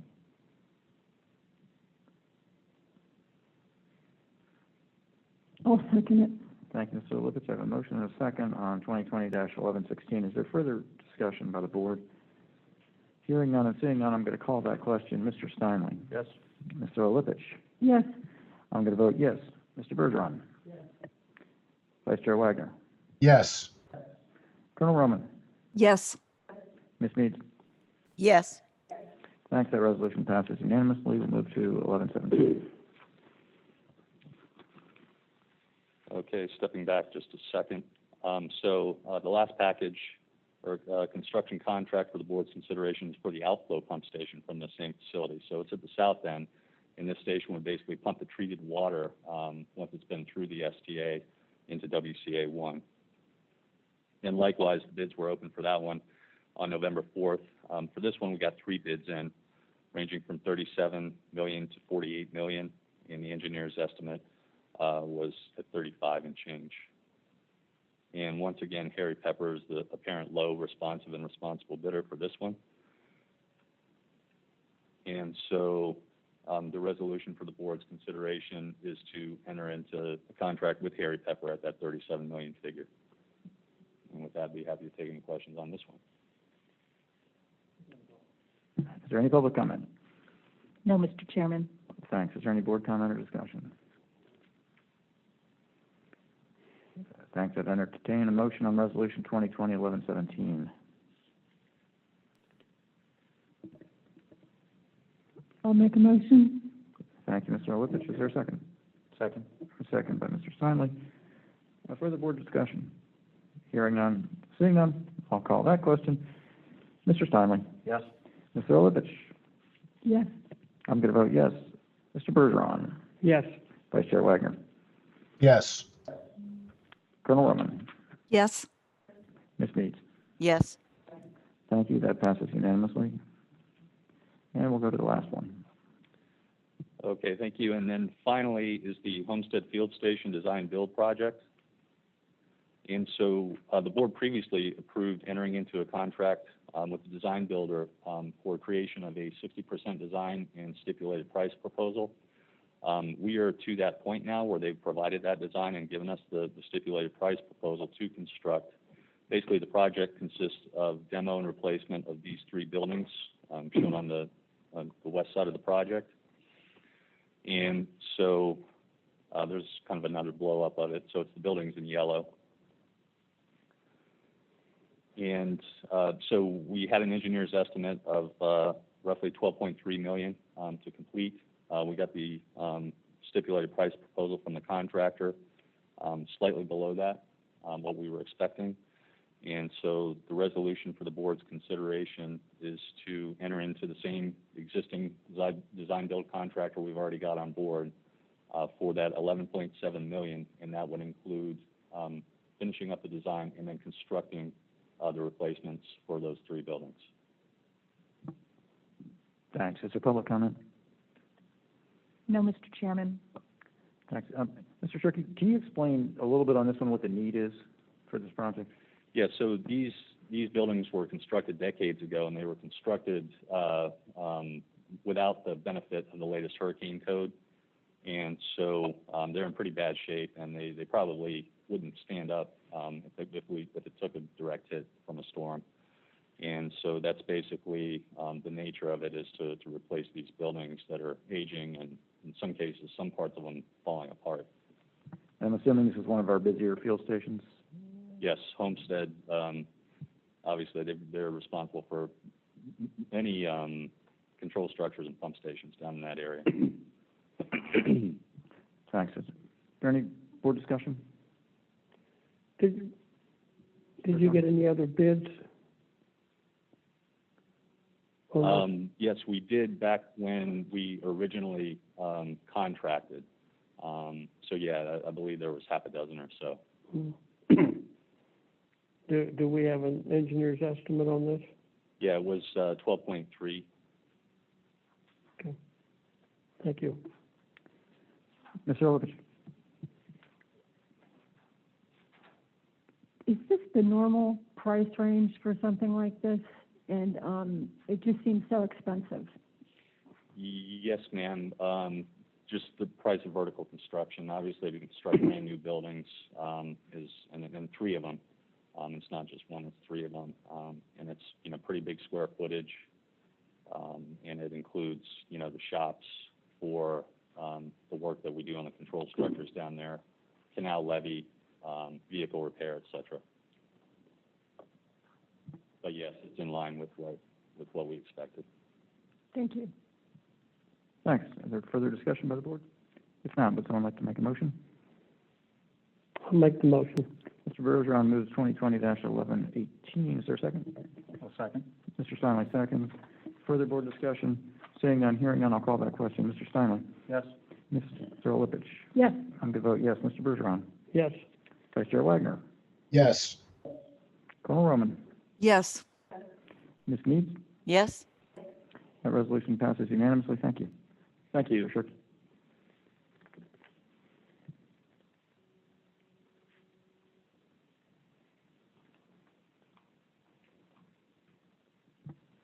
We'll move to item number 30.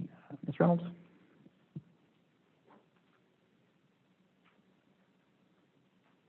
Good afternoon, Chairman.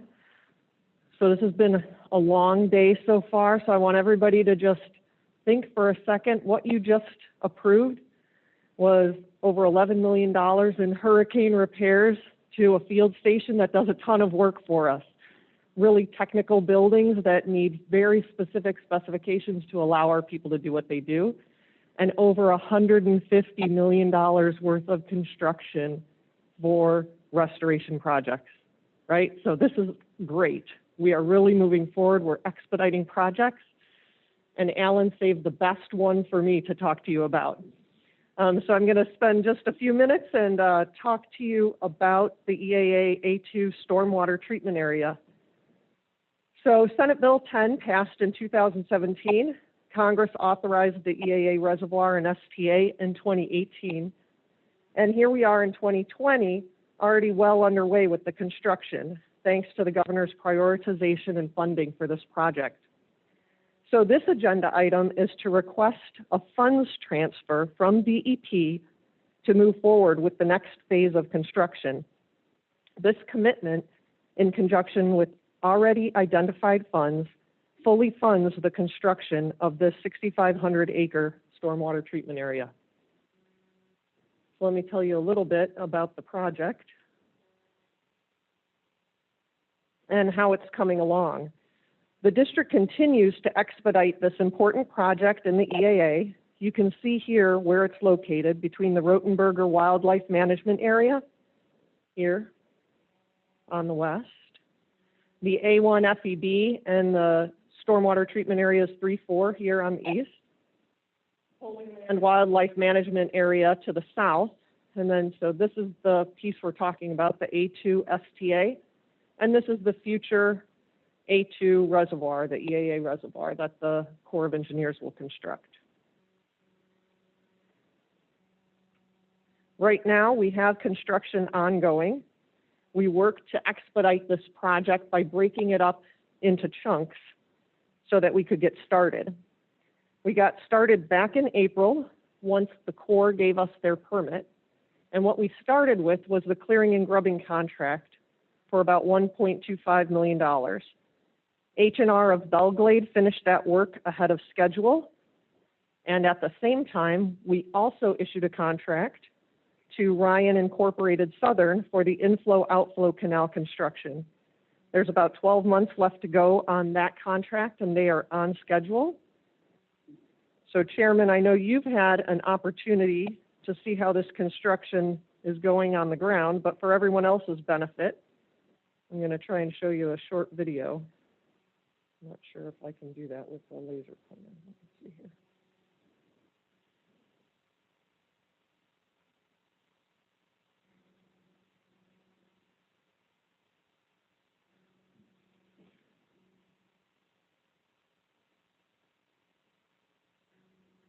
So that's a short video of the progress. That's what the blasting looks like.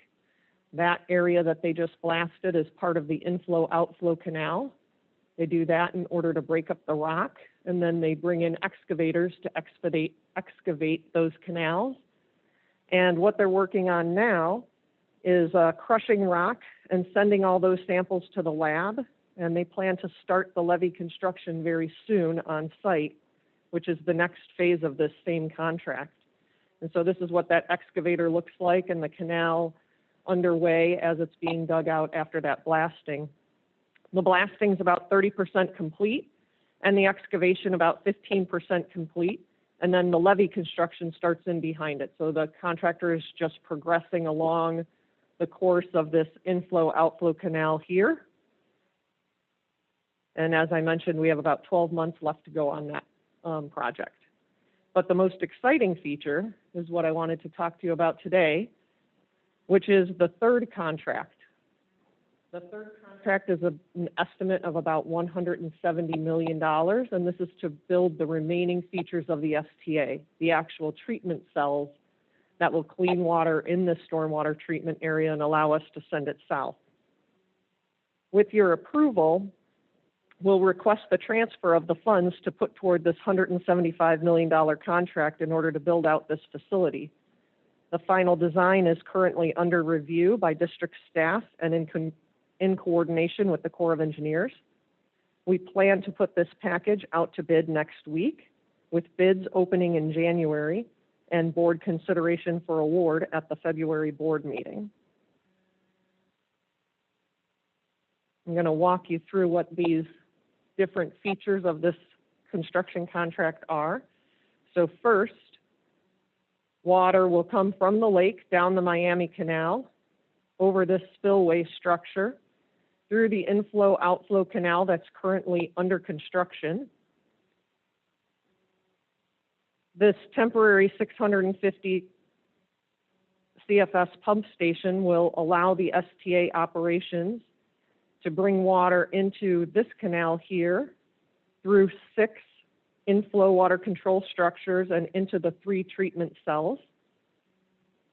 That water will get cleaned and moved through outflow structures, 5 of them, 1 in cell 1, 2 each in cells 2 and 3, into a collection canal here, and down to the southwestern corner of this feature, where that clean water is kept separate from other water that would be in the canal and moved down into the Central Everglades. In addition to these features, this contract also includes a small pump station associated with the seepage canal in order to protect flooding from our neighbors to the north.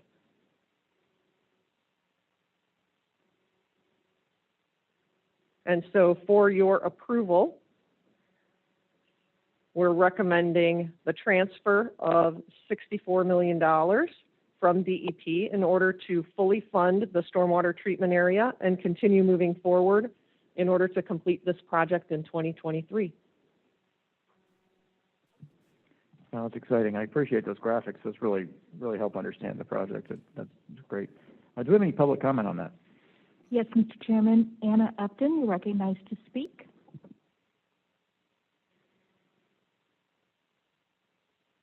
Ms. Upton, if you could unmute your mic.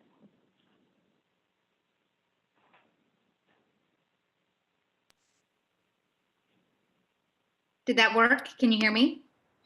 We hear you. Great, thank you. This is Anna Upton speaking on behalf of the Everglades Foundation. The Everglades Foundation commends the district on all you've done to expedite Southern storage and its necessary treatment components. Everglades restoration is about getting clean water from Lake Okeechobee to the Everglades and Florida Bay. And the beauty of it is that it takes water that is being dumped on communities to the east and west of Lake Okeechobee now who don't want that water, and it captures it and cleans it so it can be sent to the Everglades and Florida Bay, which desperately need water during the dry season. The Central Everglades Plan is the only SERP project that reduces harmful discharges and sends that water south to the Everglades and Florida Bay. That's why it's the most important SERP project, and it's commendable all that this board and the DeSantis administration have done to expedite the project to provide relief to the citizens of Florida and the Everglades as soon as possible. We urge you to approve this agenda item. Thank you. Thank you, Ms. Upton. Next, we have Mike Alphenbein speaking on item number 37. Oh, I'm sorry. I apologize. I thought we were on the public comment at the end of the meeting. My apologies. I'll hold my comments till the end, but thank you. Thank you. Next, we have Nyla Pipes. Hi, Nyla Pipes, One Florida Foundation. We too are very supportive of this project, but we want to remind everybody that this is one of many Everglades restoration projects that all have to work together. And again, the Everglades start just south of Orlando. They do not start with Lake Okeechobee. Looking forward to seeing what you guys do with this. Glad to have this part of Everglades restoration moving forward. Thank you. Thank you, Ms. Pipes. Mr. Chairman, there are no more hands raised. Thank you all for your public comments, and thank you for that presentation. Is there any board comment or discussion on this?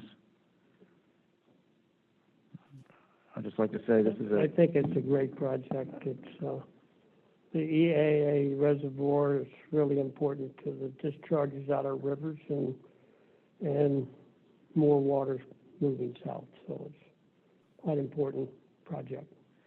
Thank you, sir. I couldn't agree more. This whole project, whether it's the SDA or the actual reservoir itself, are priorities of the governor, and I'm really happy that we can report to him that we're moving full speed ahead on the SDA, and I know the Corps is working as hard as they can on the reservoir because this is a priority for the state of Florida.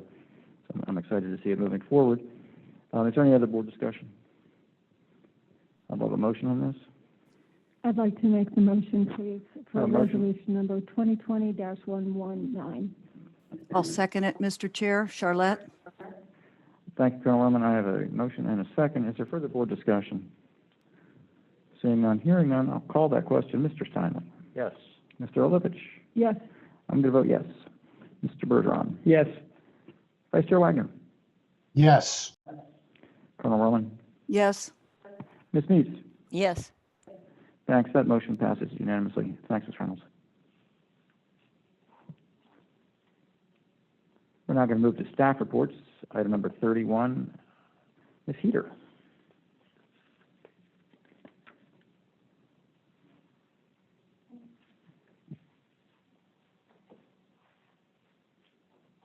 Thank you, Mr. Chairman. So I'm proud to stand in front of you and say this is the monthly financial report for the month of September, so the last day of your fiscal year 2020. We ended the fiscal year on a great note. We collected all of our ad valorem taxes, and we actually collected $177,916 more than what we had anticipated. So that is good. We also collected $77 million more from our intergovernmental, so from our state partners at DEP, by working with them and doing monthly invoicing. This $77 million more is compared to this time to September last year. So there has been improvements, advancements, and that concludes my report. We ended on a good note. So thank you. Thank you. Any comments, questions for Ms. Heater? That was easy. Thanks. The General Counsel's report. Ms. Hanson? That was hard to follow. I have nothing further, sir. Thank you. Thank you, Ms. Hanson. Executive Director Bartlett.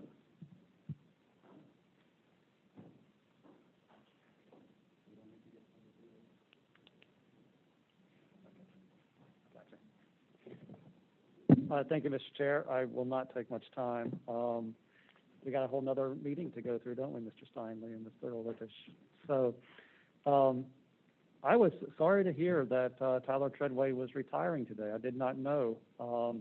He has been following the district and environmental issues for a long time.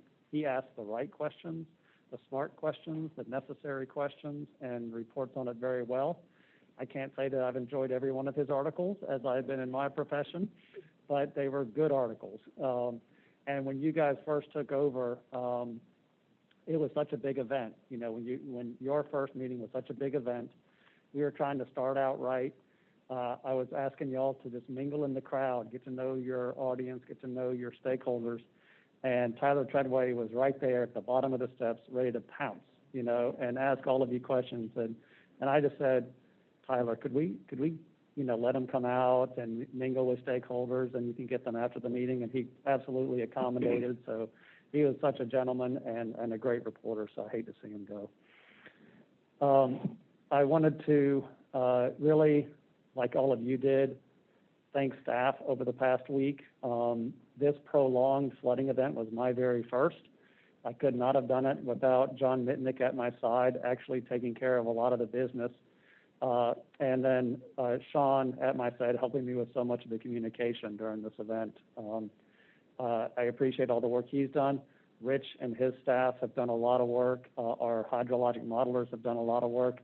We've got pumps getting deployed everywhere for the conservation areas, for the communities, for everything that don't exist there. They're all temporary pumps, but we are all over it, and it wouldn't be without John, the folks in the control room, the field folks. You know, it's been quite an experience.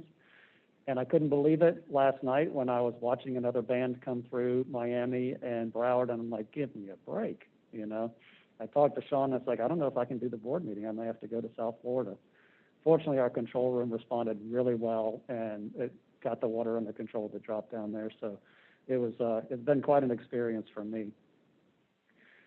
So the one thing I wanted to plug is DEP is seeking delegation for the 404 program from the Corps of Engineers. And we as a water management district have to get 404 permits for every one of our restoration projects in South Florida.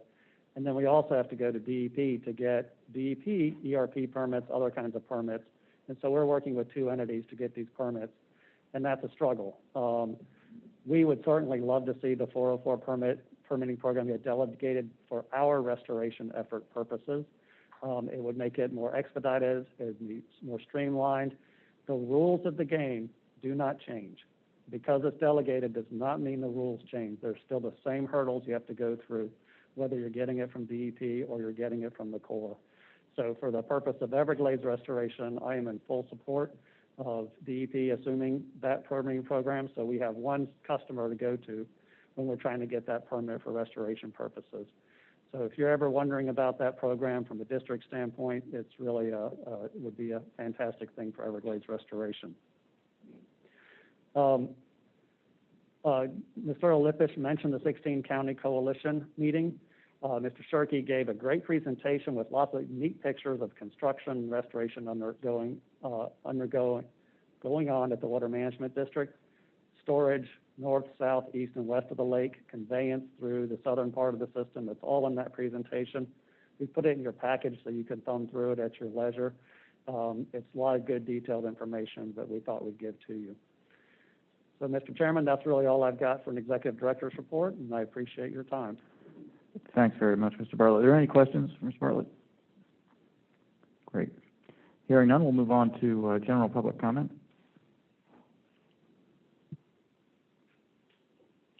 I have a couple of hands raised, Mr. Chairman. First, we're going to start with Mike Elfenbein, and then a caller with the last four digits of his cell phone number of 1352. Good afternoon, everybody. Thank you. What a long day, but what great discussions, and I'm grateful to have an opportunity to participate in them. I wanted to go back to Eric's presentation on pythons and kind of tie that into the high water levels. You know, high water levels concentrate animals on dry ground, and it's like a dinner bell to our invasive python population and to the predators that live in our system: panthers, bobcats, coyotes, alligators. You're making it easy for them to pick off what wildlife we have left.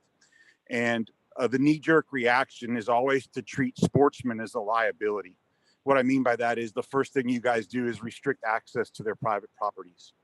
But you're restricting access to the people that care the most about the resource, and the ones that are dying and begging you and pleading with you to use them as a commodity, as a part of the solution. And there's opportunities for you to do that. While those pythons are looking for food on those islands, those people could be eliminating them. Those camp owners could be providing supplemental food for the wildlife in forms of grain, or just clearing the area and making it more accessible and hospitable to wildlife. Yeah, it's great what we're doing for pythons, and it's nice to appreciate the people who are doing good work. There's great people like Ozzy Gonzalez and Ann Vega and countless people who are working really hard to eradicate pythons from the system. But the management of the system is what's killing the wildlife, not the presence of the sportsmen or the stakeholders who are there.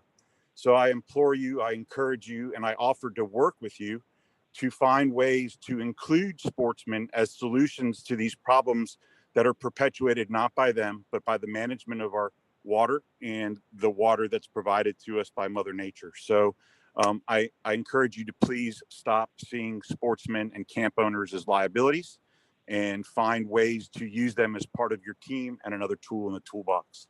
Thank you guys so much for all your time today and your hard work. Thank you, Mr. Elfenbein. Next, we have the caller with the last four numbers of 1352.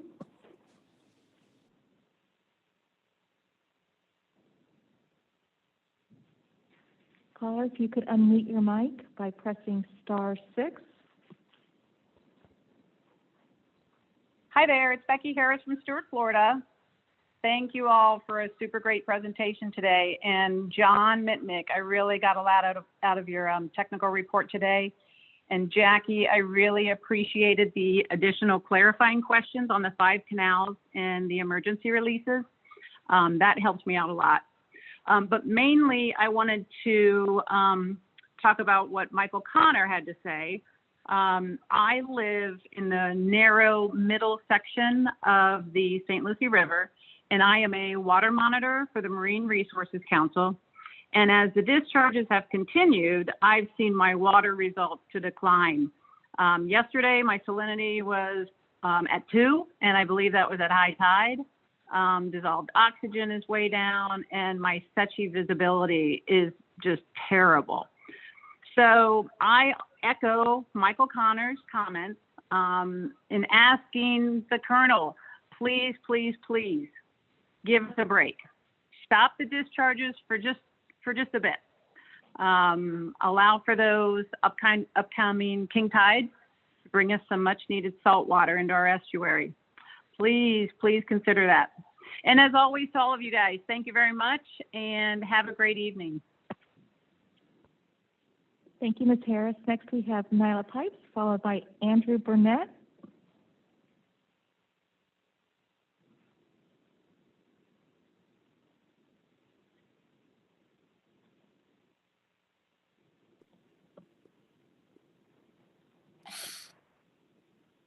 Ms. Pipes, if you could unmute your mic. I can't. Hi. Hear you now.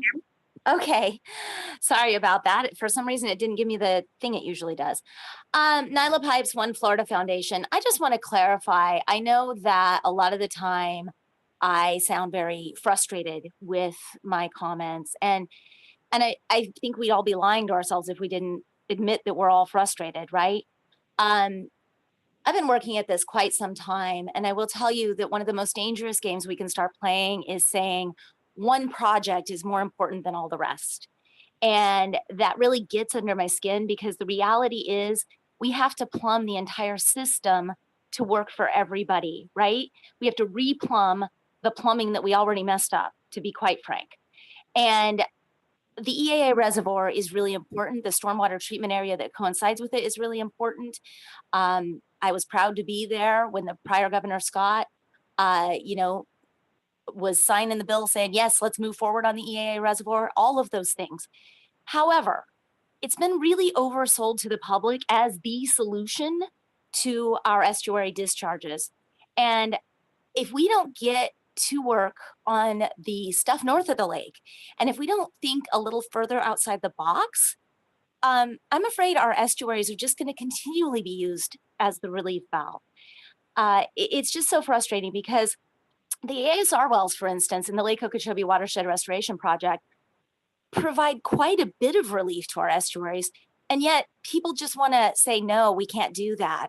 Or, the deep well injection conversation we started the day with, again, they were only meant for these times when we literally have no other place to put these extreme amounts of water. And so, I understand that people don't like technologies. I understand that they find them scary, but we have to be very real about the fact that we are already utilizing these sorts of technologies for other purposes that are a lot worse, quite frankly, than Kissimmee River surface water. So I just encourage you to open your minds a bit and to be very careful about how we talk about these projects. I know that the government has a priority. I know that our governor has a priority list, right? But I would like to see north of the lake solutions and solutions in our own backyard, when we know on the St. Lucie side especially, that our own river, our own basin contributes more than the lake does. So I just want to be real about the conversation, and I thank you for all the hard work you all do. I know everybody is trying to find the way forward, and I just wanted to say that before we ended today. Great presentations, great work under really hard to handle circumstances. Thank you. Thank you, Ms. Pipes. Andrew Burnett, you're recognized to speak, followed by Doug Gaston.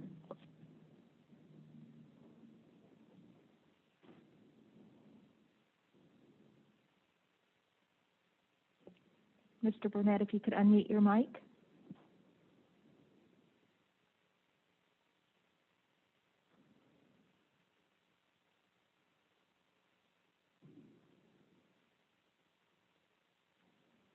Mr. Burnett, we still don't hear you, so I'm going to take the next hand that is raised, and I'll circle back to you. Doug Gaston, you're recognized to speak. Thank you very much. I'll keep this brief, but I wanted to just offer a comment about the 404 program and the assumption. It's our understanding that assuming the program and all of its responsibilities will require significant additional resources within DEP. But as we understand it, there will be no fees collected or budget increases to accommodate the new responsibilities of assuming the program. And we're just concerned that, you know, right now, the suggestion is that the additional work will be redirected to existing workforce, and that just doesn't seem to be sufficient. So that's a concern we've had throughout that process. And we just think that that needs to be really thought through and figured out, because it'll be a lot more work to try to recreate some of the analyses for environmental assessments and environmental impact statements and those kinds of things. So that's a concern we've had and wanted to raise that it will require additional resources, and we'd like to see that addressed. Thank you. Thank you, Mr. Gaston. Andrew Burnett, you're recognized to speak now.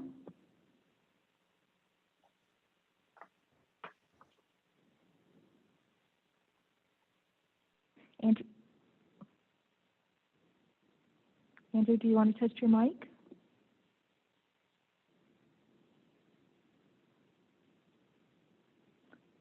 Unfortunately, we still can't hear you, but you're more than welcome to provide comments in written format if you would like. I'm going to go ahead and take Captain Chris Whitman.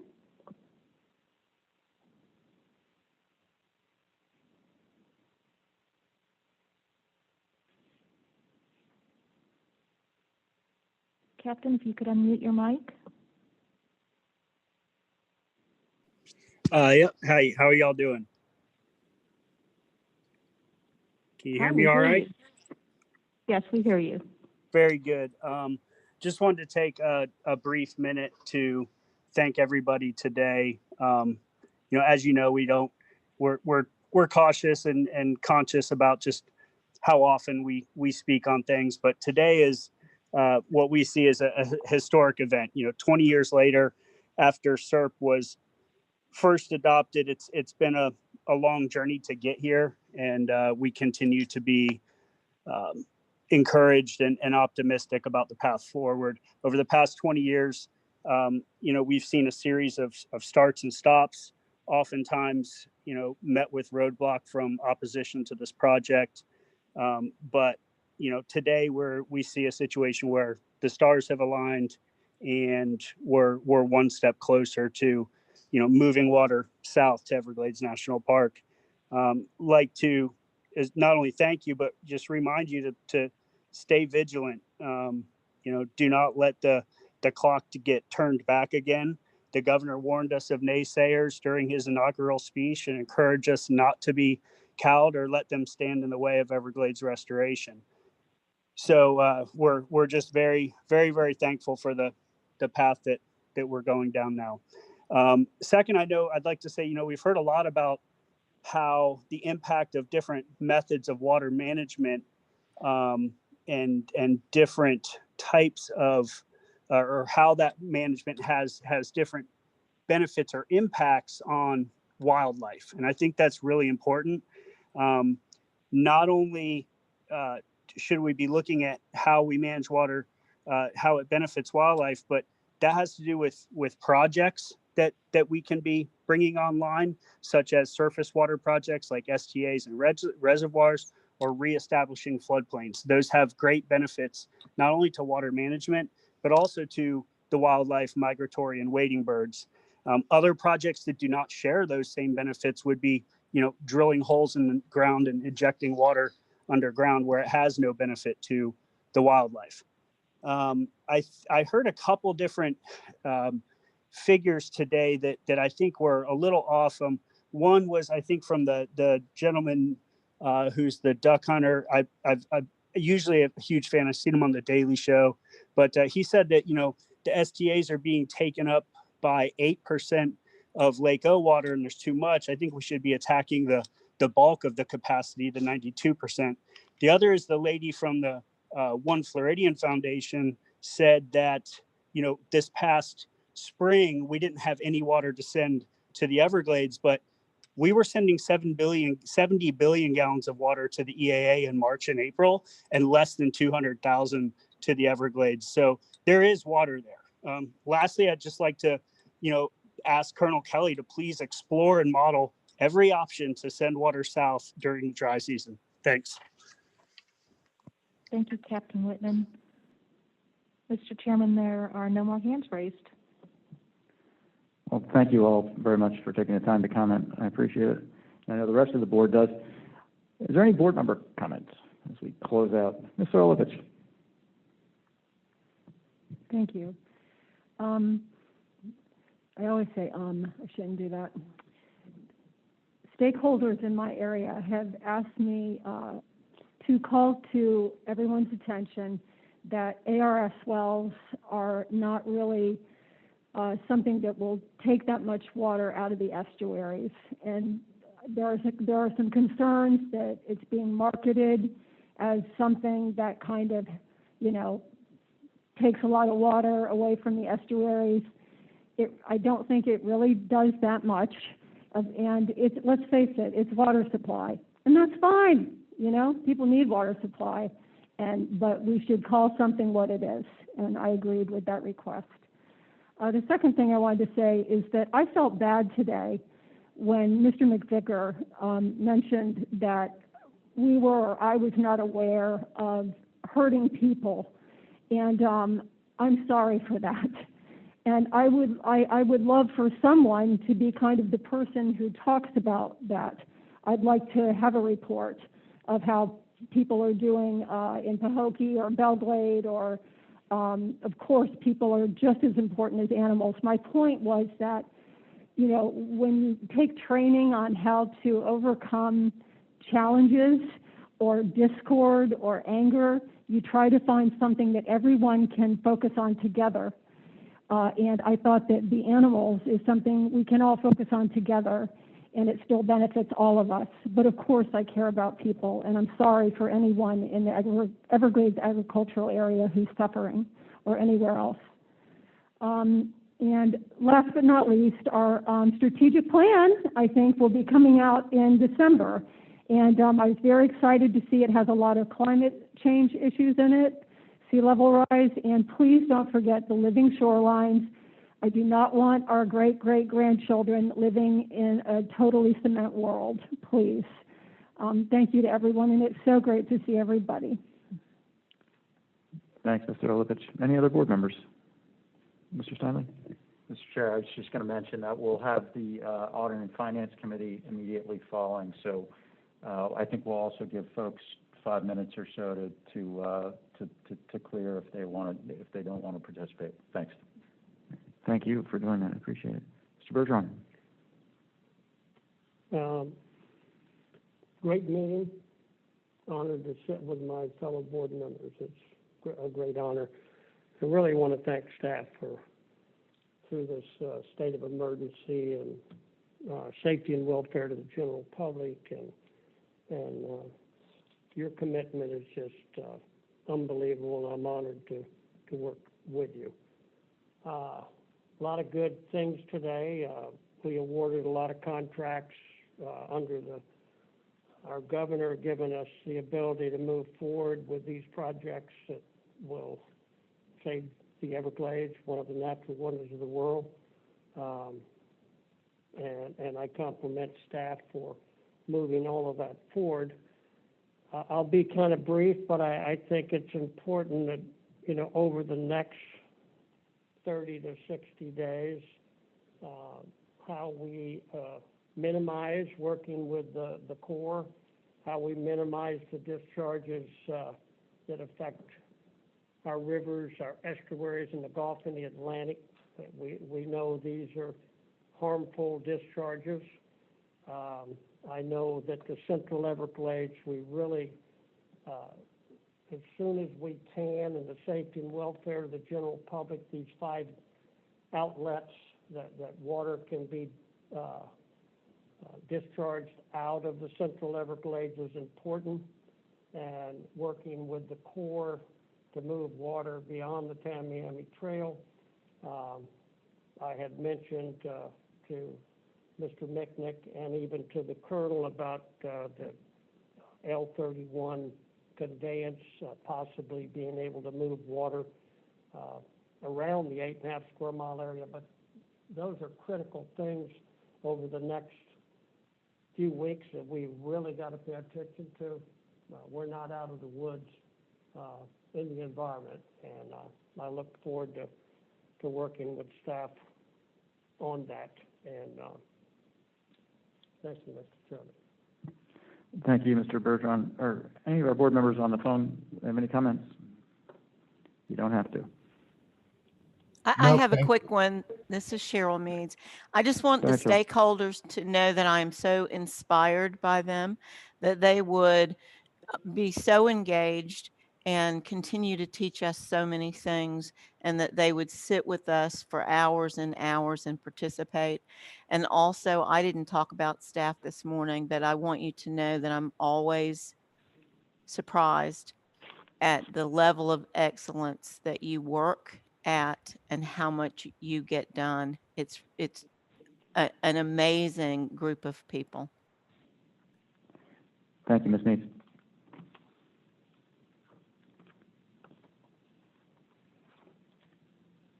I'll wrap up then, and then we can adjourn.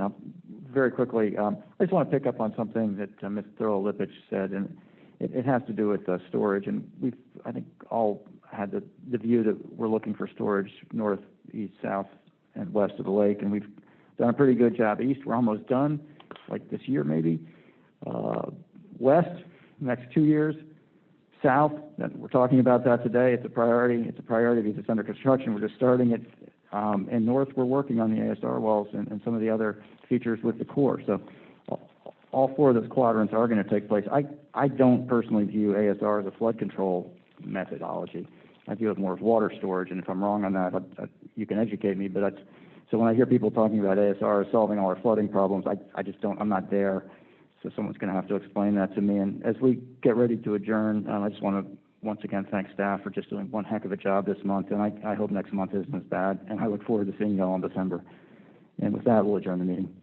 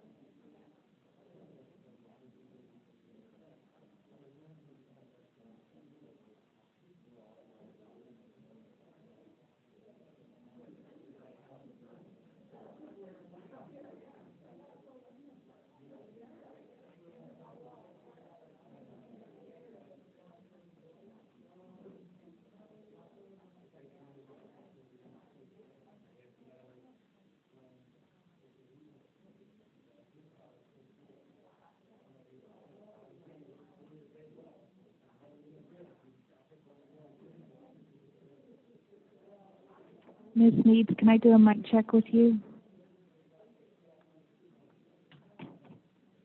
Yes, can you hear me? Thank you. We're going to start in about 3 minutes, just so Okay. you know. Super, thanks.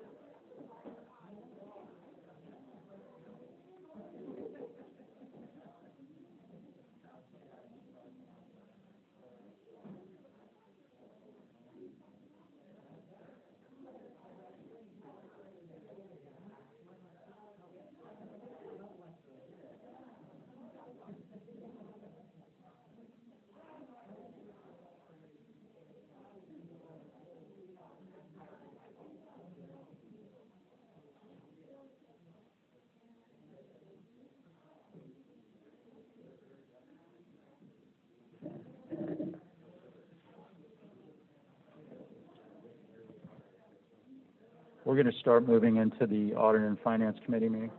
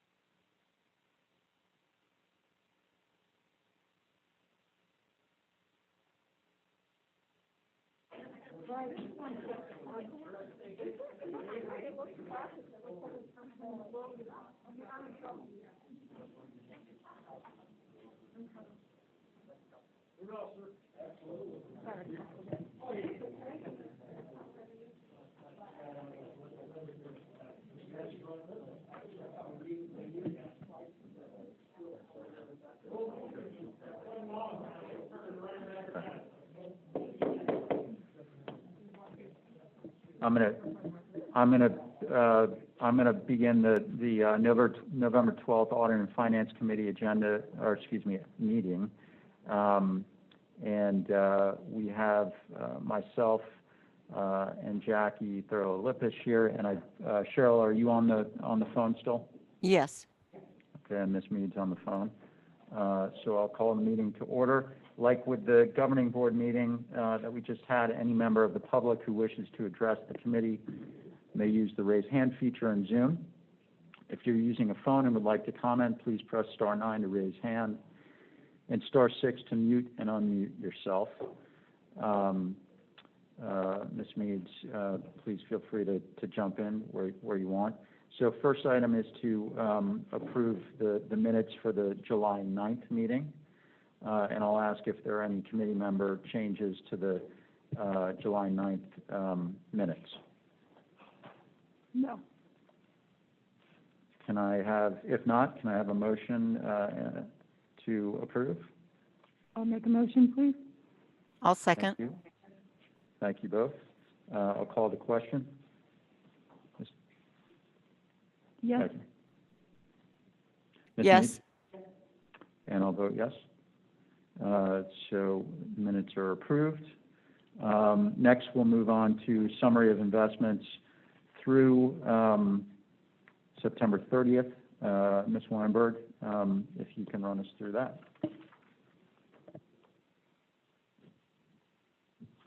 Good afternoon, everybody. I know it's been a long day, so I will make sure to keep this brief. So yes, I will be presenting the summary of investments as of September 30th. So in essence, it's a year-end wrap-up. Our investment strategy has remained status quo. We will continue to stay with our current investments until new ad valorem funds start coming in, which we received 80% of funds between November and January. So for conservative reasons, we decided to remain more on the more conservative side in case there is a delay in those ad valorem funds as a result of COVID-19.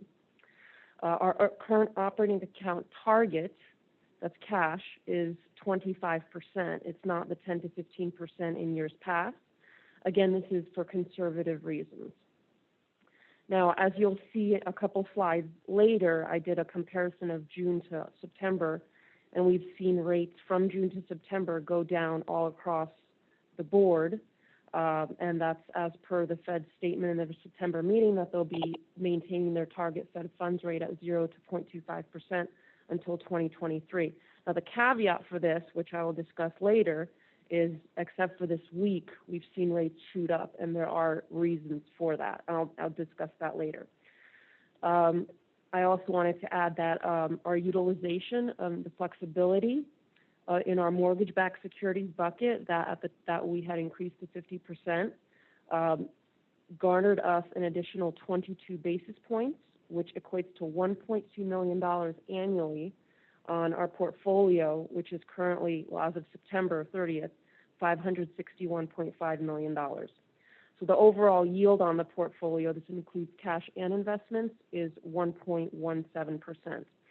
And for the year, we earned $8.2 million, which was our estimate, and our budgeted earnings for the year were $7.86 million. So we were ahead of budget, which is always a good thing. Market environment, September's Fed meeting kept rates at the current levels of 0 to 0.25%. The Fed indicated they will not change this until labor markets are at maximum employment and inflation is at 2%. Housing is still going strong due to strong demand, low supply. That's still continuing.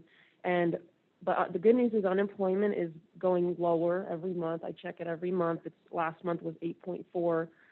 This month it's 7.9, and hopefully we keep seeing that trend.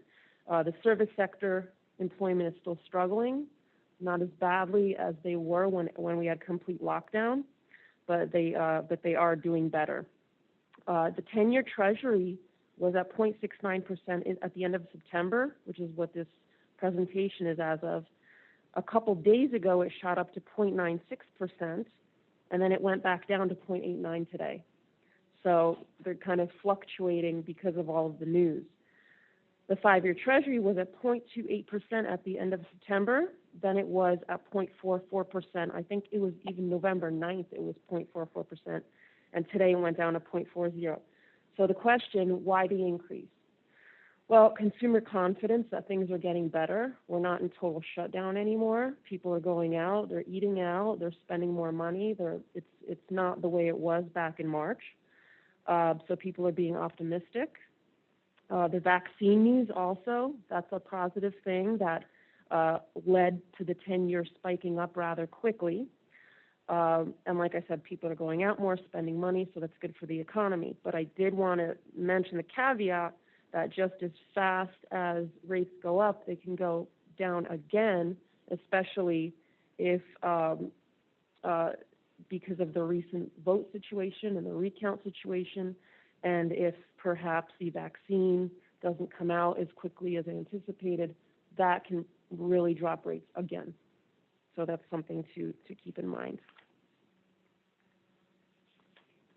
So this next slide is just, again, it's the rates, and obviously things have changed, but between June and September, rates have decreased significantly, but we'll see what the future brings rate-wise. This is our FY 19 through 20 year-end wrap-up.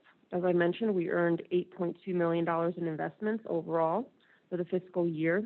Now, our yield on investments only was 1.75%, and I do want to make note that this has been driven by the mortgage-backed securities.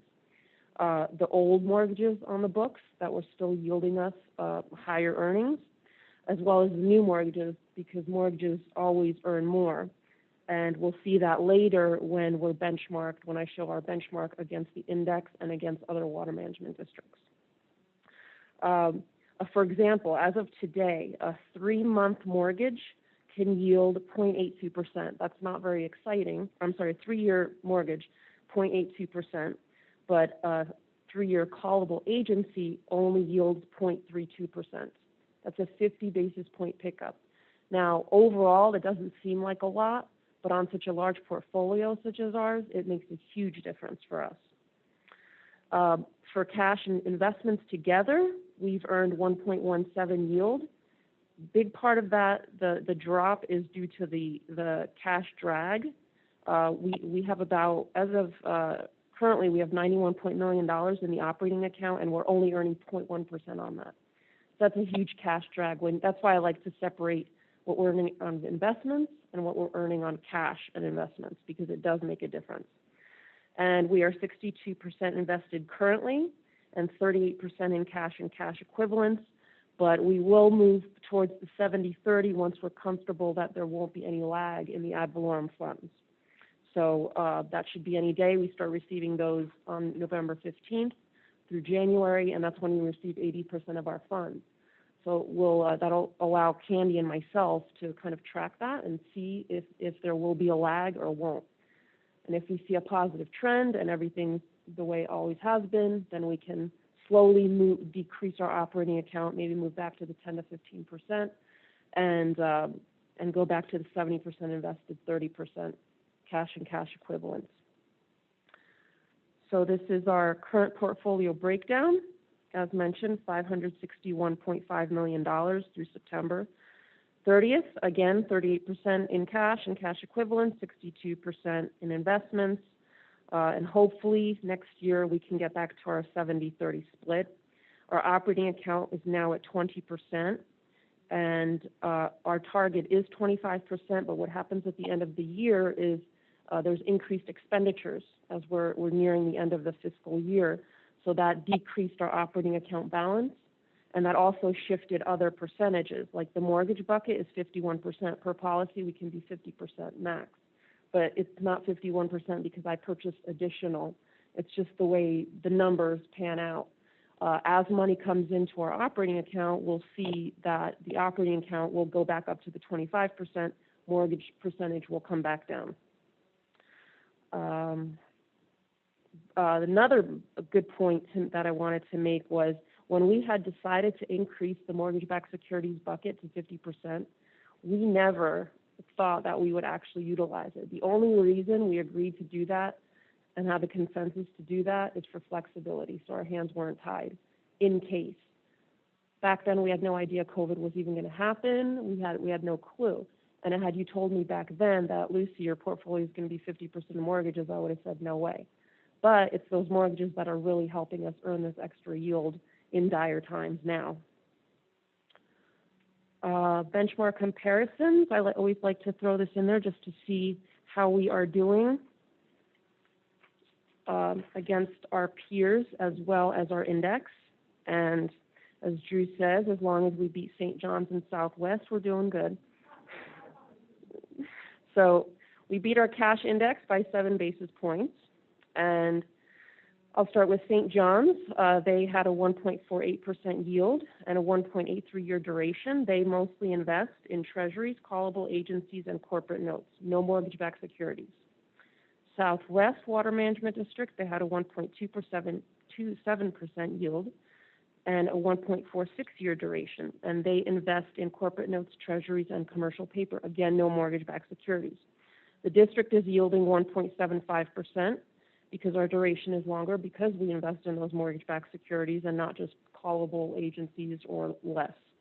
And the index, obviously, is ultra-conservative. They only invest in treasuries, hence they're only earning 0.13%. And then just to wrap that up, just personally, I think not investing would really hurt the portfolio, but it would be leaving money on the table, basically. It's not, there's not any huge additional risk to investing as long as you know what you're putting your money in.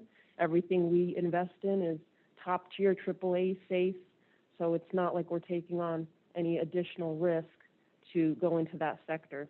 So it's certainly helped our income for the year.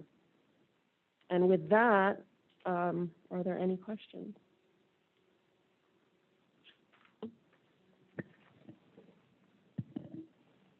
Thank you, Lucy, Ms. Weinberg. I think first, any public questions or comments? No, Mr. Chairman.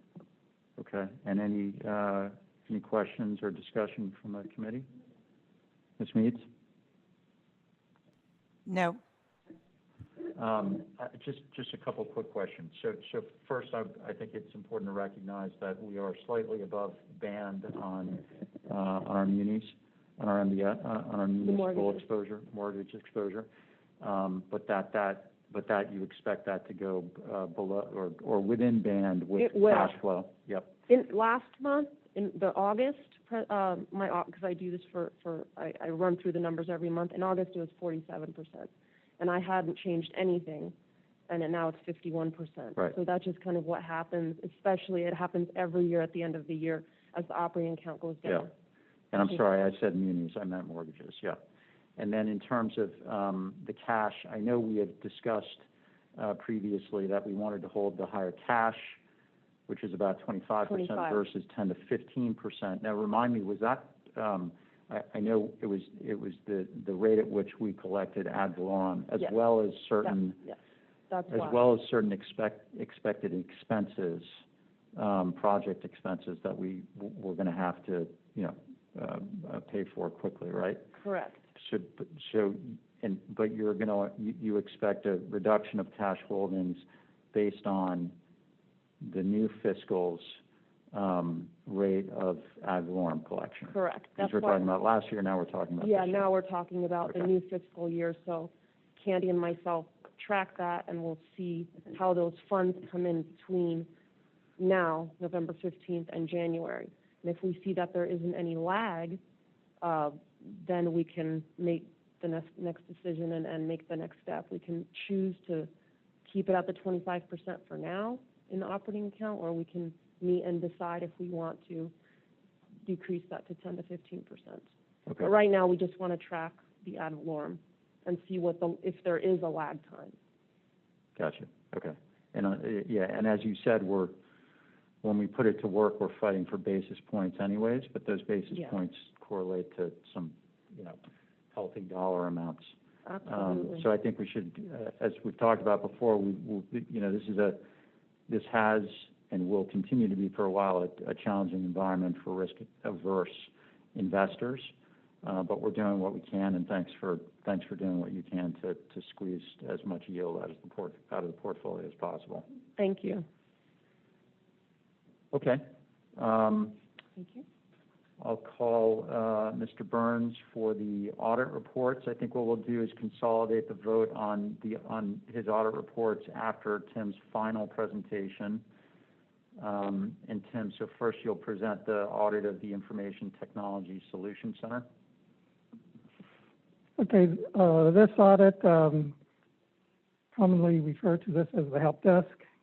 And these are the people we call when our computer stops working and we're having trouble.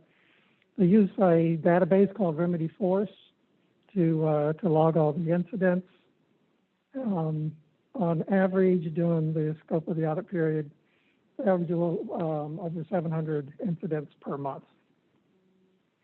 And I won't label on this, but these are just the different methods that they can contact. They can use the phone or email, or they can go to the website, and employees use different methods there. So the objective of this audit was to assess the efficiency and effectiveness of the IT help desk function in responding to employees' needs. And we also reviewed the journal system controls over that database system. Overall, we concluded that the IT Solutions Center appears to be run effectively and meeting the district's business needs, and that the Remedy4 system appears to be complete and accurate. Our audit procedures, we also entailed comparing how the district compares to benchmarks that are accumulated by the Service Desk Institute benchmark study. And we concluded that the district's help desk aligns with help desk operations globally. Probably one of the most important statistics was they send out surveys for each incident, and they received a 89% satisfaction, extremely satisfied rating, 9.8% very satisfied, so about a 98% were either extremely or very satisfied, which is probably the most telling statistic as far as how good of a job that they are doing. One thing is, shortly after we started this audit is when the district went into shutdown back in March. And one thing is that showed how important our help desk function is to the district, and actually became a very critical function in being able to continue the district's operation.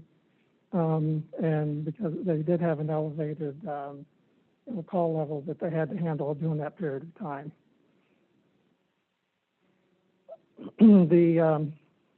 Although the help desk don't adhere to a set of benchmark or standards to gauge their effectiveness, it has not deterred them from providing a high level of quality service.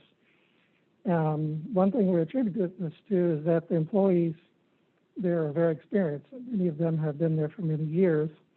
The downside to that is that some of them are going to be retiring, going to lose that. So without any metrics or service level agreements in place, our future staff and changes in leadership could alter the future efficiency and effectiveness.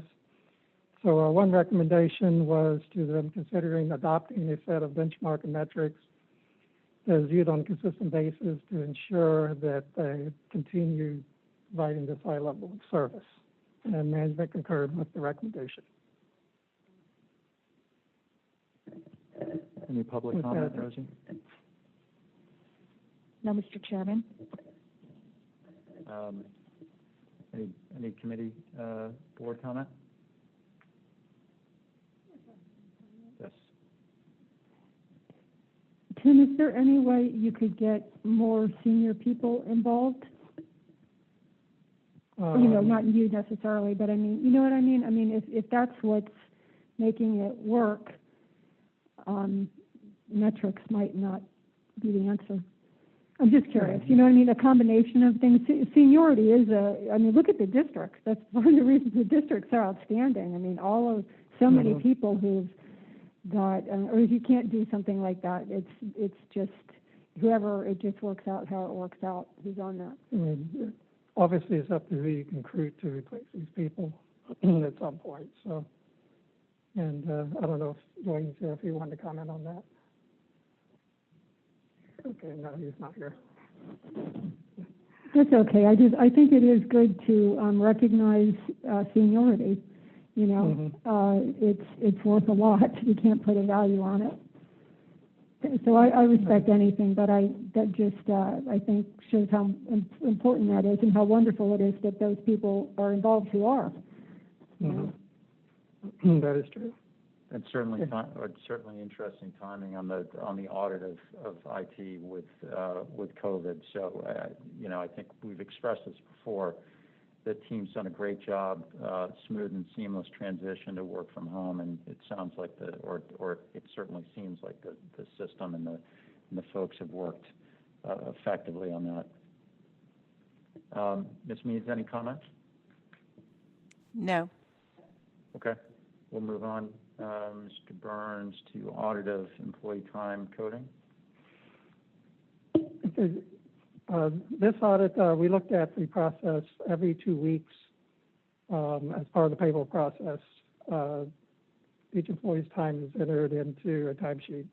We call them timesheets, but it's actually a paperless system was directly entered into SAP, electronically approved, and so forth. When the employee's time is entered, there are certain codes for certain activities that they need to code that time to as far as what they reflect what they had worked on. The importance of this is that on these cost share projects, that is how finance identifies the projects they worked on, and we get in-kind credit for the staff time that is spent on these cost share projects. So if an employee spends time on a project and they don't properly code their time to it, basically that in-kind credit is lost. So that is why we did this audit as part of our SERP cost share. And so obviously the objective of the audit was to determine the employees' time charges reflect their activities performed. We actually narrowed this down to just these 9 particular areas that are the most critical to our cost share projects. And to about 134 employees in 2018 and 150 in 2019. 133 of those are the same employee in both years, though, so there is overlap. And what we had done a similar audit back in fiscal year 2013, and what we did find in this audit that there had been significant improvement since the last audit that we did back in 2013. We did identify in these 6 areas where some improvement could be, there could be some improvement, and where we found some employees' time that didn't totally accurately reflect the work activities that they had been working on. Because essentially the time coding process, it actually requires a coordinated effort between the employee supervisor, and also the project managers. Because the project manager is not necessarily the same as the employee supervisor. They are often different employees. So we made 4 recommendations on how to strengthen and improve that process, and management concurred with all those recommendations.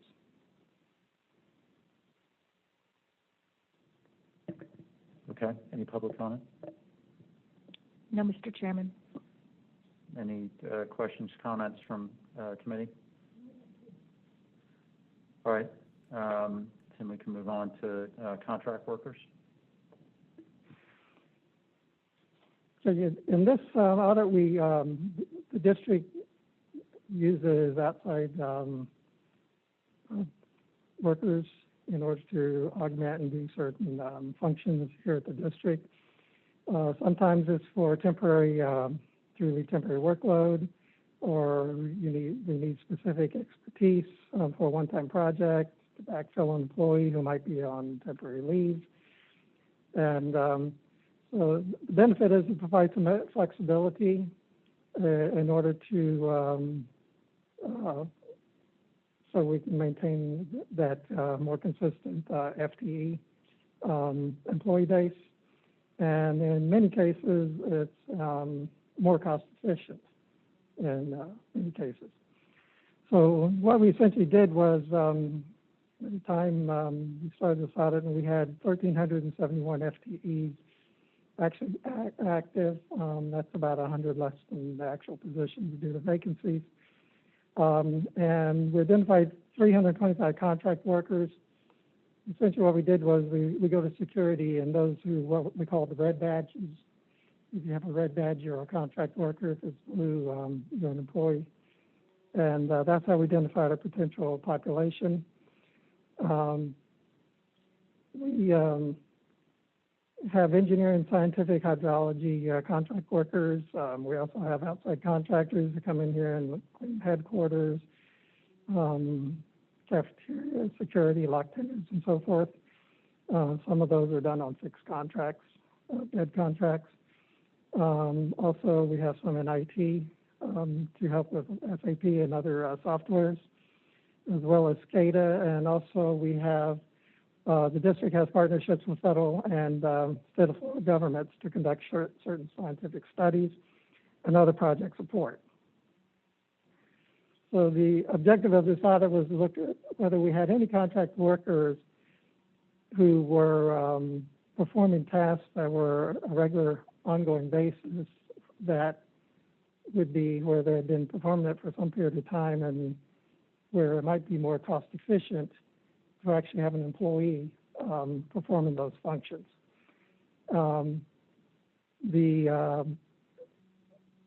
Essentially, if you could almost divide the line between the professional and the non-professional here. If it's a professional type service like engineering, it typically costs more. If it's non-professional, it often costs less. So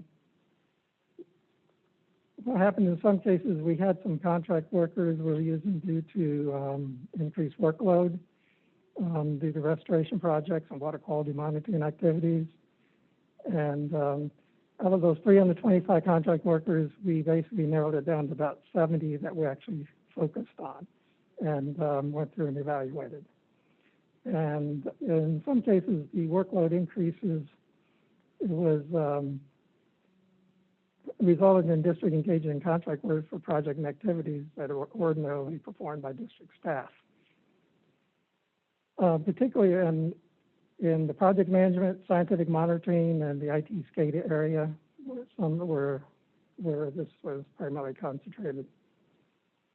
And essentially what was happening, and this once again, we had started this audit pre-COVID and had a lot of the analysis done, is that the district was having difficulty trying to recruit for some of these positions. And some had even been open as much as 200 days, and the primary problem appeared to be compensation. And so once again, we have to bring in the COVID issue here, is that the COVID-19 and the high unemployment rate may have changed the marketplace since we started this audit. So it's another thing where you reach a conclusion and then some major event like this happens, and it may have actually fixed the problem as far as the supply and demand in the marketplace. So, but we did make some recommendations to review several of these positions and determine whether it would be better to use, whether they could be replaced with employees, particularly in a professional like an engineering job. It can easily cost an extra $100,000 a year to have an outside contract worker from an engineering firm.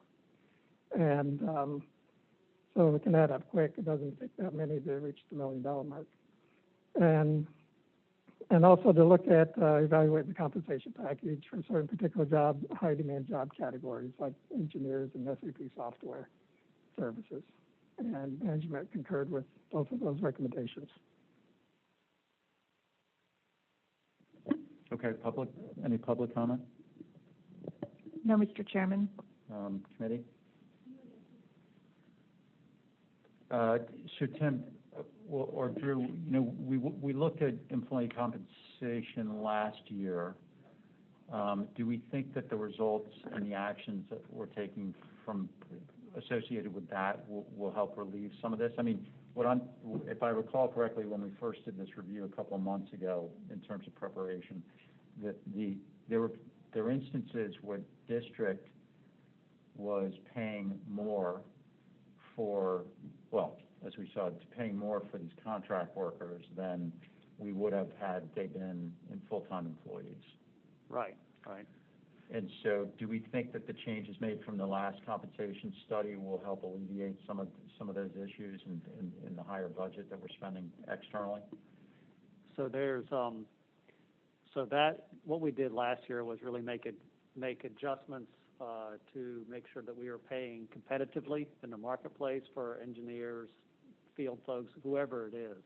So that was more on making sure our current employees are paid fairly, with respect to other public sector employees, right? So, and then we made an effort to redeploy FTE positions to like field operations and those types of things to try to get at some of the demanding areas like new works and capital O&M and those kind of things that are demanding. When it comes to whether to hire contractors or use a full-time equivalent, that has to do with the longevity of the need. And so a lot of these projects, they come during a construction phase, so we need a particular body for a construction phase of a project. And then we transition to operating phase, so we need a different kind of expertise. And so when we look at that, we're not sure we want to take an FTE and put it there that's only going to be needed for 3 years, then you have an FTE that may or may not be able to be deployed somewhere else. So it has a lot to do with the nature of the work and how long we think the work is going to occur. And so John and Jennifer Reynolds and Rich Virgil, they go through that exercise probably quarterly to try to think about the distribution of FTEs and contract workers. And so, yeah, we may be paying more for certain contract workers, but that's because we don't want to take an FTE that we would want to use in perpetuity and put it there when it's really not an in perpetuity type of job. Does that make sense? It does, and like you said, it sounds like the current unemployment rate might help us fill some of these positions more easily than in the past. Okay. Is there one? Yeah. You can summarize. You want to summarize the DMV file security? Yeah, essentially, this is just a report that we have this MOU with the state, where we receive information monthly from them of district employees. It's used as a risk management process to make sure that we don't have employees with suspended license and that sort of thing. This audit is required by the MOU, so that's why we've done it. And the requirement of the MOU is that we do an audit of the internal controls over that information they send us and to ensure it's protected from unauthorized access, distribution, use, modification, and disclosure. And the audit results says we found that the internal controls are adequate to protect that DMV personal data. And there were no audit findings or recommendations related to this audit. Okay. No public comments, I assume. Mr. Chairman. Anything from the committee? Okay, so I'll ask for a motion in a second to approve the 4 audit reports we just went through. I'll make the motion. Thank you. I'll second. Not like you had a choice. You're the only other option. Can I second? Oh, I can? Okay. I'll call the vote. Ms. Thurlow-Lipish. Yes. Ms. Mead. Yes. And I'm a yes, too. So that those audit reports passed. And then we're moving on to the proposed audit plan for 2021. Okay, this is the proposed audit plan for the 2021 fiscal year. And each year our plan approach, we look at the strategic plan, the upcoming budget, to look at those programs and activities that we consider potential risk to the district, and also how long it's been since we last had audited that area, and also whatever issues executive management and the board brings up during the year of things they would like to see included in the audit plan. So essentially it's broken out into 3 sections. We have the one-time audits and what we call recurring projects, which we will do every year or on a surprise basis down here in the green area. I have a slide here for the objective of each one of these audits in the issue saving time. I can skip that and just point out the key things that we've incorporated here, including the ones particularly that have been brought up by the board or the Audit and Finance Committee during the year, including some of our regulatory enforcement processes, particularly the ERE and also the consumptive use, and also an audit of the mitigation banks. And one of the issues there is also we're going to look at the um, the trust funds that are set up for the professional maintenance and the, whether they are earning enough to actually, to keep up with that. There's concern there could be erosion of principal with our low interest rate environment. And also the other was on the construction change orders. That was another item included. Now, you'll see it in both places. What we're going to do is do one audit, a one-time audit of how we negotiate the change orders. Now, there's actually formulas in the contract of parameters of like what can be included and what can be included in certain percentages, and there's actually certain percentages of what they can charge for things like overhead and profits and that sort of thing, and what can be included, and what those can be applied to. And then we're going to monitor the actual percentage of change orders as a percentage of the original contract on a regular basis, and based on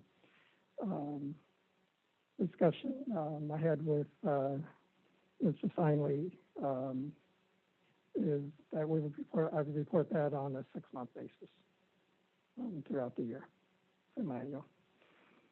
So, and then we include, we periodically do a surprise audit of our procurement cards and the negotiated contract work orders.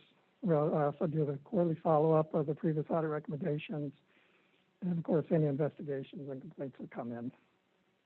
And then also anything that comes up during the year, if it needs some immediate action or review by executive management of the board, we have flexibility for that. So with that, I'll skip to the, and also one other point, there were a couple of recommendations. The Auditor General was here, did their audit. They had a couple on audit regarding our office, and one is to include a long-term audit plan and have it approved by the committee as well. So that's actually included in the audit plan this year, and include the estimated resources for each audit into the audit plan as well. So those have been implemented in this audit plan as presented for your approval. As far as the long-term audit plan, so we used a 5-year period, and it has a layout of what we can expect to look at over the next 5 years. It also includes the time since the last audit. And as far as the cycle time between audits, that's basically, I use my judgment. Some things are more important to do more frequently, such as our cost share and other items. And what I'll do is this will be updated on a rolling basis each year for the next 5 years. So with that, I'll take any questions that you have. Sure. I have no questions. Tim, I don't see the page here, but the page before the colorful slide that had all the different proposed audit projects, where it says planning approach, just because I sometimes I just like to hear things, and I think it's an opportunity for the public to kind of hear things. Where you say right at the beginning, review strategic plan and then review 2021 budget. Can you just talk to me about review the strategic plan? Does it have anything to do with finding risk? I'm just curious when you're doing that. Well, as far as our biggest risk is the larger dollar amounts that we're spending on these projects. And one of the big issues there is a lot of these are the SURF projects where we have the cost share. And so, I mean, there's hundreds, actually billions of dollars being spent there. So that is one of the key risks that I see that we need to keep on top of. So, that is actually one of the audits that we, as far as the cycle, that we would do it about every 2 or 3 years, versus some we might not need to look at for more than maybe in a 5 or 7 year cycle. Well, I really appreciate your candidness. Thank you. And any public comments before we move to vote? No, Mr. Chairman. Okay, can I call the question on the audit plan for fiscal year 2021? I'll make the motion, please. I'll second. Thank you, and I'll call the vote, sorry. Ms. Thurlow-Lippis, Yes. Ms. Meads, Yes. and I'm a yes too, so that vote passes. Do we move on to, I know there's no public comment, but I'll ask you anyways. This seems to be the Zoom meeting of most popularity of the day. High ratings. Even if it wasn't 5 o'clock, I wonder if that would change. Sorry, Ms. Meads, did you have a comment? No, I don't. All right. I think that's it. So I'll adjourn the meeting. Cheryl, look forward to seeing you sometime soon. Yes, December. Yes, we miss you very much. Yeah, I miss I you was guys. hoping I'd see you today here. Yeah. I've been Hope you're well. participating in risky behaviors. But I'll see you Thanks soon. for keeping us safe. Thank you. Take care. Night.